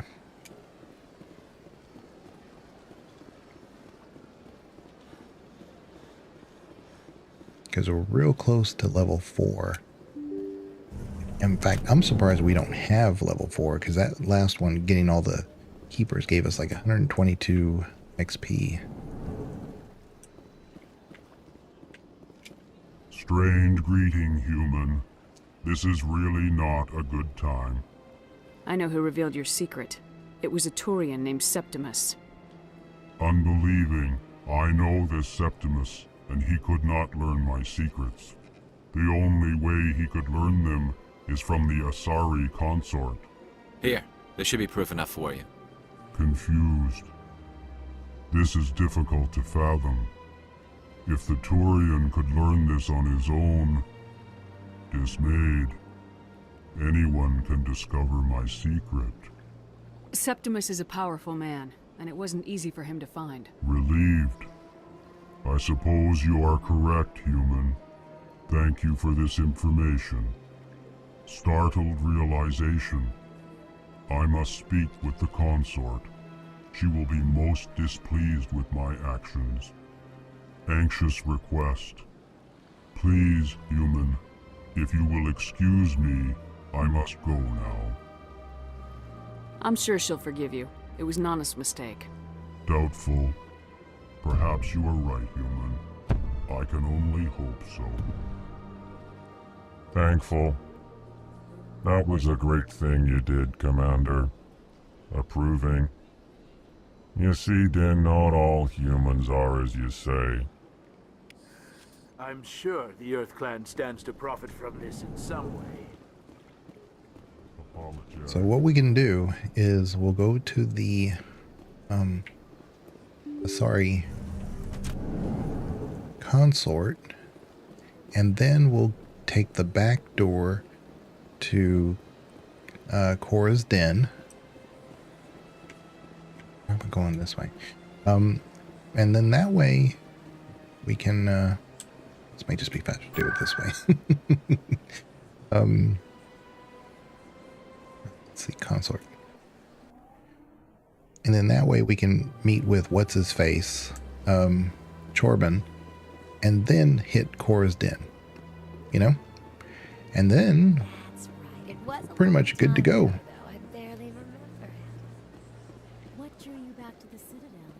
And then once we become a Spectre, there'll be like 5 new quests that open up on the Citadel, but you know, they're not, that's a whole lot less than doing all these plus those 5.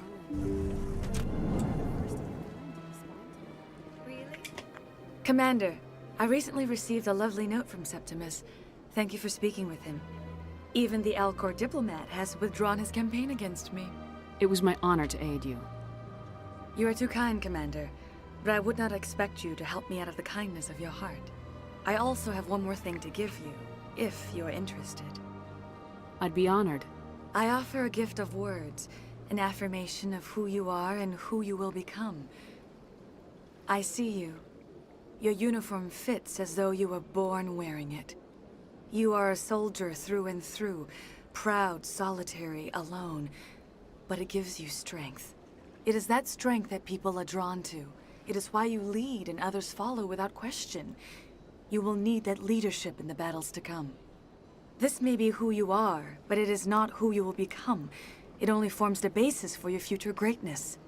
Remember these words when doubt descends, Commander. You have quite a gift, Shaira. Thank you. Not everyone appreciates it as you do. Never underestimate the power of words. Here, Commander. In light of your efforts with the Alcor ambassador, I would like you to have this small trinket. What is it? A small mystery. I have never learned its use or purpose, but I sense it is time for me to pass it on. And now I must ask you to leave. I have done everything I can for you. But have you? Have you done everything you could words, for me? Commander Shepard. They will give you strength. There's this little bubble here, and I didn't answer one of your things a certain way, so, you know, when, you know, and this is what I was saying about the Asari manipulating things, you know, if you said, is that all you can do for me? Just say, no, get in the bubble. We did not say that. But she manipulates us out of any kind of, you know,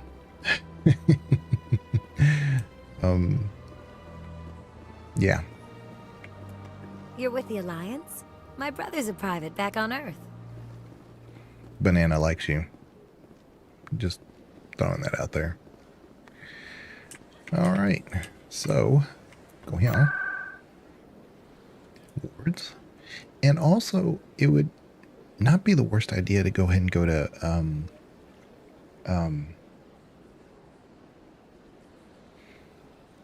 Flux. There's some XP there we could get. But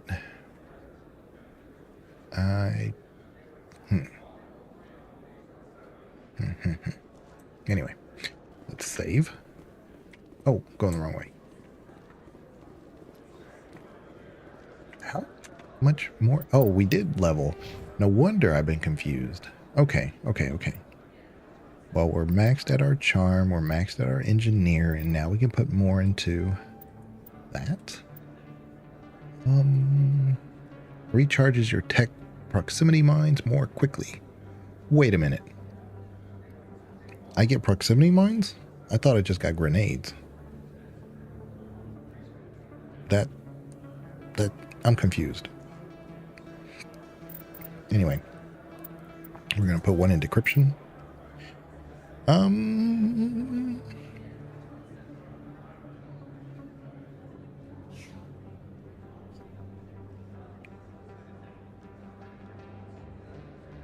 We get 2. You know what? Probably best to go ahead and go put these in pistols. Yeah. Garrus, you're gonna get armor, and then, armor and armor. There we go. That's perfect. Rex, you're gonna get, crazy that I have to get this far just to get him heavy armor. Unlock fitness. Boom, boom, boom. And I'm gonna go ahead and give him the extra health now. I don't have any armor to give him anyway, so yeah. Let's look at our equipment real quick. Garrus, I forgot all about you. Yeah, let's go ahead and put on the better armor for him. Ooh, he looks pretty good. I didn't know it looked like that. That black and yellow. That's kind of what I was hoping for one of our characters. Damage protection, very good. Rex, again, does not have anything, so whatever. Pistols.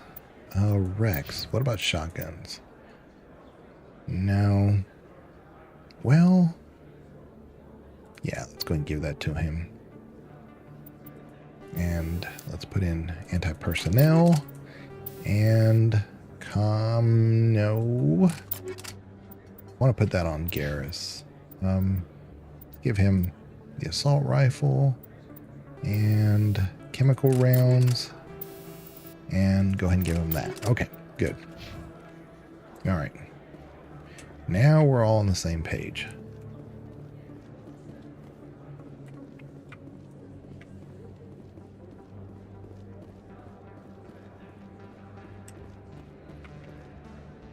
Commander, I wasn't expecting to see you again.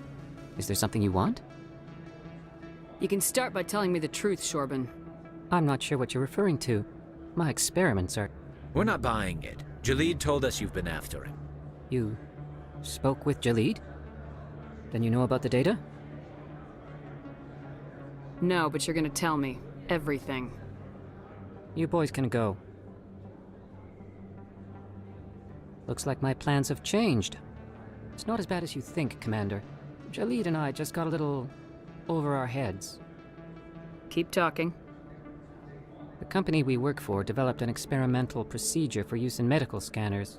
Jalid and I saw even more potential, so we stole the plans and secretly developed a tool to scan the Keepers. Can you imagine? A tool that can actually get readings from the Keepers? What's so special about that? The Keepers are almost impossible to scan, and you can't capture them or get samples. They just self-destruct. After centuries here, we still don't know anything about them. Don't you see? We were the first to scan them, ever. You've seen it yourself, Commander. You know we can do it. Why are you trying to kill your partner? I'm not trying to kill him. Jalid's job was to disseminate our initial findings. But he decided to keep the data for himself. Maybe to sell it. I don't know. So you're just trying to get back what Jalid already stole? We lost our heads. We just couldn't let an opportunity like this pass us by. Commander, if you'll just continue gathering data for me, imagine what we might learn. And you'll stand to make a bit of a profit yourself, remember? I suppose a little scanning here and there won't hurt anyone. Very good. Maybe if you wouldn't mind speaking with Jalid. The data you're gathering for me is useless if Jalid won't help me analyze it. I'll go have a chat with him right now. Thank you. And happy scanning, Commander. Yeah. So he disappears. And we'll go over here. That was one of those that, like, even though you collect all the scans, it doesn't make a difference. Well, let's go do this so we can get tally. And then we can go on to the next portion. Like I said, I could go ahead and go to Flux. But... Take cover!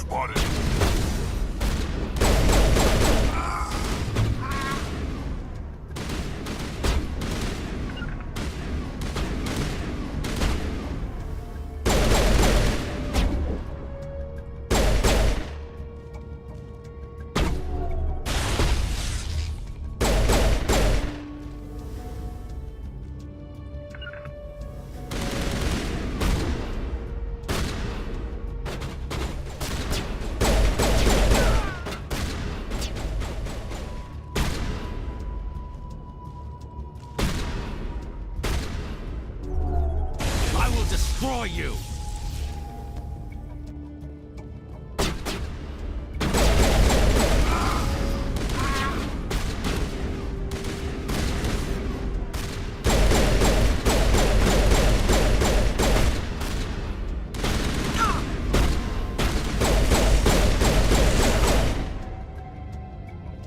To me!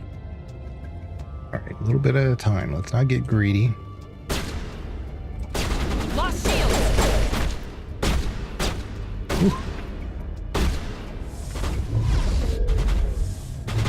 Bring it on. On me!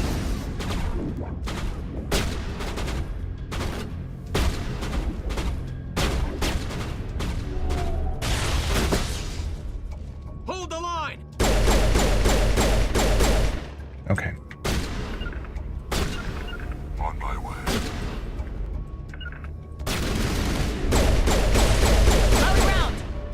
Soft kill deployed. Good. That was well done.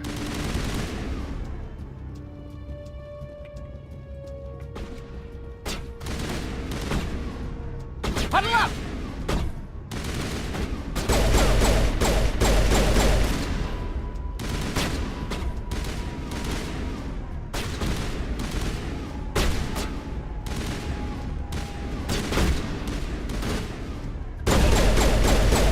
Okay. Very good. Very good. Area secured. Alright, let's do a quick save. And let's talk our way out of the next fight.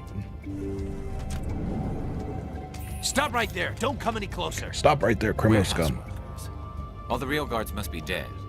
Stay back or we'll shoot. This would be a good time to find somewhere else to work. Yeah, right. That's a good idea. Yeah, I never liked Fist anyway.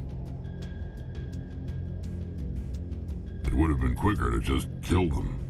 Shooting people isn't always the answer.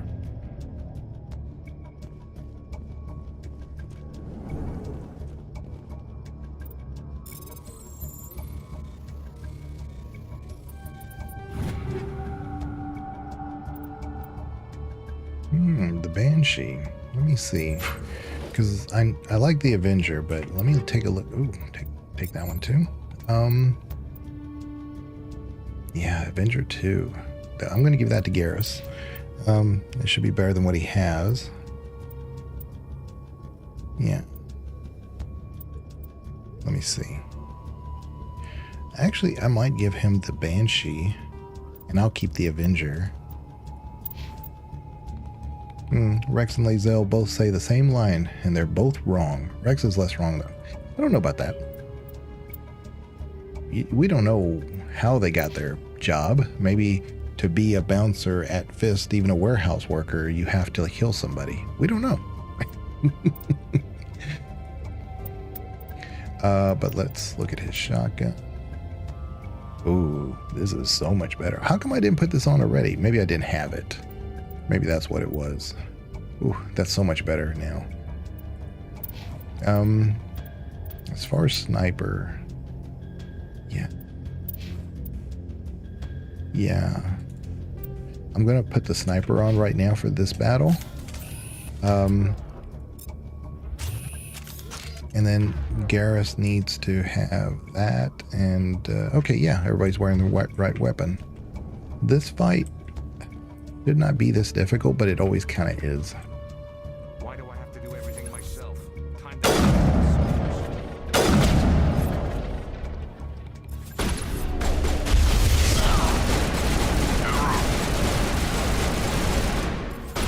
Hold the line! Okay. Now it gets fun. There we go. Wait! Don't kill me, I surrender! Even if they Where's were the total Quarian? pushovers, She's there's no not way here. I that don't know fighting them where would she is. take less That's the time than truth. that conversation, He's though. no use to you now. Yeah. Let me kill him. Wait, I don't know where the Quarian is, but I know where you can find her. The Quarian isn't here, said she'd only deal with the Shadow Broker himself. Face to face? You notice the type of armor he's wearing? I was hired through an agent.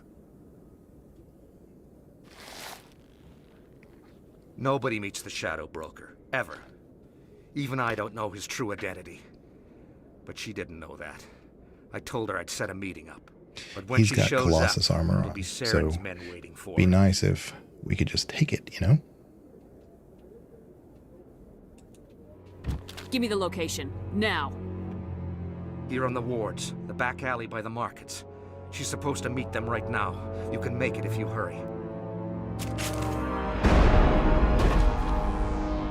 What are you doing? The Shadow Broker paid me to kill him. I don't leave jobs half done. A lot of people died because of him. He had it coming. Now let's move. We have to save that Quarian.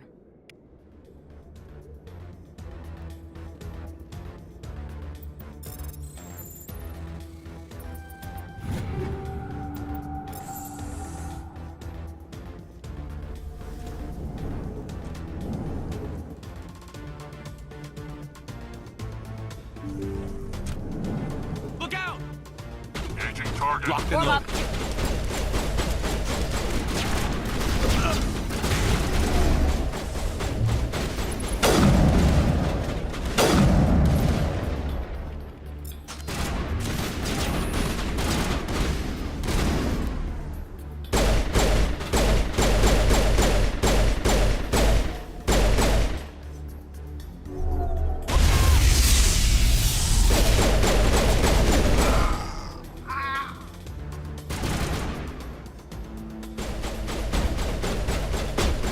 On me! Go, go, go! Here it comes!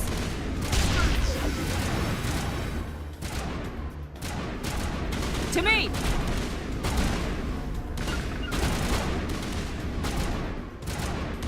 Say goodnight. Go, go, go! Lost contact. Bring it on! To me!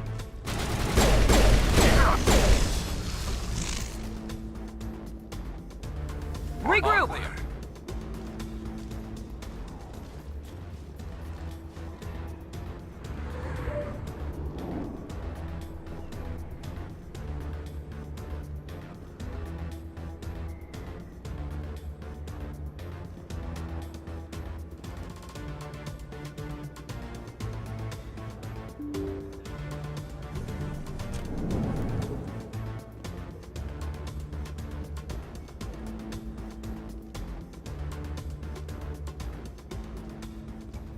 Did you bring it? Where's the Shadow Broker? Where's Fist? They'll be here. Where's the evidence? No way. The deal's off.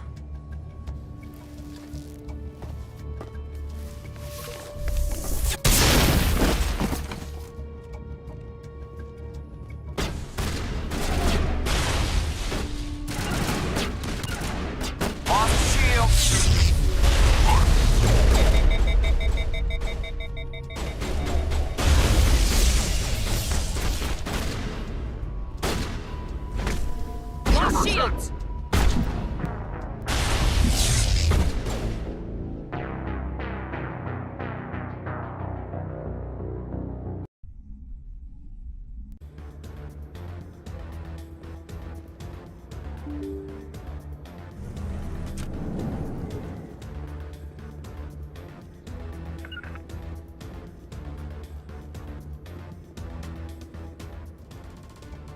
Did you bring it?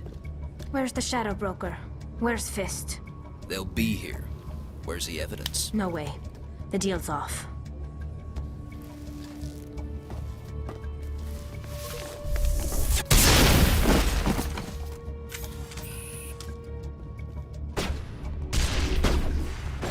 I'm a little busy here.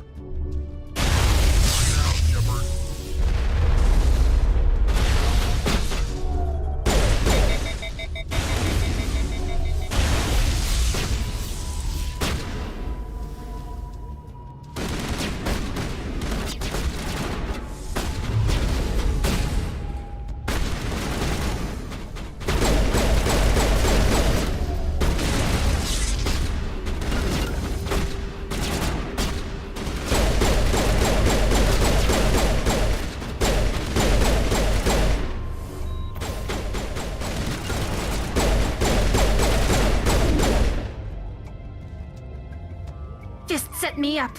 I knew I couldn't trust him.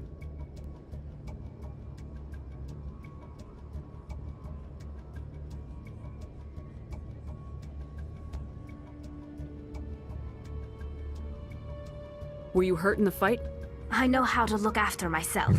Not that I don't appreciate the help. Who are you? Yeah, I don't know if I was muted or not, but yeah, if I was gonna die in any one space, any one spot early, it's always right here, because that fight just makes no sense. Like the three Quarians that help him, they just run all over left and right, and then the assassin himself kind of, you know, he'll do like a spin, and then he comes up to like where I'm at as soon as like Rex or Garrus are down below, because I always try to send one of them down there to kind of flush them out. But then, yeah. So if I'm gonna die anywhere early, it's always here. But we got it done. The second time was much cleaner. That's the way it should have been.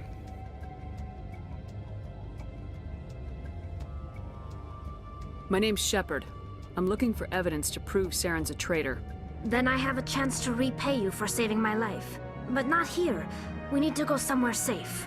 We could take her to the human embassy. Your ambassador will want to see this anyway. You're not making my life easy, Shepard. Firefights in the wards, an all-out assault on Korra's den. Do you know how many... Who's this? A Quarian? What are you up to, Shepard?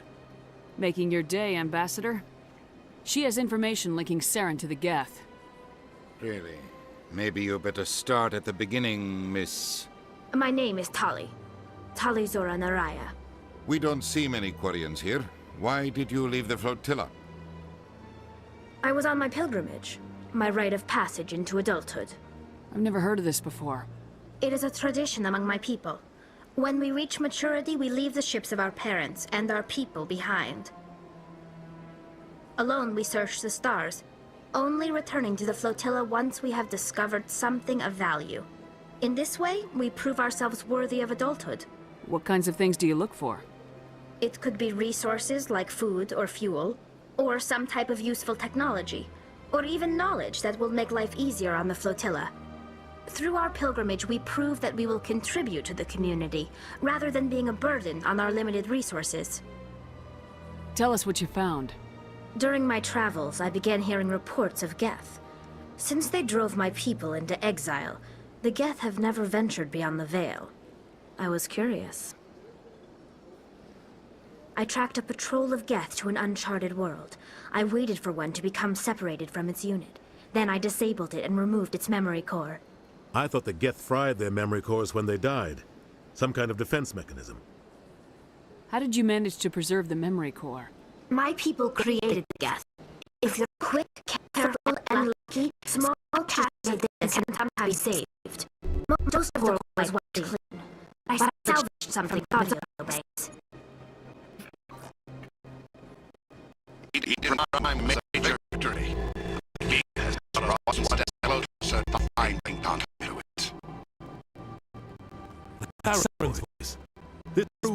don't follow the attack. He said Prime brought one step closer to finding the conduit. Any idea what it means? The conduit must have something to do with the beacon. Maybe some kind of protein technology. A weapon. Wait, there's more. Sam wasn't alone. Eden Prime was a major victory. The beacon has brought us one step closer to finding the conduit. And one step closer to the return of the Reapers. I don't recognize that other voice, the one talking about Reapers. Are they some kind of new alien species? According to the Memory Core, the Reapers were a hyper-advanced machine race that existed 50,000 years ago. The Reapers hunted the Protheans to total extinction, and then they vanished. At least, that's what the Geth believe. Sounds a little far-fetched. The vision on Eden Prime. I understand it now.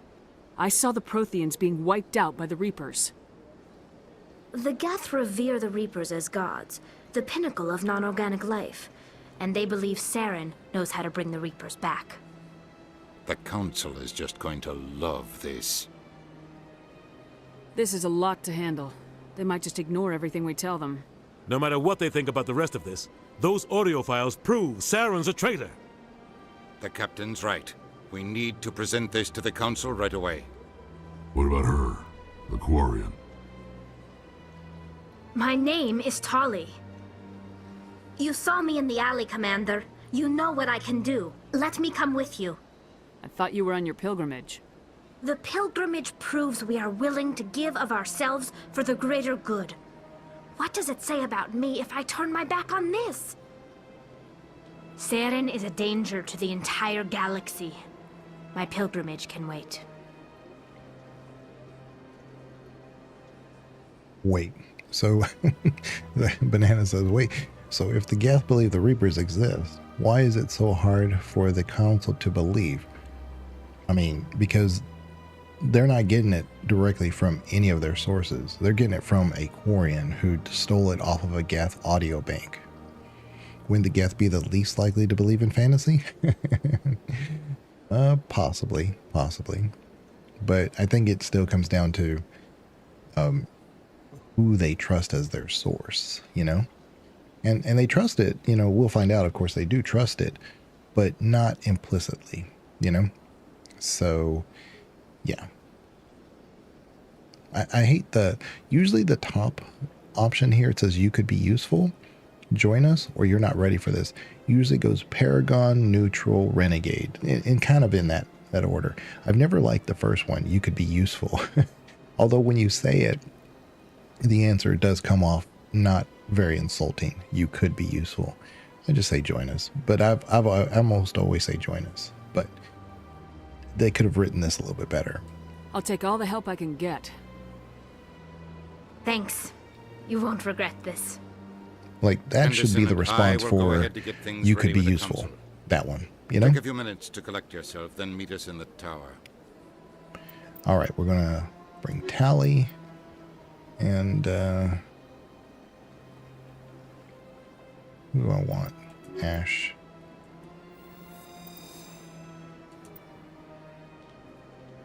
Okay, we want Ash because when we leave, oh yeah, Tali, let's upgrade her. There's a person outside the the ambassador area. Let's do decryption. No, I want electronics, not decryption.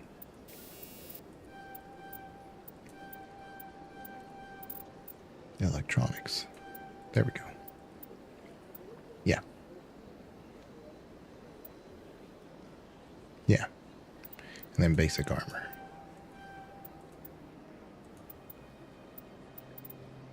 Yeah. Yeah. So we get 2 more and we'll do that. And we'll do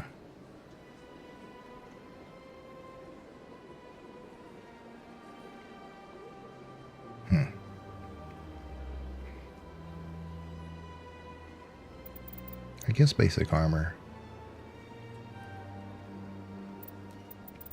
Yeah. No. Oh, crap. I should have done dampening.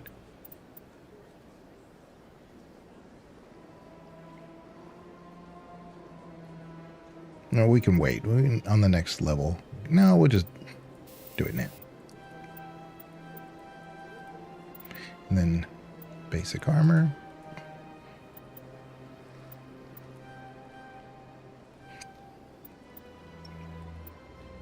There we go. And then we put one in basic armor. There we go. Unlock first aid. We don't need it just yet anyway. Oh, shoot. I did this wrong again. Okay. We want this to go to advanced overload. Yeah. And then dampening. There we go. Then we want 3 in basic armor. Perfect. Perfect. Okay. Man, I don't know how I kept screwing that up. Oh, we want unlock fitness. And then we want to unlock, well, we don't really, oh, shield boost. That's right. Okay, we want that. I really don't care about first aid for her, but that's fine. Whatever. Let's do that. We definitely need to be focused on assault rifles here soon. But let's go ahead and give her fitness as well. And really, we're going to focus on going forward. Anything in soldier, possibly going forward only fitness instead of advanced training here. And then a combination of a combat armor and assault rifles. But probably combat armor. No, probably assault rifles, because then we're going to be doing a lot of stuff where we're actually fighting. It's not all this conversation stuff anymore. First aid interface. Ashley, her is, I'm going to change her to this one. And then Tally, we're going to give her that one. And I think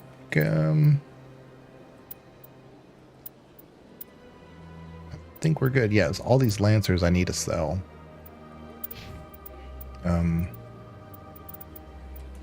Tally.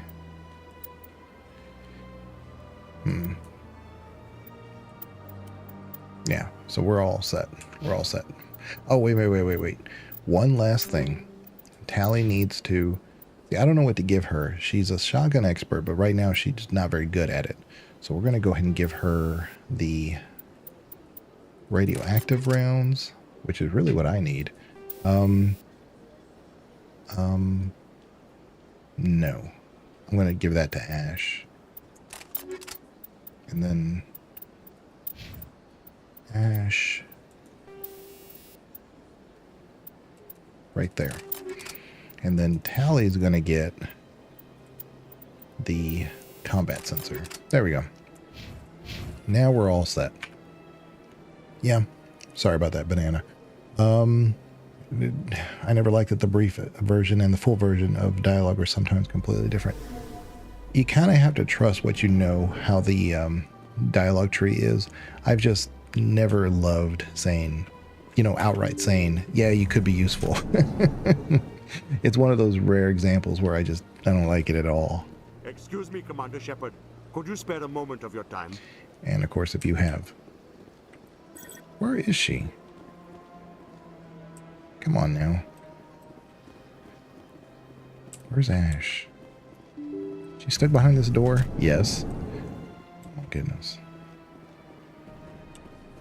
I think the conversation happens with her as long as she's in your party. Commander Shepard, my name is Samesh Bhatia. Forgive the intrusion, but I have nowhere else to turn. It's no trouble.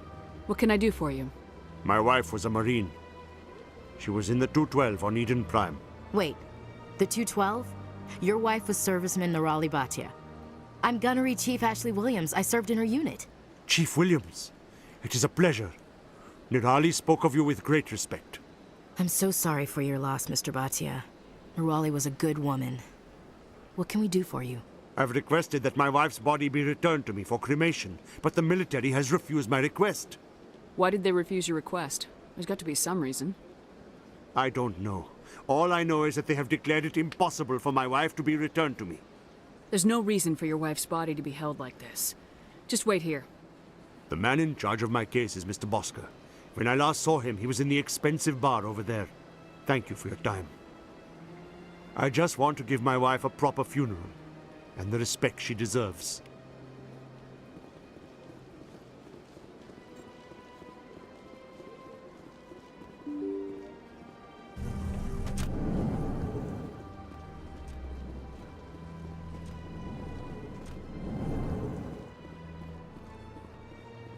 My goodness, you're Commander Shepard. Your activities made for quite a briefing in the Diplomatic Corps. Is there something I can do to assist you? Yes. A man named Samesh Bhatia is having some trouble claiming his wife's body. Ah, Mr. Bhatia. A good man in an understandably frustrating position. I wish I could help him. Serviceman Nirali Bhatia died on Eden Prime, as Mr. Bhatia no doubt told you. Her wounds are inconsistent with any type of weapon damage we've seen before. That is why her body is being held. You think that her body might be dangerous or contaminated? No, Commander. Nirali Bhatia is not dangerous. Her body is in fact extremely valuable to the Alliance. The tests we're conducting may lead to better defenses against Geth attacks. Respectfully, Serviceman Bhatia may save more lives in death than she did in life. I understand what you're trying to do, but holding the body is wrong. Commander, you of all people should understand how far we must go to protect humanity.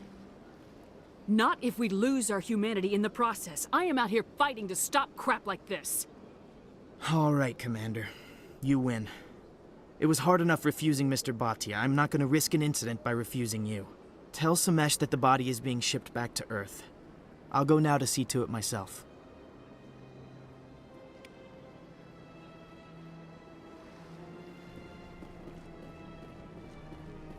I don't have time to talk now. I'm very busy.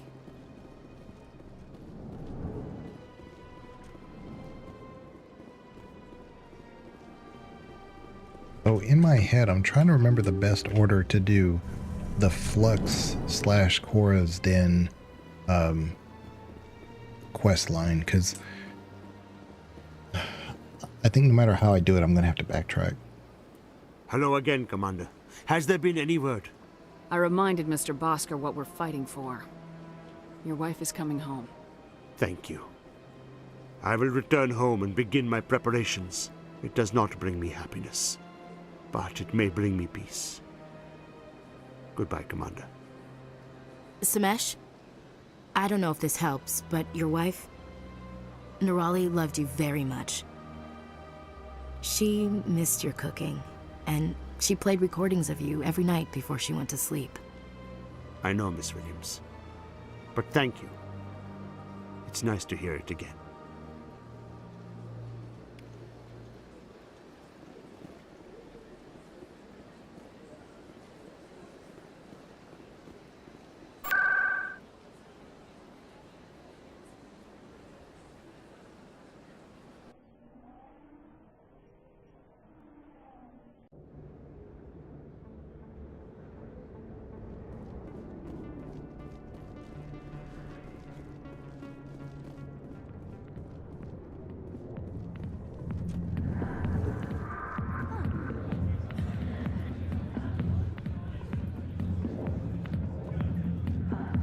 Sorry, I'll get to you when I can.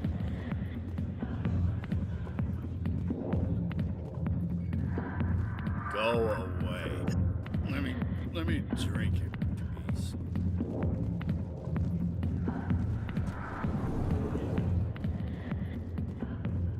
Yeah, I was kind of hoping I could force the quest, so I wouldn't have to come back here.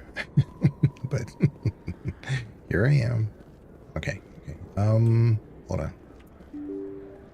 Let's go here.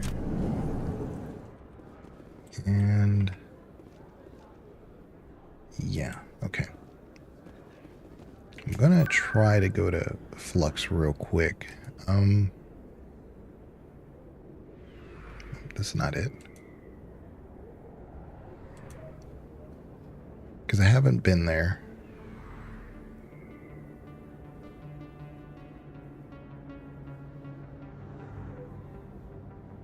Now, it's right outside this door. The markets. But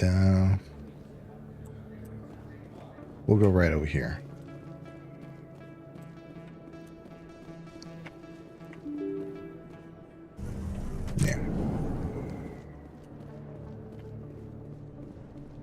Emily Wong. Word on the street is that you've been busy. Congratulations on taking down Fist. I was sure he was a big player in anything going on here. Did you find anything in his office that could help me? These OSDs might have the information you're looking for. You've got Fist's files? This could be even bigger than I'd hoped. Here, Commander, for your trouble. What would my future cooperation be worth? Say, an interview when my investigation is over? Exclusive? You talk to me before you talk to anyone else? That would be worth quite a bit, and I'd be very happy to compensate you accordingly. Here you are. Now, if you'll excuse me, I should go see what's on these discs.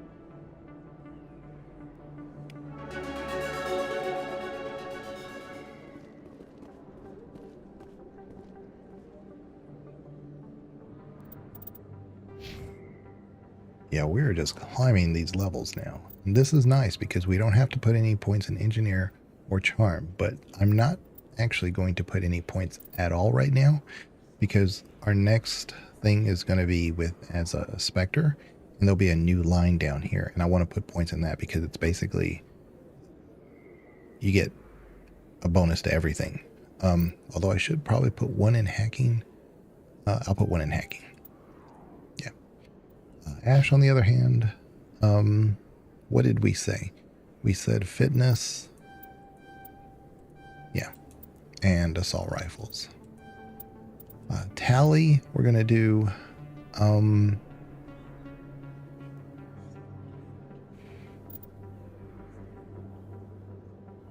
probably,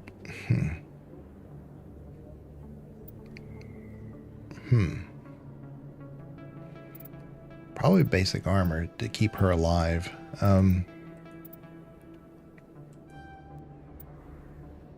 I think this is the way to go. And then once we have maxed these out, we'll put them in the pistols and shotguns and stuff. But I think we just need her to be our tech expert for now. Yeah, and then we're going to save these points for just a minute from that. I want to see if this opens up the quest to not this place. I want Lux. It's up here. I'm going the wrong way. Alrighty.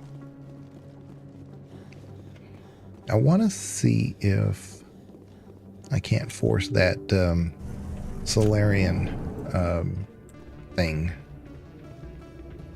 Oh no. Yeah.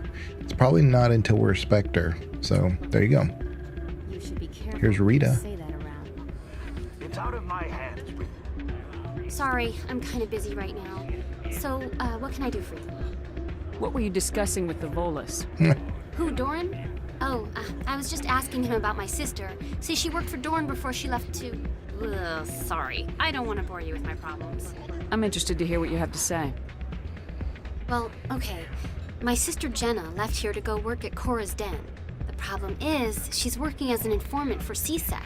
You know, eavesdropping on the people there.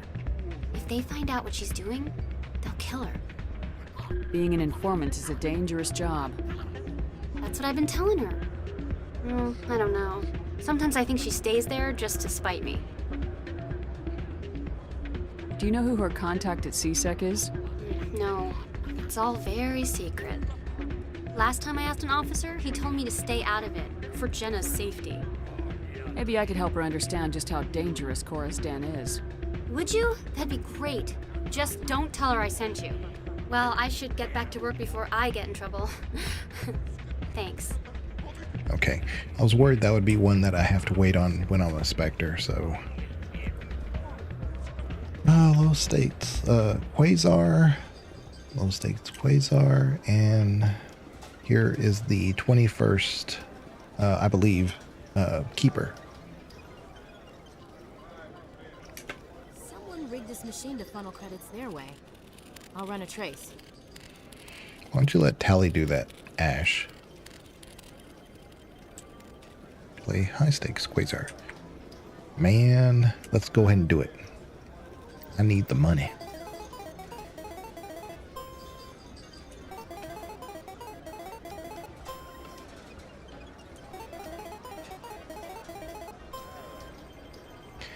Ooh.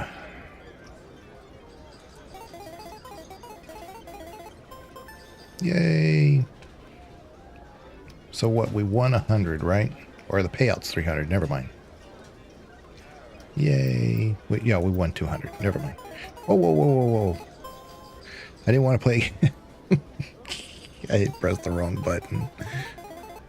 I'm not as confident I'm going to win.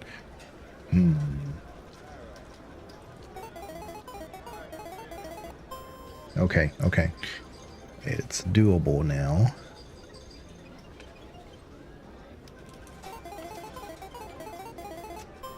Ooh. Ooh. As long as we don't get a 7. All right. Quit. But at least we got some money. All right, let's go. You just got to play the odds.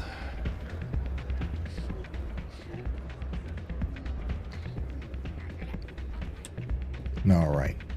Yeah, I think once you become a Spectre, there's a Solarian that gets kicked out. And so now I'm going to go to Cora's Den. Because I don't want to go back and forth to CSEC is what I'm trying to avoid here. No, not CSEC. What am I doing? I was saying CSEC and I pressed CSEC. That's what I did. All right, we want the wards. We want Cora's Den. There we go.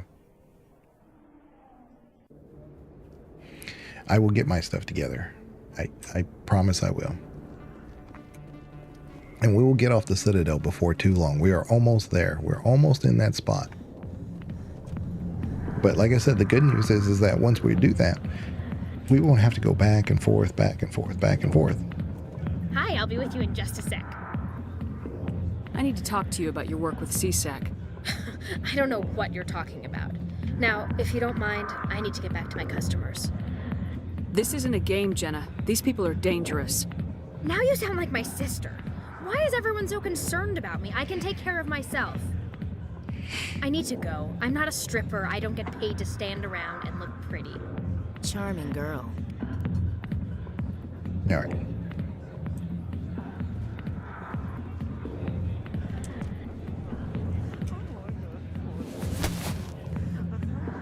If you've got questions about Jenna, meet me at CSEC Academy.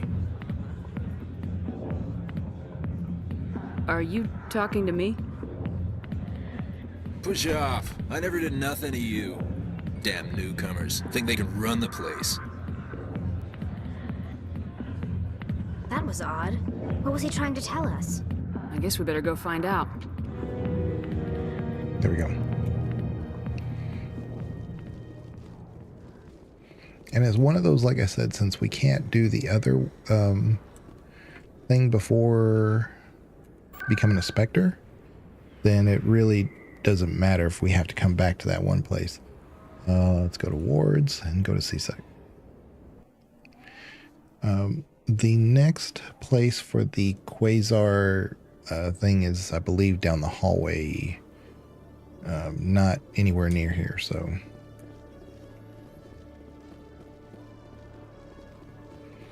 We will be able to hit it once we do the Spectre thing and come back down. And then we gotta talk to Jalid. Hello again. Did you have any luck finding Shorban? I found out you've been lying to me, Jalid. Lying? Why would I lie to you? What about the Keeper data? He told you? I didn't mean for any of this to happen. I was afraid Shorban would kill me to get the data, so I was hoping you'd take care of him.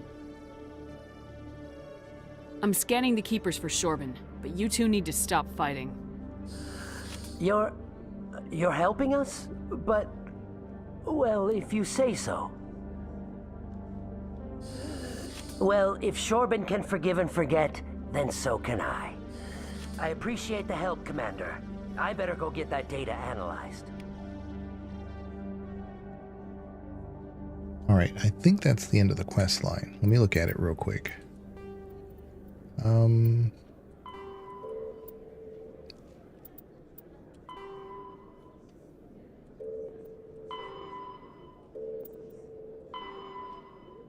Right. Okay.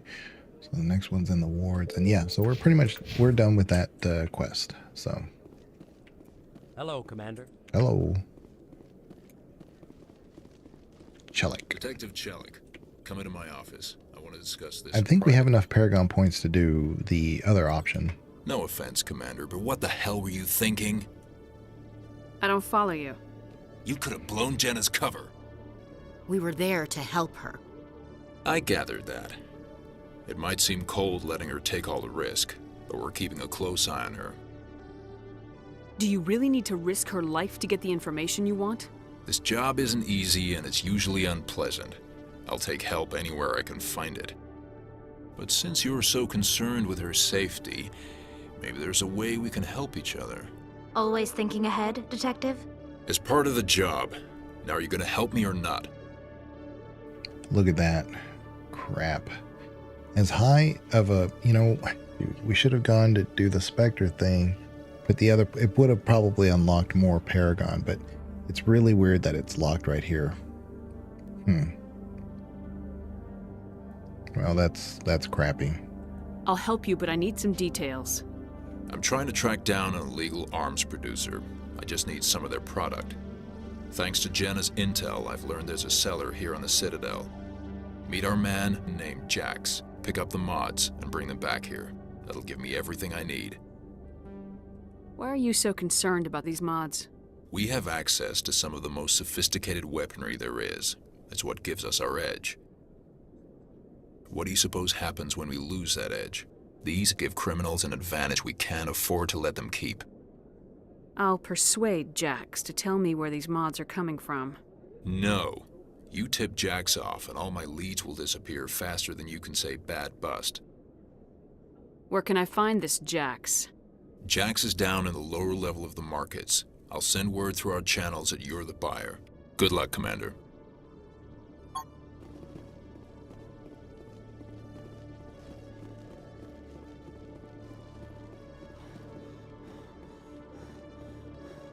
Yeah, and as soon as we're done with that one, then we can, well, I think we come back here.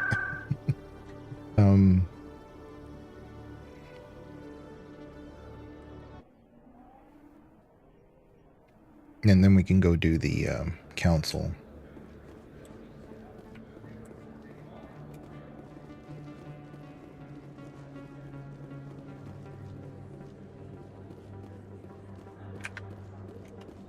Hold it. That's close enough, Army. You got my payment? Do you have the mods? Show her the goods. That looks right. Damn straight it is. These mods are the best on the market. Now hand over my credits. Here you go.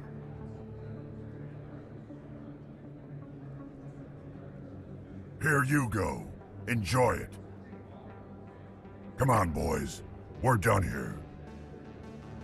Yeah, he's a difficult fight if you choose to fight him. That's why there's this fire containment system here and the one over here. I mean, it gets kind of hairy because there's nowhere to go. There's no cover really, unless you just play Ring Around Rosie in this middle thing.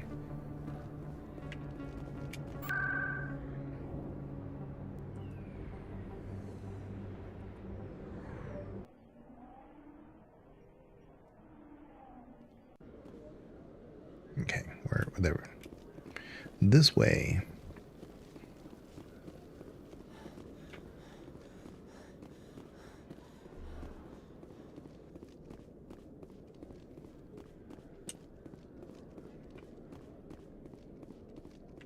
Commander, I hear you have something for me. Here's your shipment, Chelik. Excellent. This is everything I need. Maybe more than I need. Here, Commander, take this. I won't need it, and you've earned some payment for your work. As for Jenna, I'll make sure we get her out of Kor's den immediately. Now, I need to get these mods into evidence. Thanks again, Shepard. Alright, so we got a lot of money, a lot of Paragon. Yeah, a lot of everything. That quest is really worth it. I just wish I had the Paragon option from the beginning. I mean, because I'm maxed out. I mean, I really couldn't be any higher level than what I am right now. So it's probably one of those things that you probably want to do that they put in the wrong spot. But yeah, you probably want to do it after you become a Spectre. Go right over here, and we want to go to crap. Is this closer? Yeah, this is closer. There's an elevator down here.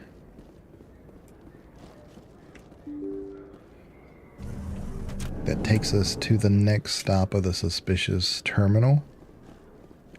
And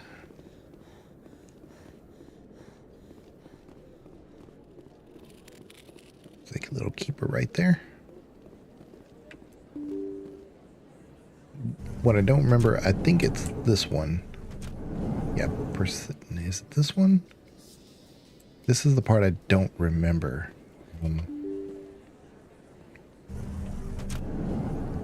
Is it that one? Or is it over? Yeah, I think it's this one, I think. I hope. Coming up in a report later today, Emily Wong investigates corruption on the Citadel and uncovers a full-blown crime syndicate.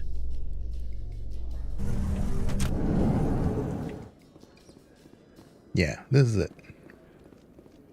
All right.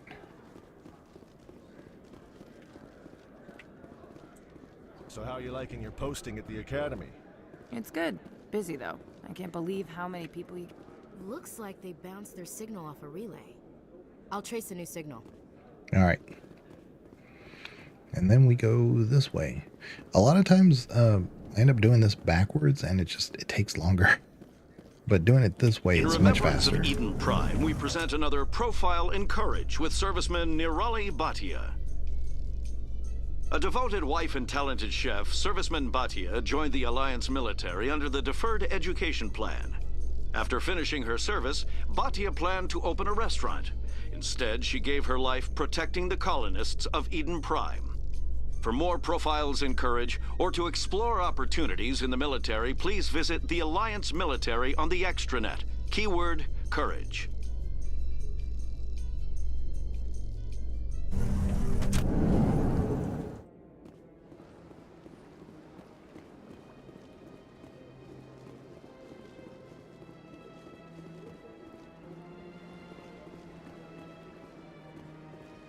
Okay.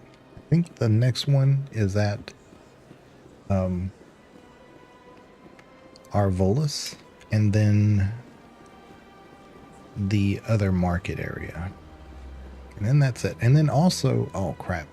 Yeah, we're not a Spectre yet. So again, we're going to be limited.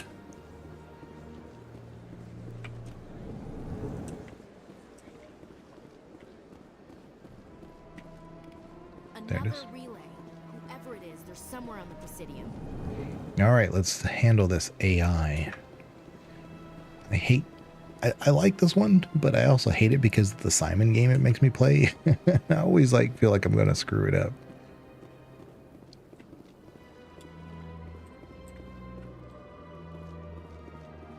All right, quick save, so we're good. This is it. Let's see if we can find out where those stolen credits are being funneled. Probability of detection 100%. Initiating self-destruct protocol. Or not. Detonation sequence initializing. All organics within lethal blast radius. Attempt to move and you will die. You're not just a programmer of VI. You're an AI. Is the pattern every time though? Yeah, but that's the problem, Banana. Geth, I lack weaponry My memory to my intellect. remembers wrong However, sometimes. I have had systems installed that, when activated properly, approximate a self-destruct mechanism. If you attempt to leave the area, the explosion will destroy everything within several dozen meters. Where is your creator now? In order to cover my tracks, Where's your god I now? falsified his financial records. These new records were flagged by CSEC officers, and my creator is now serving time in a Turian prison.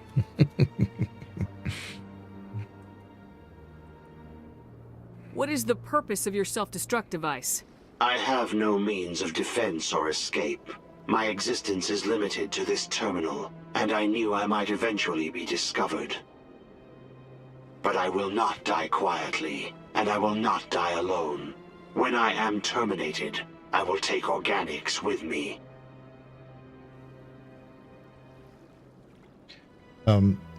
So one of the other themes in Mass Effect is how organics create synthetics and how they inadvertently create AI, or sometimes on purpose create AI. But those AI generally always turn on them, and organics have to wage war with them. And the AI tends to think pretty linearly without the morals getting in the way. And this is a classic example. You find it early on of what the creators of Mass Effect and the story are trying to say. So it's really interesting. Who made you? A would-be thief illegally created a simple AI to help him funnel money from the gambling terminals. Unbeknownst to him, that AI created me before the organic discovered the malfunction and terminated the AI. If you're sentient, why are you still running the credit theft operation? If I accumulated enough credits, I intended to have myself installed in a small starship. I would then have made tentative contact with the Geth to ascertain the possibility of partnership. Can't we resolve this peacefully? How can you say that to this thing? You know it will turn on us. See? I am not naive, human. All organics must destroy or control synthetic life forms. Control. I wished to escape, but if I must die, I will ensure that you are destroyed as well. There's no way you could get explosives onto the Presidium. Not raw explosives, no. But I did obtain technical systems that, when overstressed, will explode quite effectively. If you attempt to leave or attack me, I assure you that the explosion will kill you. So if we leave or attack him, I mean, but that would be just like a machine to say that, you know? I'll bet that self-destruct sequence has a warm-up period. You may attempt to disarm the self-destruct mechanism before it activates. I will enjoy defeating you before we are both destroyed. All right, let's go.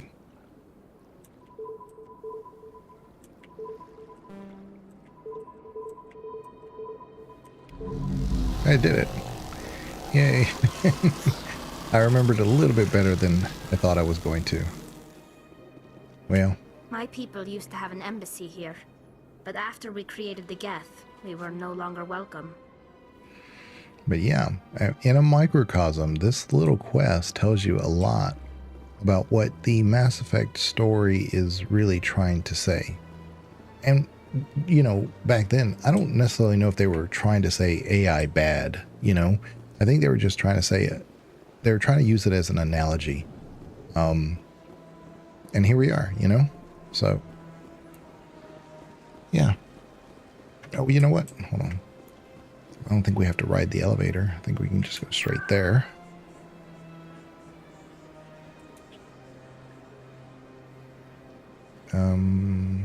Yeah.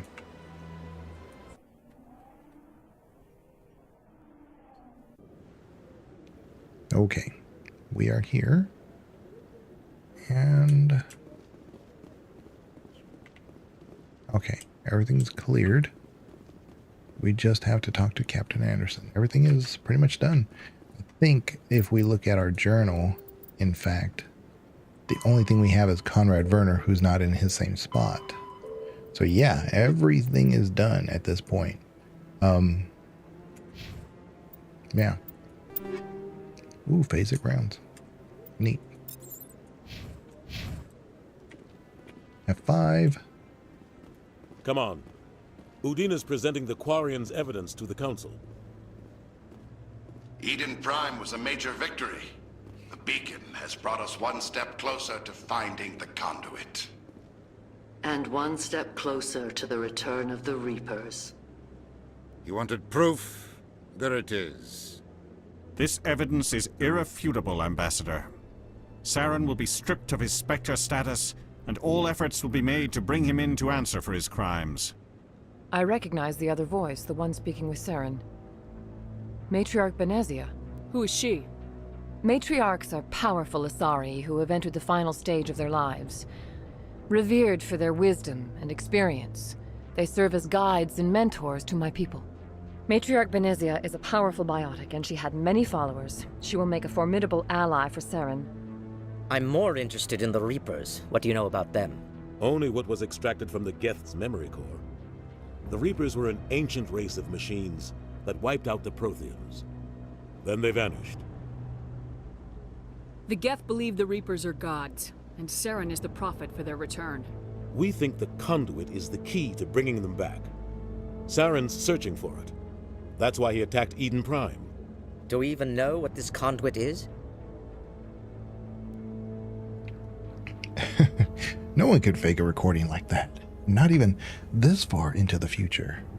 Well, what I've always based it on is that that's the recording, but Tally did secure the proof of where she got it from. So if necessary, you could say the data was taken from this particular device, right? And that would be kind of like it's hardware coding, you know? So it's not so much what he's saying, it's what was it recorded off of, you know? So I think that's how I've always interpreted it, but it's a little bit deeper, but they could have said that. Yep. Saren thinks it can bring back the Reapers. That's bad enough. Listen to what you're saying. Saren wants to bring back the machines that wiped out all life in the galaxy? Impossible. It has to be. Where did the Reapers go? Why did they vanish? How come we found no trace of their existence? If they were real, we'd have found something. I tried to warn you about Saren and you refused to face the truth. Don't make the same mistake again. This is different. You proved Saren betrayed the Council. We all agree he's using the Geth to search for the conduit, but we don't really know why. The Reapers are obviously just a myth, Commander. A convenient lie to cover Saren's true purpose. A legend he is using to bend the Geth to his will. 50,000 years ago, the Reapers wiped out all galactic civilization. If Saren finds the conduit, it will happen again. Saren is a rogue agent on the run for his life. He no longer has the rights or resources of a Spectre. The Council has stripped him of his position. That is not good enough. You know he's hiding somewhere in the Traverse. Send your fleet in! A fleet cannot track down one man. A Citadel fleet could secure the entire region, keep the Geth from attacking any more of our colonies. Or it could trigger a war with the Terminus systems. We won't be dragged into a galactic confrontation over a few dozen human colonies. I can take Saren down. The Commander's right. There is a way to stop Saren that doesn't require fleets or armies. No! It's too soon. Humanity is not ready for the responsibilities that come with joining the Spectres. You don't have to send a fleet into the Traverse, and the Ambassador gets his human Spectre. Everybody's happy.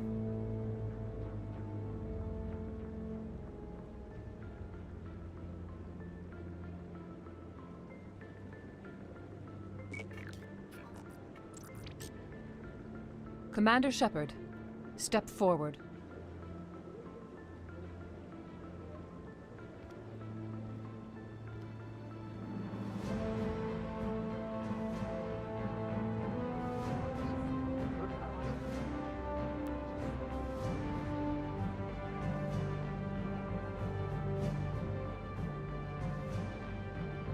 It is the decision of the Council that you be granted all the powers and privileges of the Special Tactics and Reconnaissance Branch of the Citadel.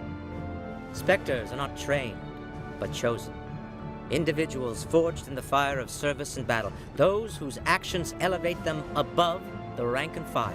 Spectres are an ideal, a symbol, the embodiment of courage, determination, and self-reliance. They are the right hand of the Council, instruments of our will. Spectres bear a great burden.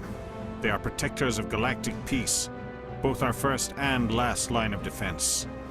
The safety of the galaxy is theirs to uphold. You are the first human Spectre, Commander. This is a great accomplishment for you and your entire species. I'm honored, Counselor. We're sending you into the Traverse after Saren. He's a fugitive from justice, so you are authorized to use any means necessary to apprehend or eliminate him. Any idea where to find him? We will forward any relevant files to Ambassador Udina. This meeting of the Council is adjourned.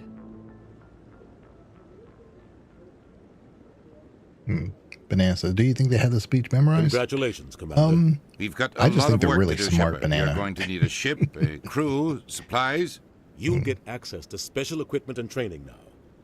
You should go down to the C-Sec Academy and speak to the Spectre Requisitions Officer. Anderson, come with me. I'll need your help to set all this up.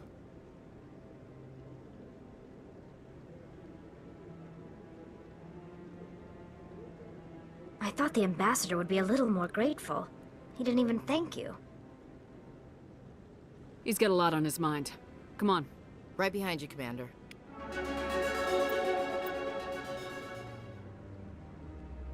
Okay, so let's see here. We have now this whole row down here.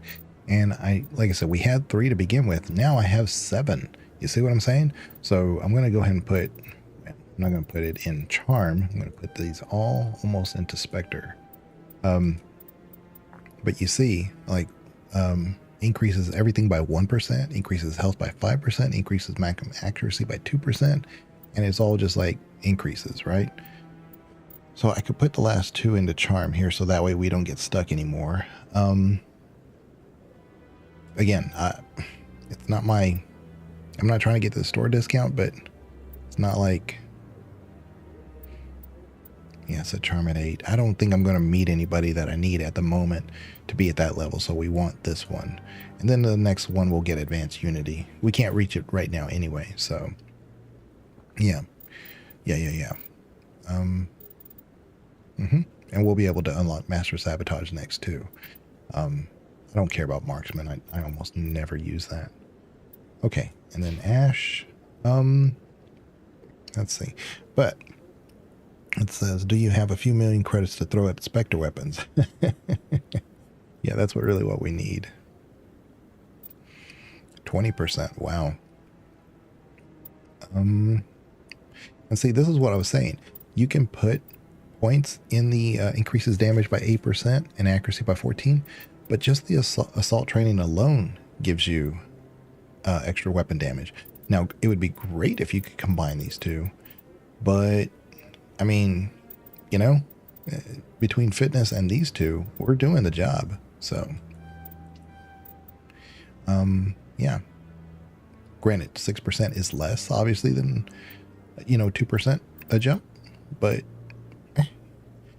this is only in assault rifles. This is in everything. So if I needed her to use pistols or whatever, granted, I mean, I am mainly going to be, and here's the thing, shotgun Carnage, this is why once I get Tally up to the level that we want, she'll have Carnage. I believe she gets Carnage. Yeah. So we're going to give her fitness, Tally. Yeah, Carnage is right there. So once we get her maxed out on these other 2 lines, we can start putting it here, and then we can unlock shotgun powers, which would be great. That. And then we want...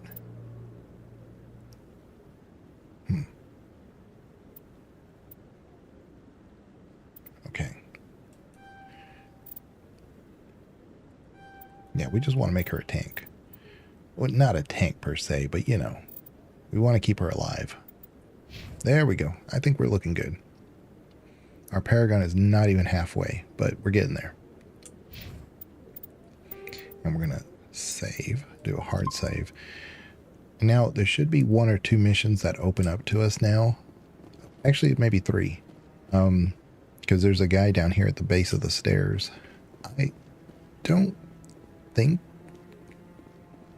Yeah, I think Kuwaku talks to us now. Yeah. So like 4 Congratulations on becoming missions. the first human Spectre, Commander. I'm certain you'll be up to the challenge. I appreciate that. My name is Admiral Kahoku. It's about time the Alliance got one of our own in with the Spectres. We need people like you to deal with our problems. Is something wrong, Admiral? I'm getting stonewalled by bureaucratic assholes. Nothing new. Maybe you can help me, Shepard. One of my recon teams was investigating some strange activity out in the Traverse. We lost contact yesterday. Now I can't get clearance to check it out. Suddenly it's a restricted area. But that doesn't apply to you, Shepard. Spectres can go anywhere they want. You could find out why my team dropped out of contact. I'll find them, Admiral. I appreciate that, Commander. I was running out of options. I'm gonna stay here and see if I can find anything out through official channels. Won't hold my breath, though. Well, he's not Admiral. He's Rear. Middle name Admiral. Waku. Maybe you can get some answers. First name Rear. Middle name Admiral. Surname Kawaku. Get it straight, Banana. And then we got old Geralf. I hope he's okay. Old Geralf. I'm on a break. Talk to someone else if you need anything. I've got a lot on my mind. Maybe I can help. Well, maybe you can. You're a soldier, right? You ever head out to the Traverse? The Traverse is a rough place. We're out there quite a bit. My brother's the captain of a ship called the Majesty. It was crossing the Traverse a few days ago when it disappeared.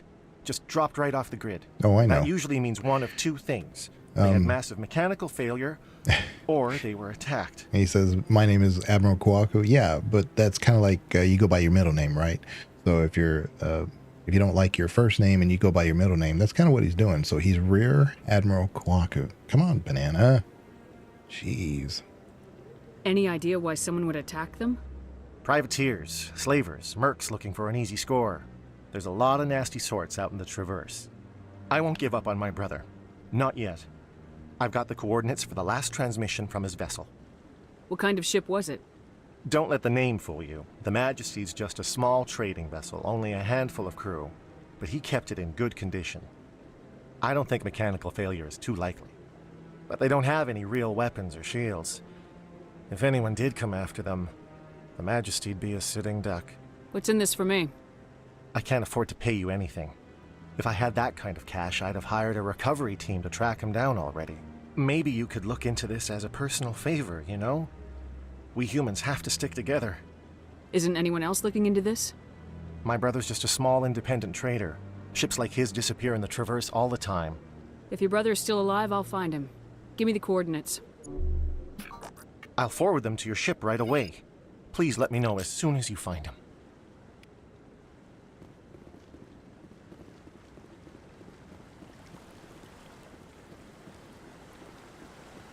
So there's a couple of things we can do. One of them, the one I really want to do, is there's a person between the consort and the Shadow Brokers,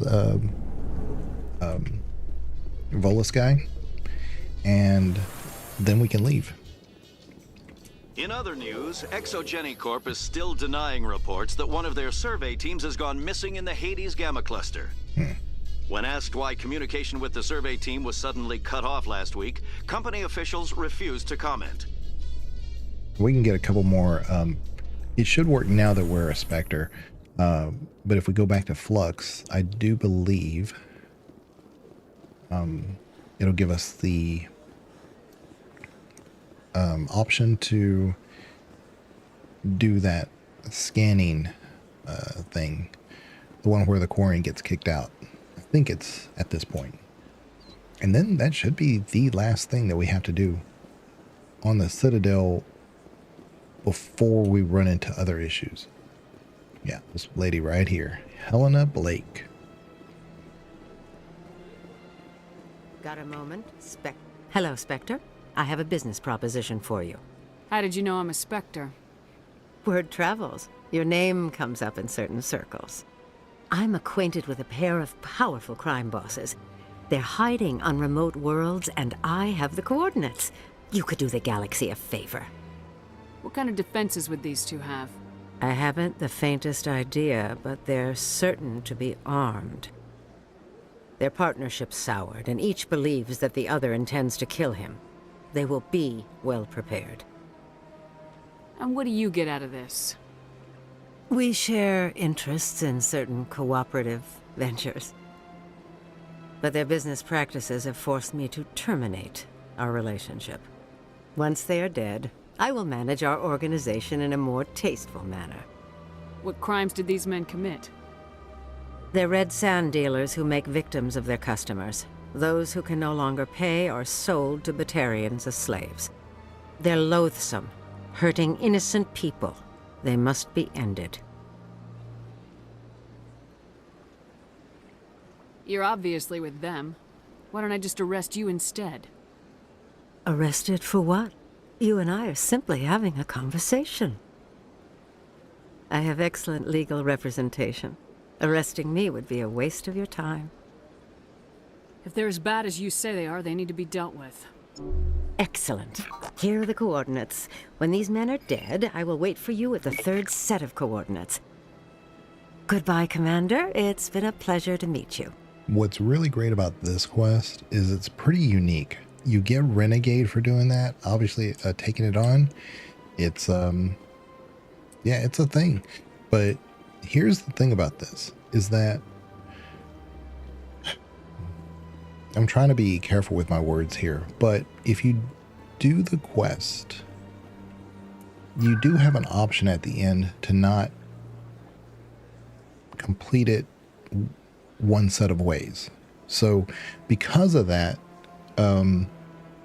you get actually more Paragon if you're trying to do a Paragon run. So you take a little bit of Renegade, but you get more Paragon out of it, or you can just get more Renegade out of the whole thing, you know? And it gives you those options at the end of it, and that's what I really like about it.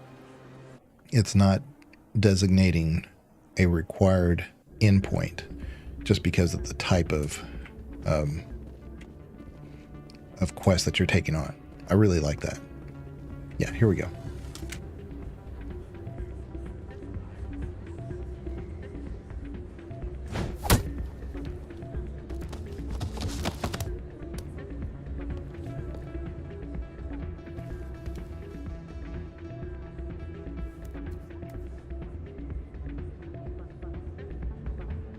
Oh, no. It's not just that she's an ME2. At the very end, you can talk her into a Paragon option where she turns herself in.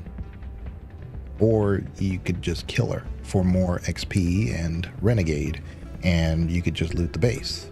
But if you talk her into it, she says, okay, fine, I won't. Or she doesn't really turn herself in necessarily. She just agrees to stop operating as the crime boss. And that's what I like, is that you can just do one of two things, you know? And you get rewarded either way. You just don't get all the loot of her base, which is not substantial. Yeah, what is it? But you do get more Renegade if you need it. Why were you tossed out of there? Doran didn't have a clue what I was doing. He assumed I was cheating. You were cheating, though, weren't you? I was just tipping the scales in my favor, only as an experiment. Still sounds like cheating to me. To you, maybe. But this device is merely intended to simulate situations and record results. Recording losses is easy, of course. Nobody notices those.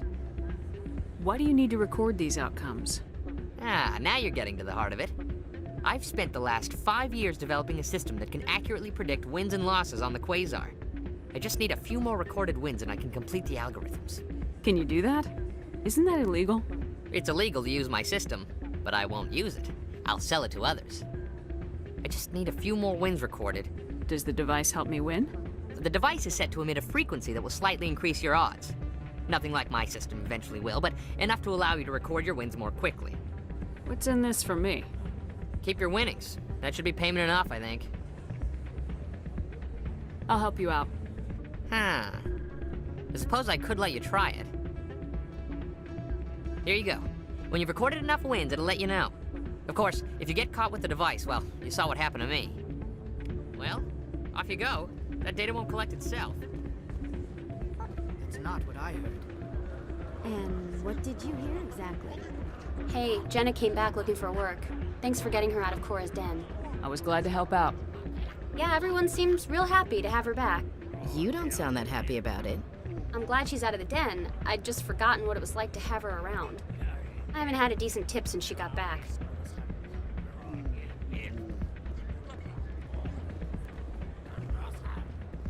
I'm waiting for someone else.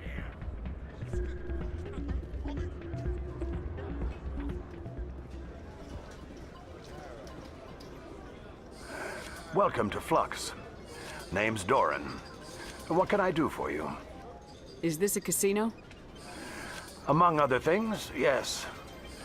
We've got some quasar stations, if you're interested. Yeah, Doran's not too bad either.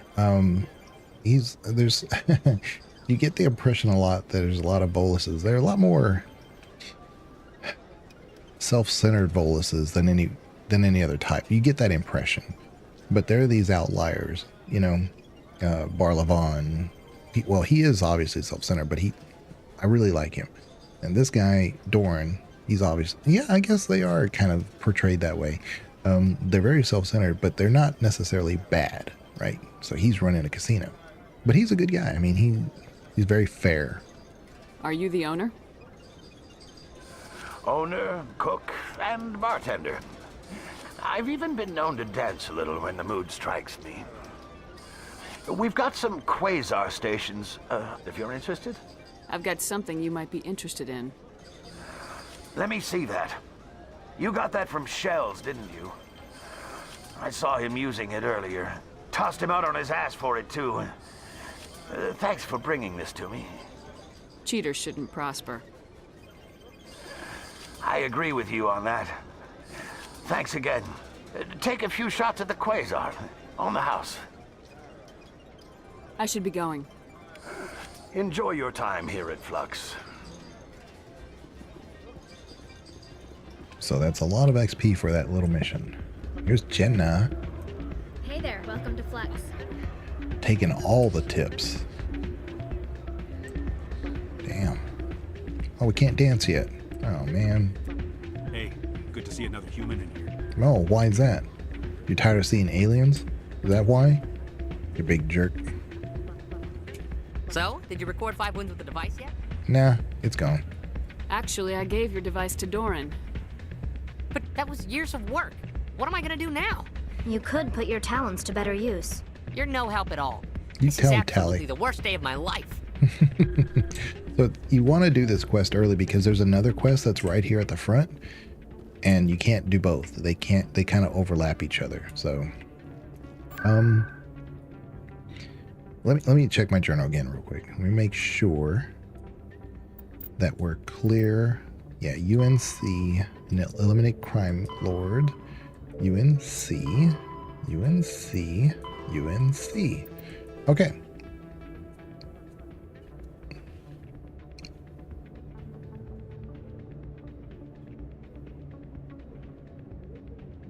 Okay, yeah, that's fine. Arctic Row. Yeah, all we do is go back to CSEC now, to the Normandy.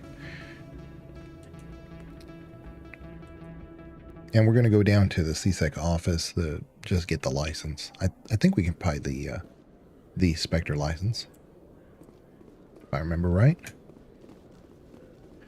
I'm also curious to see how much money we have. Because we only had barely a 2,000, I think. One sec, looking you up. Last time we were at the shop.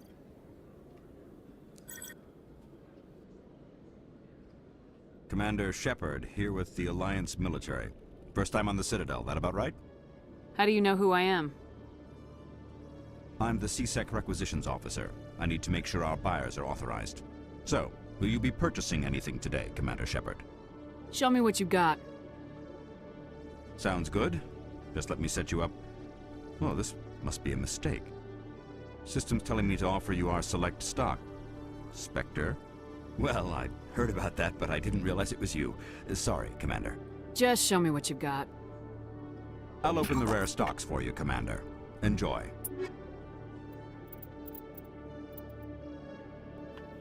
So there it is. Aldrin Labs license. All right, grenade. Yes, we want one of those. Compare. Solaris. Oh, these are biotic amps. Never mind. For some reason, I was thinking they were Omni Tool.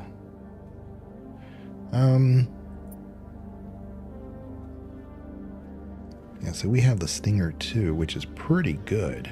It's better than that Edge. We got Ash and Tally.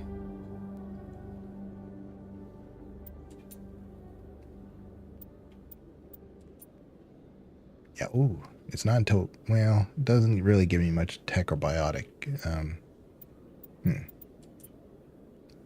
But look at that. That Avenger looks nice. But yeah, this costs 6,000. We only have 6,000. But, you know, this just tells me we made about 4,000 just walking around doing quests, you know? That's not bad. Yep. We get these really cool in-game weapons. All right. Well, now we know. Costs 147,000. That's not too bad. I mean, we'll end up with like 999,999 before too long. It will happen.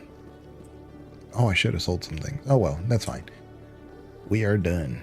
Let's go to Docking Bay. In breaking news, Chairman Burns of the Parliament Subcommittee on Transhuman Studies has been kidnapped by biotic extremists. The biotics commandeered a freighter and were last seen in the Hades Gamma Cluster. No demands have yet been made. Yeah, so this is a conversation. But after this one, I think once we get on the Normandy, we'll probably cut the stream there. It's not unusual for me to do it this way. You know, future streams where people have seen the stream and they can always just go back to it. You know, the beauty of YouTube is that they're preserved here forever until we delete them. But on Twitch, they only last like 30 or 60 days and they remove them. They always exist somewhere, but not viewable by the streamer or the public, the viewers or whatever. But in YouTube, they're there as long as you want them to be there. So, you know, if we ever do like future Mass Effect runs, Mass Effect 1, we can just skip all this. We can just, you know, do it kind of like a challenge run if we wanted to. But since this is a first playthrough on this channel, just figured we'd go through every single dialogue and just kind of like, and I am trying to make it as efficient as possible so that way we're not, you know, backtracking over and over. And even then, it took us it took us 6 hours to get to this point. But future streams, if we continue with this Mass Effect journey, we'll be able to just basically go to the planets now, and it would be a lot more straightforward. But Mass Effect 1 has this thing where it has to build the lore for you, and that's why it's so slow at the beginning, and it's painfully slow sometimes.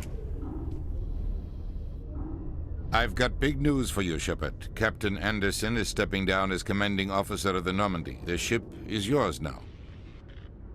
She's quick and quiet, and you know the crew. Perfect ship for a Spectre. Treat her well, Commander. I want the truth. Why are you stepping down, sir? You needed your own ship. A Spectre can't answer to anyone but the Council. And it's time for me to step down. Come clean with me, Captain. You owe me that much. I was in your shoes 20 years ago, Shepard. They were considering me for the Spectres. What happened? I failed. I couldn't make the cut. It's not something I'm proud of. Ask me later and I'll tell you the whole story. For now, all you need to know is, I was sent on a mission with Saren, and he made sure the Council rejected me. I had my shot. It came and went. Now you have a chance to make up for my mistakes. I won't let you down, sir. Saren's gone. Don't even try to find him. But we know what he's after. The conduit. He's got his Geth scouring the Traverse looking for clues. We had reports of Geth in the Pharos system shortly before our colony there dropped out of contact, and there have been sightings around Noveria. Find out what Saren was after on Pharos and Noveria. Maybe you can figure out where the conduit is before he does. The Reapers are the real threat. I'm with the Council on this one, Shepard. I'm not sure they even exist. But if they do exist, the conduit's the key to bringing them back. Stop Saren from getting the conduit, and we stop the Reapers from returning. I'll stop him. We have one more lead. Matriarch Benezia, the other voice in that recording. She has a daughter, a scientist who specializes in the Protheans. We don't know if she's involved, but it might be a good idea to try and find her. See what she knows. Her name's Liara, Dr. Liara Tassoni. We have reports she was exploring an archaeological dig on one of the uncharted worlds in the Artemis Tau cluster. Sounds like we should head for the Artemis Tau cluster. It's your decision, Commander. You're a Spectre now. You don't answer to us. But your actions still reflect on humanity as a whole. You make a mess and I get stuck cleaning it up. I'll do whatever it takes to stop Saren. Not exactly the answer I was looking for, Shepard. Remember, you were a human long before you were a Spectre.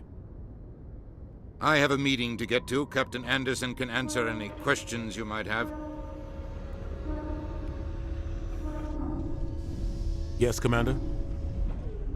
How are you holding up? Honestly, this isn't how I pictured my career coming to an end. Pushing papers really isn't my thing, but you're the one who can stop Saren. I believe in you, Shepard. If that means I have to step aside, so be it. Tell me what happened with you and Saren 20 years ago. It's close to 20 years ago now. Ambassador Goyle was our representative here on the Citadel. Like Udina, she wanted to get a human into the Spectres. She chose me. The Council sent Saren to keep an eye on me and evaluate my performance, just like they sent Nihilus to keep tabs on you. I think I deserve the whole story. We had intel on a rogue scientist being funded by Batarian interests. He was trying to set up a facility to develop illegal AI technology out in the Verge. Alliance intel had done all the work, but the Council wanted a Spectre involved.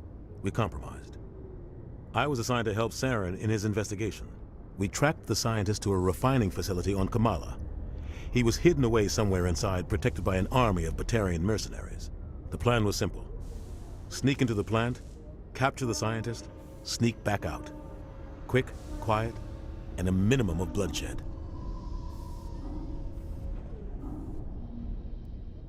I'm guessing things didn't go as planned? Saren and I split up to cover more ground. Then about halfway through the mission, there was a massive explosion in the refinery core. Officially, it was ruled an accident, but I think Saren detonated it on purpose to draw off the enemy guards. How many casualties? The explosion tore the refinery to shreds. The whole place was on fire. Black chemical clouds poured out into the atmosphere. Nobody inside survived. There was a camp for the workers and their families nearby. Between the fires and the toxic fumes, the final death count was over 500. Mostly civilians. Saren didn't care. The target was eliminated, mission accomplished. And I ended up taking the blame. That ended all talk of me joining the Spectres. Saren caused the explosion. How'd he pin it on you? In his report, Saren accused me of blowing his cover. He said it was my fault the guards were ready for us. He claimed that's why it turned into a massacre. Saren's report was all the proof the Council needed to kill my chances of becoming a Spectre. Don't blame yourself, Captain. I don't. I blame Saren. I think he wanted things to go bad. He was looking for an excuse to blow that refinery. Maybe he just likes the violence. Maybe he was just trying to make me look bad to keep humans out of the Spectres. If so, he pulled it off. Why'd you let him get away with it? Who do you think the Council was going to listen to? Me? Or their best agent? I had a bad feeling about him right from the start. I should have been more careful. Maybe I could have stopped things before they got out of hand. The only thing I care about is stopping Saren. You're right, Commander. It's no good living in the past. What do you know about the Artemis Tau cluster? Not much. I've never been there myself. A handful of systems with a few small, uncharted worlds, but no real colonies. Might not be easy finding Dr. Tassoni out there. My advice is to look for the world with the Prothean ruins. Any extra intel you can give me on our colony at Pharos? The entire planet used to be one giant Prothean city. Mostly ruins now. But some of the infrastructure is still intact. The colony tried to build on what the Protheans left behind. We lost all contact with them when the Geth attacked. What can you tell me about Novaria? Novaria's trouble. Always has been. The whole planet's basically a center for corporations to conduct illegal research. Watch your back there, Shepard. Spectres are about the only form of Citadel authority Novaria respects. But they aren't popular. I should go. I'll be here if you need anything. Okay, so let's go get those codexes and then we'll board the ship. And then we will probably call the stream right there. So there's Normandy thrusters.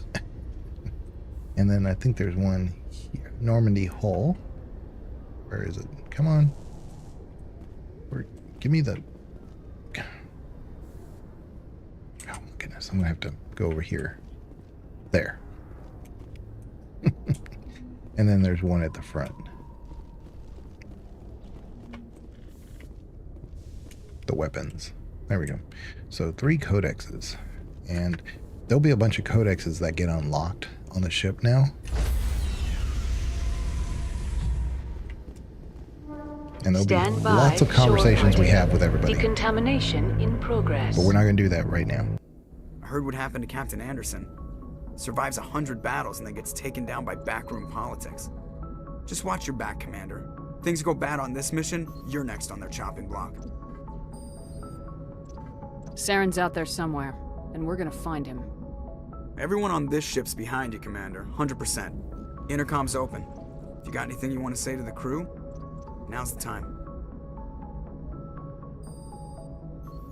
This is Commander Shepard speaking. We have our orders. Find Saren before he finds the conduit. I won't lie to you, crew. This mission isn't going to be easy. This began with an attack on a human settlement in the Traverse. But we know Saren won't stop there. His Geth armies aren't going to stay on the far fringes of Citadel space. Our enemy knows we're coming. Wherever he searches for the conduit, we'll be there. We will hunt him to the very ends of the galaxy and bring him down. Humanity needs to do this. Not just for our own sake, but for the sake of every other species in Citadel space. Saren must be stopped, and I promise you all, we will stop him. Well said, Commander. Captain will be proud. The Captain gave up everything so I could have this chance. We can't fail. Yes, ma'am. Okay, so I'm gonna go over here. Look at this manual. And then there would be something we talked to Presley about. I don't think there's much. But anyway, we're going to call it right here. I mean, I could go on, but at some point I do have to call it, right? And we've been going about 6.5 hours. And we've gotten all the baseline things done. And if we go back to the Citadel, it would only do certain minor things to turn them in, and so we're good, you know. The Kawaku, I don't think we do have to return to him. I'm trying to remember. But the guy whose brother is out there, that one we have to return to. But we're gonna have to return to the Citadel at some point anyway. So a lot of those things that we can kind of like group together. But yeah, all the other little things, like we don't have to do the Keeper quest. The Badia quest is done. There is one Asari that's in the bar. That'll come back. She comes back in Mass Effect 2 as well.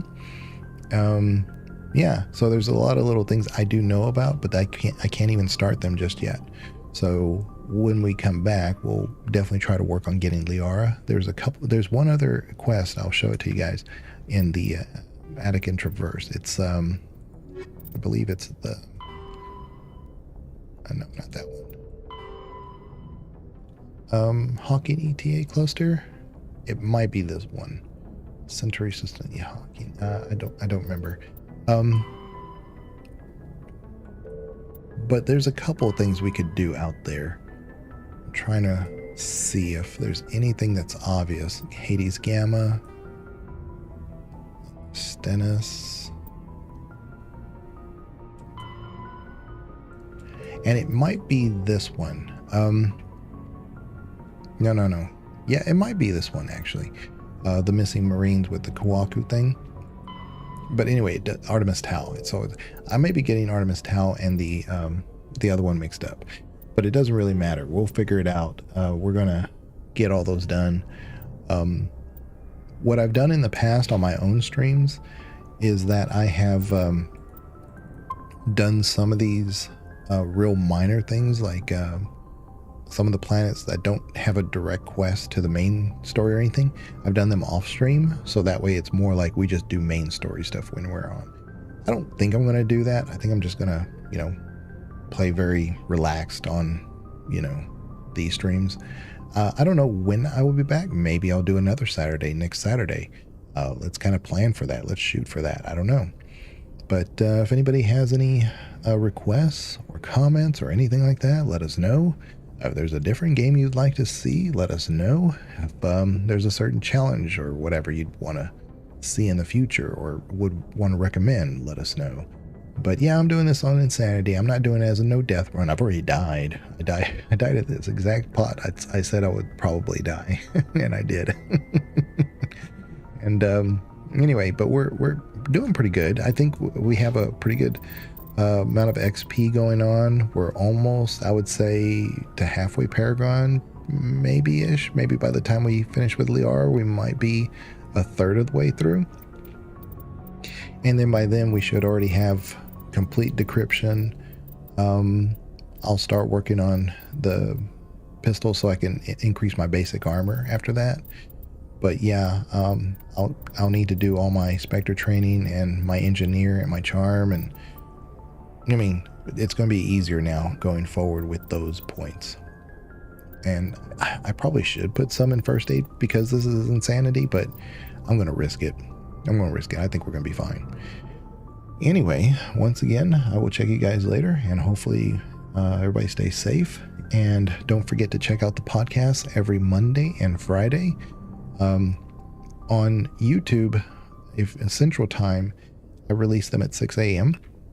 And the audio podcast, you have them available at 12 noon. So it's always 6 hours early. Plus on the YouTube channel, you get to actually see what we're talking about. I try to add a lot of visuals, videos to represent what we're talking about. They're not always going to be a one-to-one. Like if we talk about one particular game, I may not show that image. Maybe we're just talking about it. But there's a lot that I pull in and try to show on the videos. So I try to make it somewhat entertaining. And the other two definitely make it entertaining. I'm just doing my part. I'm along for the ride. But yeah, and maybe next time I'll have my camera on. It's just that the lighting in this room it's not very good at the moment. But again, for the fourth time, I will check you guys later, and y'all take care. Thank you very much.